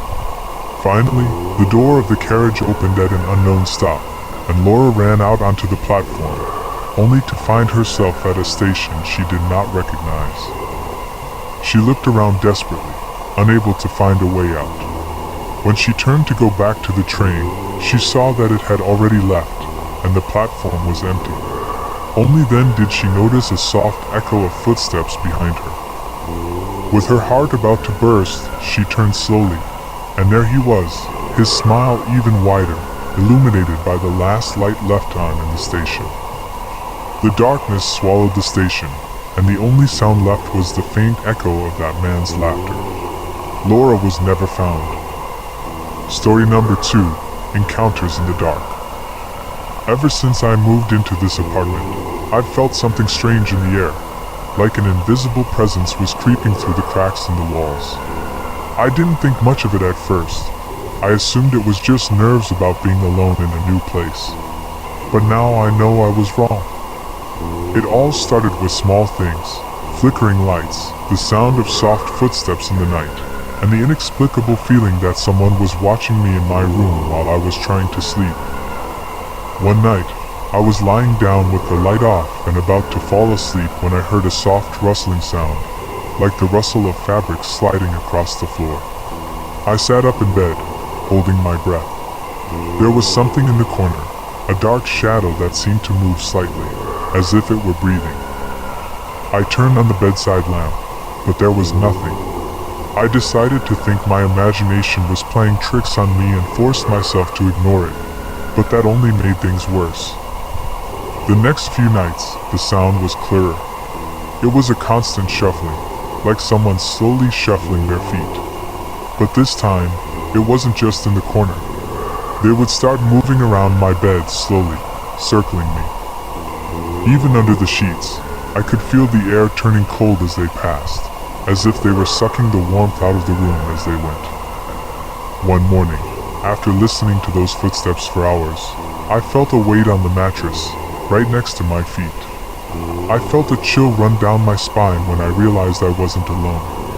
I dared to poke my head out from under the sheets, and there he was, at the foot of the bed. I couldn't make out a face, just a hunched figure, watching me, completely still. His breathing was irregular, as if it was costing him every breath. I closed my eyes and lay still, waiting for him to leave, but I heard the mattress creak as the figure began to crawl towards me, slowly, inch by inch. Each night was worse than the last. I woke up with scratches on my arms and bruises on my body. One night, I decided to speak to him in a low voice. "What do you want?" Instantly, the silence was absolute, oppressive, until I heard a voice, low and distorted, whisper in my ear. "You are mine." Story number 3. The Midnight Call. In the quiet suburb of Maplewood, neighbors enjoyed a peaceful life, where children played in the streets and families gathered in the gardens. However, all that changed with the arrival of a strange legend about a haunting call that was said to occur at midnight. The story told of a mysterious figure who contacted people through their phones, a being who could take the form of someone you knew, and whose call brought with it a terrifying fate. Sarah, a 17-year-old teenager, did not believe in superstitions. When her friends, Kevin and Lisa, told her about the midnight call, she laughed. "It's just an urban legend," she told them. "There's nothing to fear." However, as the nights passed, the idea began to unsettle her. Still, her bravery led her to ignore her friends' warnings. One night while she was at home, the lights started flickering and the clock struck midnight. Sarah was alone. Her parents were out at a party, and she was stuck in a series of video games. Suddenly, her phone rang. She looked at the screen and saw that the call was from her best friend, Lisa. "That's weird," she thought, knowing that Lisa was home. She decided to answer it. "Hi, Sarah," the voice on the other end of the line said, but it wasn't Lisa's voice. It was deeper and more resonant, like it had an echo. "Who are you?" Sarah asked, feeling a chill run down her spine. "I'm your friend, Lisa. I miss you," the voice replied, but there was something about it that didn't feel right. Sarah hesitated. "Lisa, is that really you?" She received no response. Instead, the voice continued. "Why don't you want to talk to me?" "Because you're not talking like her," Sarah replied, trying to remain calm. The voice laughed softly through the room. "You're smarter than I thought. But do you want to know a secret?" Felt her heart race. "No, thank you," she replied, trying to hang up, but her hand shook. The voice continued. "Lisa can't answer. I'm here because she can't." Sarah dropped the phone, her face pale. She looked around, feeling the darkness seem to close in on her. When she finally dared to pick up the phone, she saw that there was a text from Lisa. "I'm in bed. Why are you calling me?" Fear gripped her. She realized something wasn't right. Before she could react, her phone rang again. This time, it was an unfamiliar number. With a mix of fear and curiosity, she answered. "Hello, Sarah," the voice said. It was the same one as before. "You shouldn't have ignored the call. It's too late now." Sarah started to scream, but her voice was drowned out by the sound of laughter coming from the other end. "Don't worry, I just want to play a game." The laughter echoed in her mind, and she felt trapped in a dark corner. As the voice continued to speak, it began to tell her secrets of her life, things no one else knew, revealing disturbing details about her family and friends. It was as if it was in her mind, bringing to light every fear and doubt she had ever had. "Tomorrow, at the same time, I'll come get you," the voice whispered. "Don't worry, it'll just be a little game." The line went dead. A terrified Sarah rushed to call Kevin and Lisa, but the call didn't connect. The darkness in the room seemed to intensify, and the atmosphere became oppressive. Despite her attempts to stay awake, she eventually succumbed to sleep, her mind filled with horrifying images. When she woke up, daylight was streaming through the window. Sarah was relieved, thinking it had all been a nightmare. However, checking her phone, she saw a text from Kevin. "Are you okay? What happened last night?" Confused, she answered, but when she looked in the mirror, she saw a reflection she didn't recognize. His eyes were dark, almost empty. The clock struck midnight again, and Sarah knew the call would happen again. She braced herself, hoping it was all a misunderstanding, but when her phone rang, she felt an indescribable terror. The voice rang again, but this time it was deeper, more menacing. "Hi, Sarah. I'm here. It's time to play." The door to her room slammed shut, and laughter echoed in her mind. The last thing she saw was the elongated shadow approaching her, before darkness swallowed everything. No one ever saw Sarah again, but neighbors began receiving strange calls at midnight, always with the same voice, always looking for the same girl. The legend of the midnight call grew in Maplewood, and fear settled in everyone's hearts. People began to avoid their phones. There was one thing they couldn't escape after echoing through the night. Story number 4, The Wait. It was a cold October night in the small town of Elmwood. The streets were deserted and the moon shone with a dim light, creating long shadows that moved in the wind. Tom, a young man of 25, was waiting for the bus after a long shift at work. He was tired and wanted to get home to relax. As he looked at his phone, he noticed that the clock already read 10:30. The bus should have arrived 10 minutes ago, he thought, frowning. He looked out at the empty street, feeling the cold air make his skin crawl. At that moment, a stranger appeared at the bus stop. It was a brooding-looking man, with a sinister smile that stretched from ear to ear. His messy hair fell over his forehead, and his eyes seemed to glow in the darkness. Tom felt a chill run down his spine. "Are you waiting for the bus too?" the man asked, his voice soft, but there was something strange about it. "Yeah, I should be on my way," Tom replied, feeling the situation growing increasingly awkward. The stranger moved a little closer, keeping his smile, while Tom noticed that his teeth seemed too sharp, like those of a predator. "Don't worry," the man said, his smile not fading. "Sometimes it's better to wait here a little longer.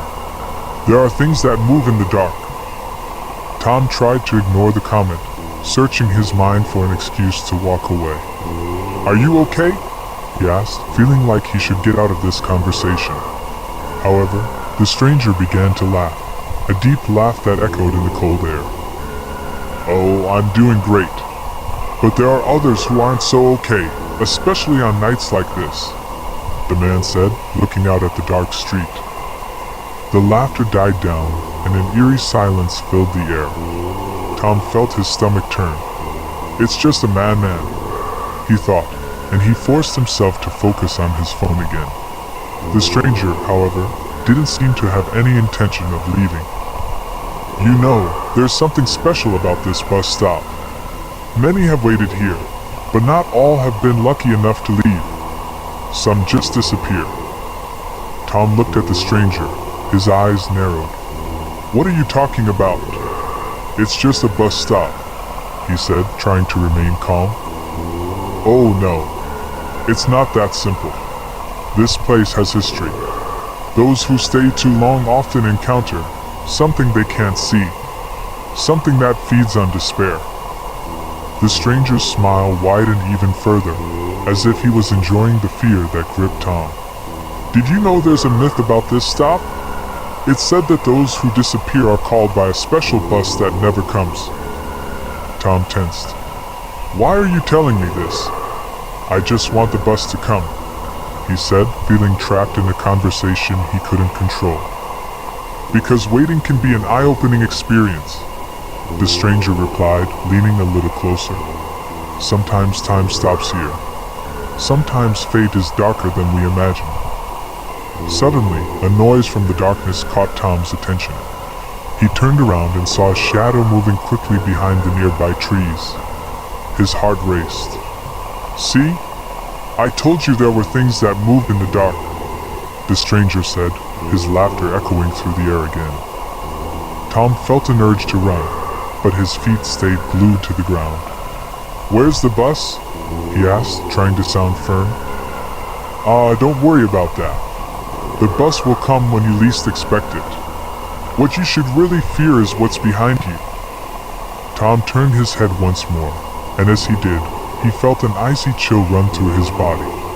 The shadows seemed to come to life, and he could see dark silhouettes slowly approaching.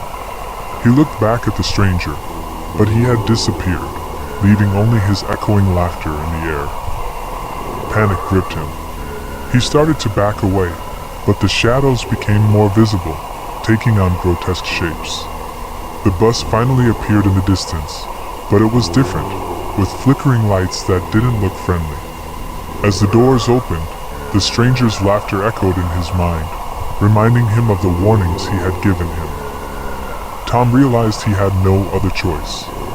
He rushed towards the bus, but as he got on, he found himself surrounded by the empty faces of those who had disappeared earlier.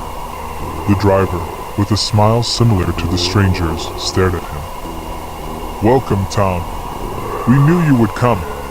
Now we are ready for the ride." The doors slammed shut, and Tom felt despair wash over him. The laughter echoed once more in the darkness, as the bus pulled away, leaving behind the empty bus stop, where he had once waited for the last bus of his life. No one in Elmwood ever saw Tom again. Story number 5, The Laughter from the Well. In a quiet suburban neighborhood, there was an abandoned house that everyone avoided. For years, it had been said that the place housed something dark, and that on moonless nights a soft, almost childlike laughter could be heard coming from the old well in the backyard. The protagonist of this story, a young boy named Max, had always been skeptical of ghost stories. Still, curiosity led him to investigate the house, convinced that it was just an old legend to scare children. On an October night, he decided to finally face the rumors and check it out for himself.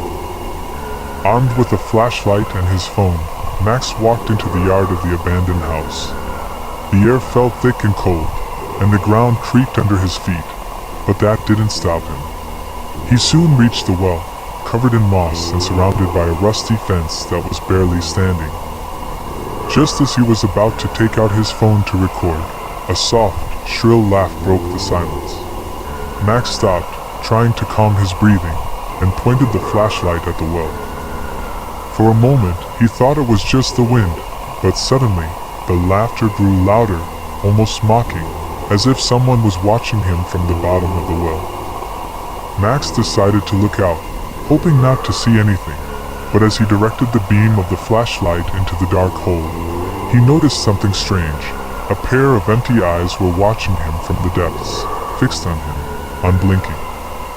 Max took a step back, but before he could flee, something in the well murmured his name.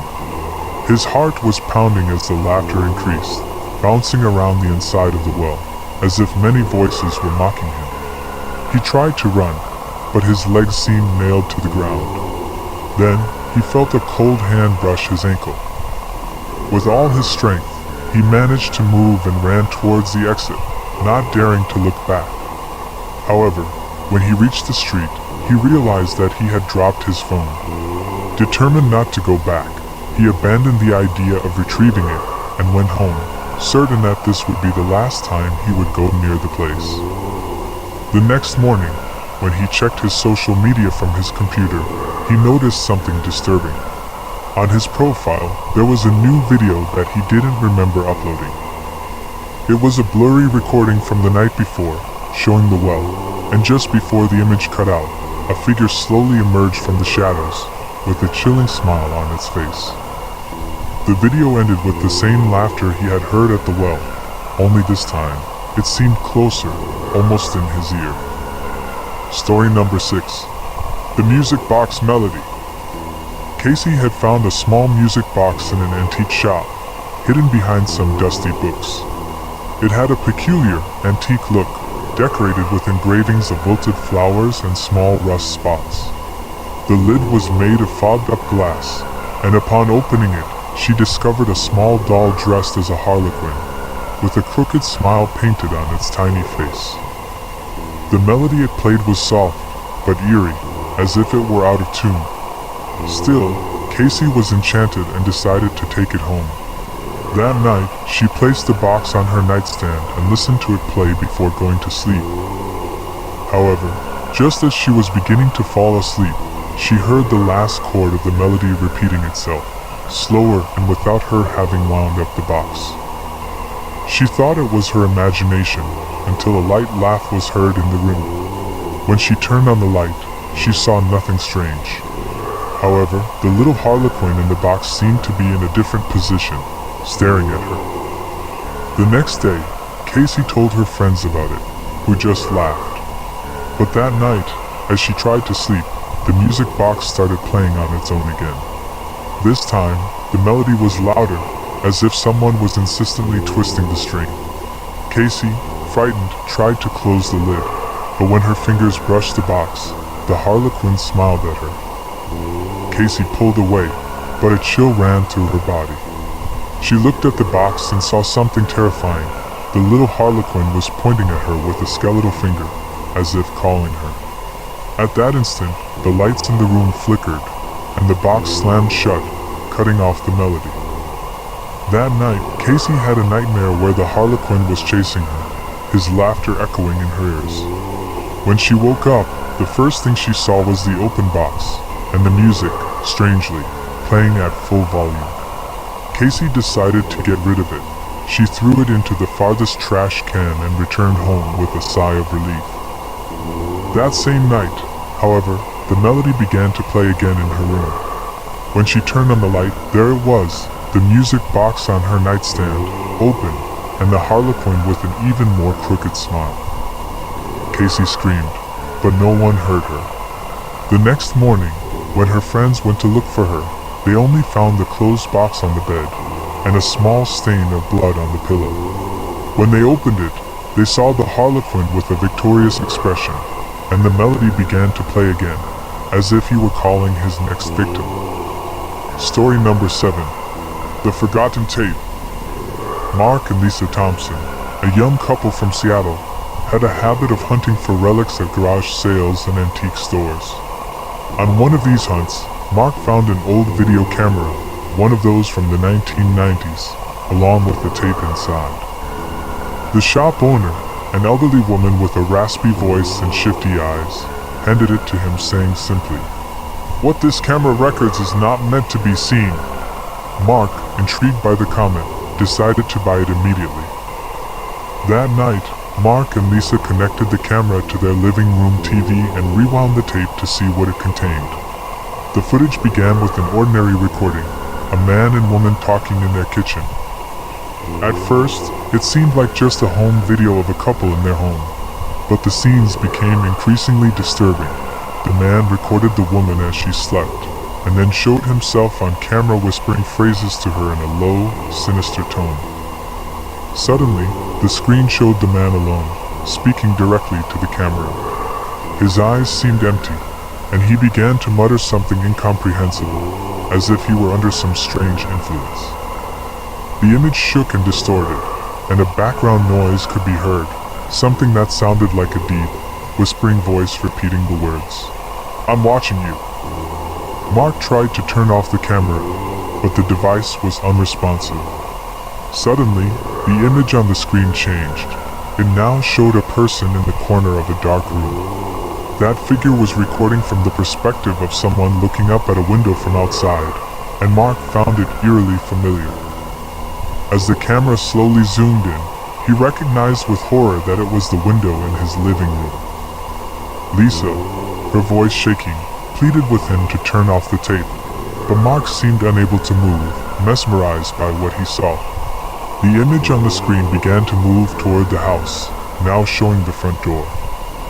The video continued to record, and slow, heavy footsteps could be heard, approaching the interior of their home, right towards where they were sitting. At that moment, a loud knock sounded on their living room door. Lisa screamed, and Mark jumped up from the couch, looking towards the door. The tape, however, showed another terrifying image. From the other side of the door, someone was recording through the peephole. The camera on the tape seemed to be looking directly at them from the hallway. The knocks on the door became more insistent and violent. Lisa, paralyzed by fear, begged Mark to call the police. But when he picked up the phone, he discovered that the line was dead, and the cell phone had no signal. Terrified, they both hid in the bedroom, waiting for whatever was outside the house to go away. The television screen showed the last image before it turned off. Someone on the camera seemed to have gotten into their bedroom, focusing directly on them from the other end of the room. The whispering, distorted laughter filled the house. Hours later, when neighbors heard the screams and called the police, they found no trace of Mark or Lisa. Only the camera, with the tape rewound, and one last recording, two figures frozen in the frame, captured from their bedroom doorway, staring into the lens, their expressions pure terror. Story number 8. The Voice Hunter. Michael Larson had an unusual obsession, collecting old voice recordings. He would spend hours scouring thrift stores, garage sales, and internet sites for old tapes, cassettes, and records. One night, while surfing the deep web, he came across a file that caught his eye. The lost recordings, never heard before. The description said it contained recorded voices from a seance in 1945. Without a second thought, Michael downloaded the file, eager to hear what he had captured. That same night, he set up his headphones and immersed himself in the recordings. At first, the voices were hard to make out, distant, reverberant murmurs. But as the audio progressed, the voices became clearer, and it sounded like someone was whispering his name. Michael! He thought it was a coincidence, just a trick of his imagination, but soon he felt a chill run down his spine. The voices kept talking, whispering in a low, distorted tone.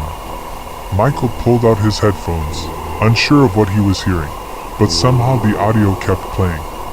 He checked the equipment, thinking it was a glitch in his system, but the whispers persisted, filling his room with an eerie resonance. One of the whispers, clearer than the others, said, "You are not alone." Michael turned off the computer, but the sound continued, louder now, as if someone was standing behind him. He turned around, shivering, and could see in the reflection of the dark screen the blurry figure of someone standing in the corner of his room, their empty eyes watching him silently. Trying to stay calm, Michael turned on all the lights and searched his room, but found no one. The whispers didn't stop though. This time, they seemed to be coming from different places: the closet, under the bed, the hallway. The whispers repeated his name, growing ever more insistent. Desperate, he decided to go back to his computer to delete the file, hoping that would end the torment. But when he opened the computer, he found a new recording on his desktop titled, Michael 2:47 a.m. Frightened but unable to resist his curiosity, he clicked on the file. To his horror, he heard his own voice speaking in whispers, as if he were responding to someone in a conversation. He had never recorded that file. Still, on the tape, his own voice could be heard saying, "No, I can't. Who are you?" Terrified, he turned off his computer and unplugged it from the power. But the audio continued to play in the room, louder and louder, until the whispers became distorted screams. Michael ran out of his apartment in the middle of the night, convinced that something or someone was chasing him. The blurry figure he had seen in his room seemed to follow him, and every time he looked back, it was closer. Days later, when police entered Michael's apartment following a neighbor's report of screaming, they found no one. Only a computer on with one last audio file, titled, "Thank you, Michael." Story number 9. The Midnight Chat. James Sullivan was a quiet guy, known among his friends for his fondness for mystery forums and late-night chat groups. One Halloween night, while browsing a deep web chat called Midnight Call, he noticed a message that made him uneasy. "Join at 3 a.m. if you want to talk to the dead." Thinking it was a joke, he replied to the message mockingly, but the user simply sent him a link. At 3 a.m., James decided to open the link again. He was met with a blank interface and a text box. On the screen, a message appeared, apparently from a user named The Silent One. "Are you sure you want to know the truth?" James, feeling the adrenaline of the situation, replied yes. Without further warning, the screen went dark and he began to hear an audio transmission, faint and filled with static. It was a female voice, whispery and broken, as if coming from the bottom of a well.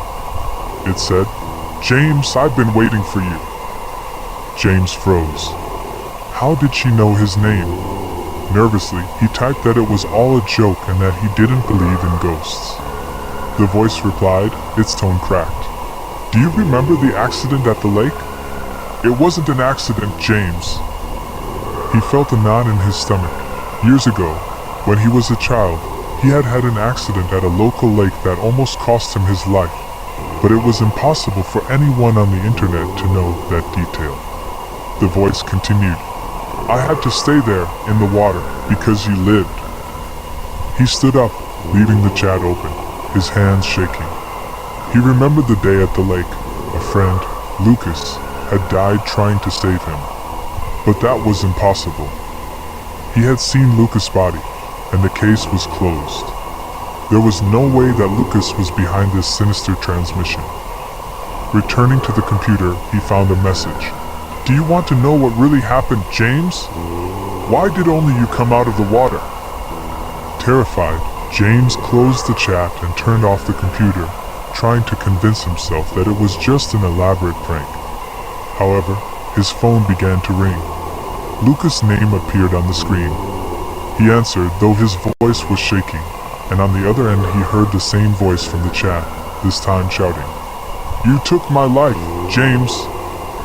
Now it's your turn to pay." The lights began to flicker, and an unnatural coldness filled his room.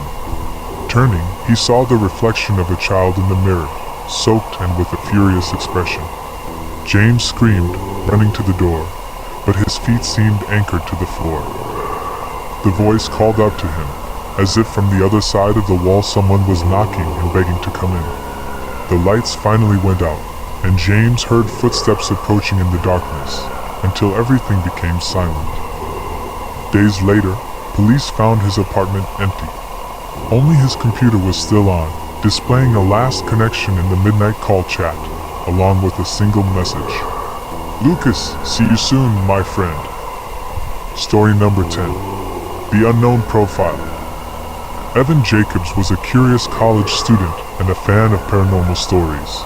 The kind of person who stayed up late watching mystery videos and surfing the web looking for something to break the routine. One night, in the middle of Halloween season, he received a friend request from someone he didn't know. The profile was called "I Am Your Friend," and the profile picture showed a blurry figure with a dark mask and a crooked smile. Puzzled and unable to resist the temptation, he accepted the request. Immediately, Evan received a message from the profile. "Hi, Evan. Do you remember me?" Although he had never seen that profile, the fact that someone unknown used his name made him uneasy. He responded cautiously, trying to remember if perhaps it was some kind of joke from his friends. The profile responded with a simple, "You and I have a pact, did you forget?"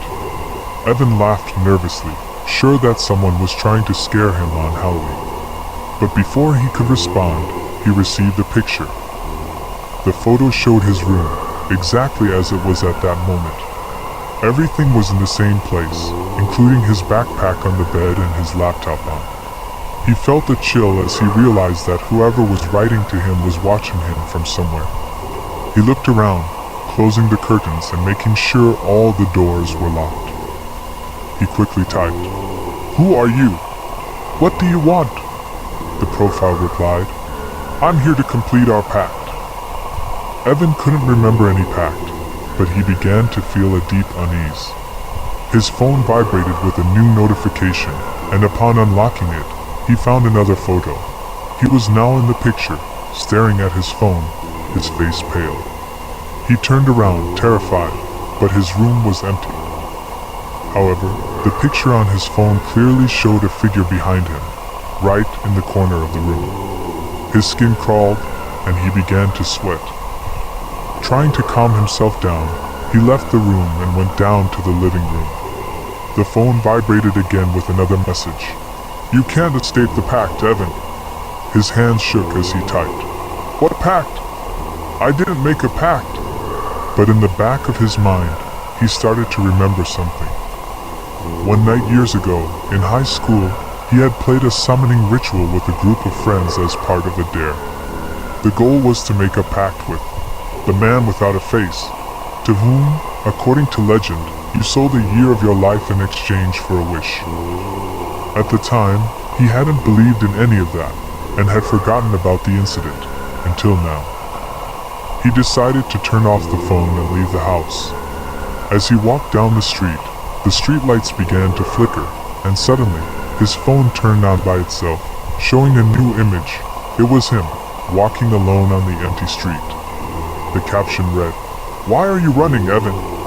I'm behind you." He turned quickly, but there was no one. However, the feeling of being followed was so intense that he started running, without a clear direction, just looking to escape. He took refuge in a convenience store, explaining to the cashier that someone was stalking him.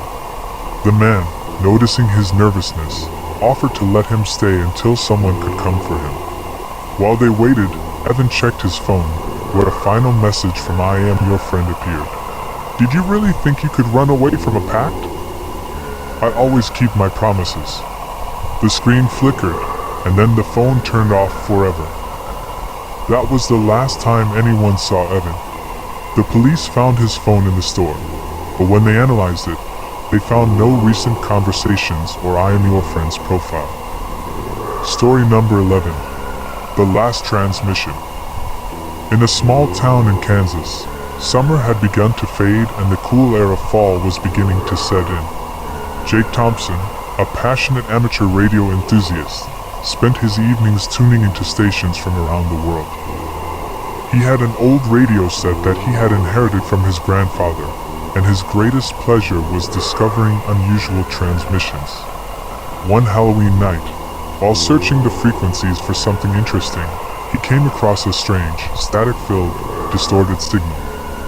The transmission began with a soft, almost whispering voice saying, "This is the last transmission from station XH091. If you can hear me, get away now." Jake, intrigued and a little uneasy, turned up the volume. The voice continued, "I'm not kidding. They're coming. If you're in their way, there's no way to save yourself. You have to get away now." Adrenaline coursed through his veins. It was like something out of a horror movie, but he couldn't help but feel a strange thrill. "Who's talking?" he shouted into his radio, as if he could get a response. The transmission briefly cut off, and then the voice continued, "There's no time for questions. Listen, they have your data. They know where you are."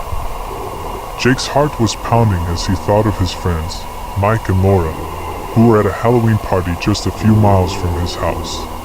In his mind, the message became more and more realistic. How would they know where I am? He wondered, feeling a little ridiculous considering that someone was watching him. The voice didn't stop though. "If you don't get away from here, they'll get here before midnight. They'll kill everyone in their path. You can't just stand there. You have to run." On impulse, Jake turned off the radio and decided to go find his friends. He quickly dressed, grabbed his jacket, and left the house. As he drove to the party, thoughts of the transmission continued to haunt him. Was it just a Halloween prank? Or was there something more sinister behind that voice?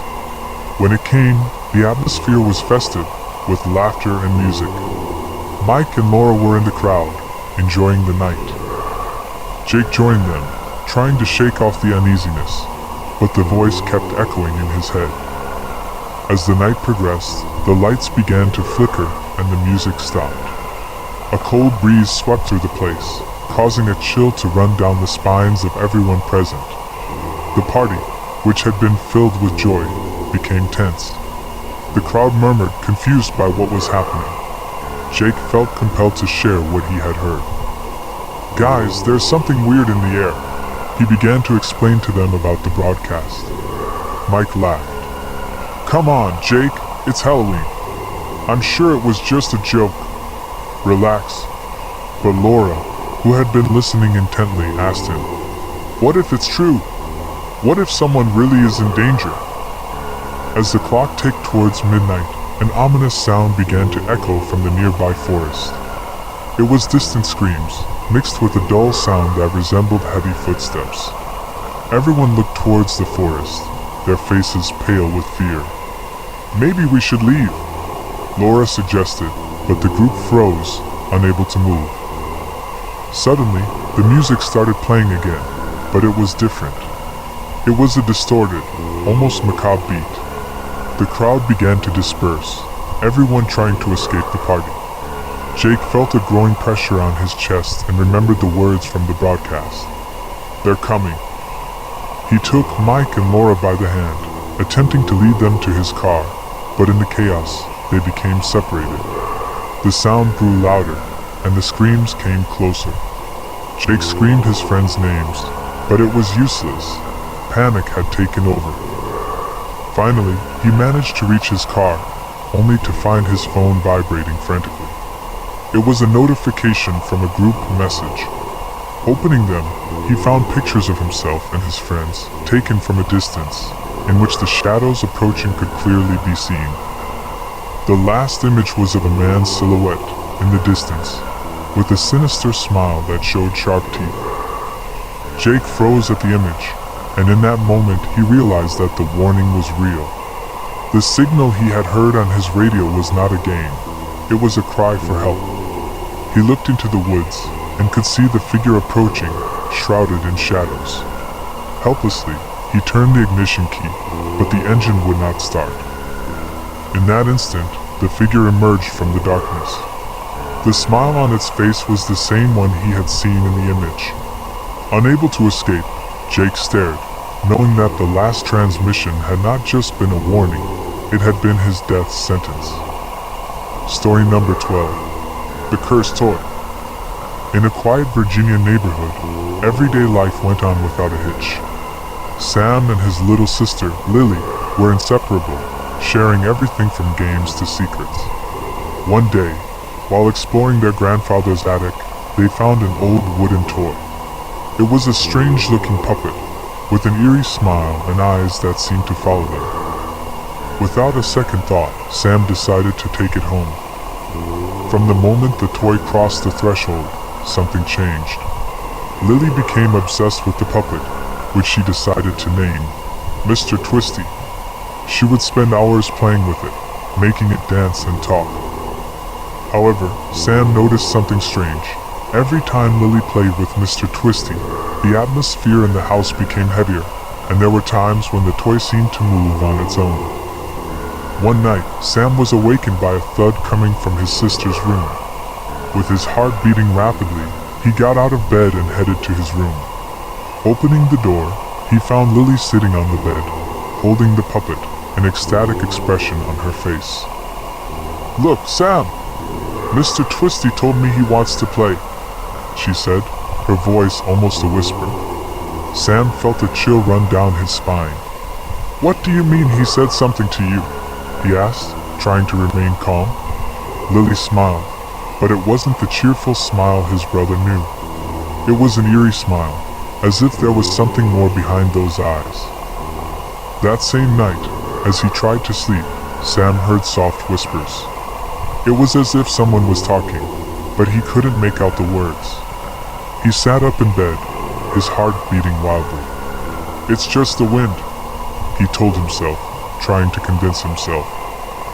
However, when he looked down the hall, he saw the silhouette of Mr. Twisty, standing in the darkness, staring straight at him. Sam got up and walked to his sister's room. "Lily, wake up," he whispered, but got no response. The little girl was fast asleep, hugging the toy.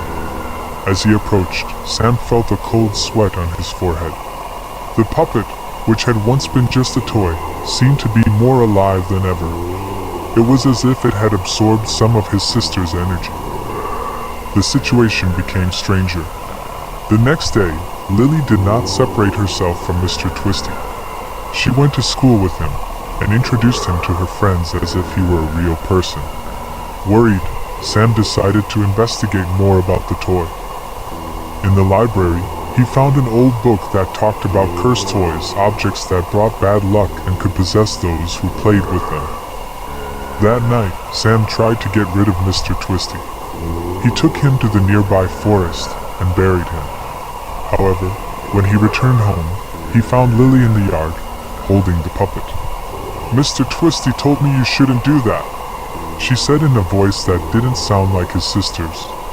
Sam felt terror engulf him. "Lily? Is that you?" she asked fearfully. The little girl smiled, but her eyes were empty. "Mr. Twisty is part of me now," she replied. Sam realized that his sister had changed. She was no longer the same girl he knew. The puppet had taken possession of her. As night fell, he decided he had to face the situation. When he arrived home, he found Lily sitting in the living room with the toy on her lap. "Do you want to play, Sam?" she asked in a voice that sounded strange and distorted. "No! Lily, it's not you!" Sam shouted. At that moment, the puppet began to move on its own, its strings rumbling as if they had a life of their own. Desperate, Sam ran to the kitchen and grabbed a knife, determined to end the terror that had invaded his home. When he returned to the living room, he found the puppet staring at him. "You're a coward," Lily said with a laugh that didn't seem like her own. "Mr. Twisty won't let you go that easily." With a scream of rage and fear, Sam lunged at the puppet and stabbed it. In that instant, a heart-wrenching scream echoed throughout the house, and Lily's body fell to the ground. Sam, stunned and heartbroken, knelt beside his sister. "I'm sorry, Lily," he murmured as terror enveloped him. But there was no response. The puppet, now broken, lay on the floor, but Sam sensed that something dark still lingered in the house. In the night, as the shadows lengthened, a new whisper began to echo through the air. "Sam, let's play!" The puppet had been destroyed, but the horror it unleashed had already taken a new form, one that could never be stopped. Story number 13. The House on the Hill. In a small town in Ohio, a group of friends ventured out to explore an abandoned house that everyone knew about from the stories surrounding it. Legend had it that the house, perched on top of a hill, had been home to a lonely man named Harold, who mysteriously disappeared one stormy night.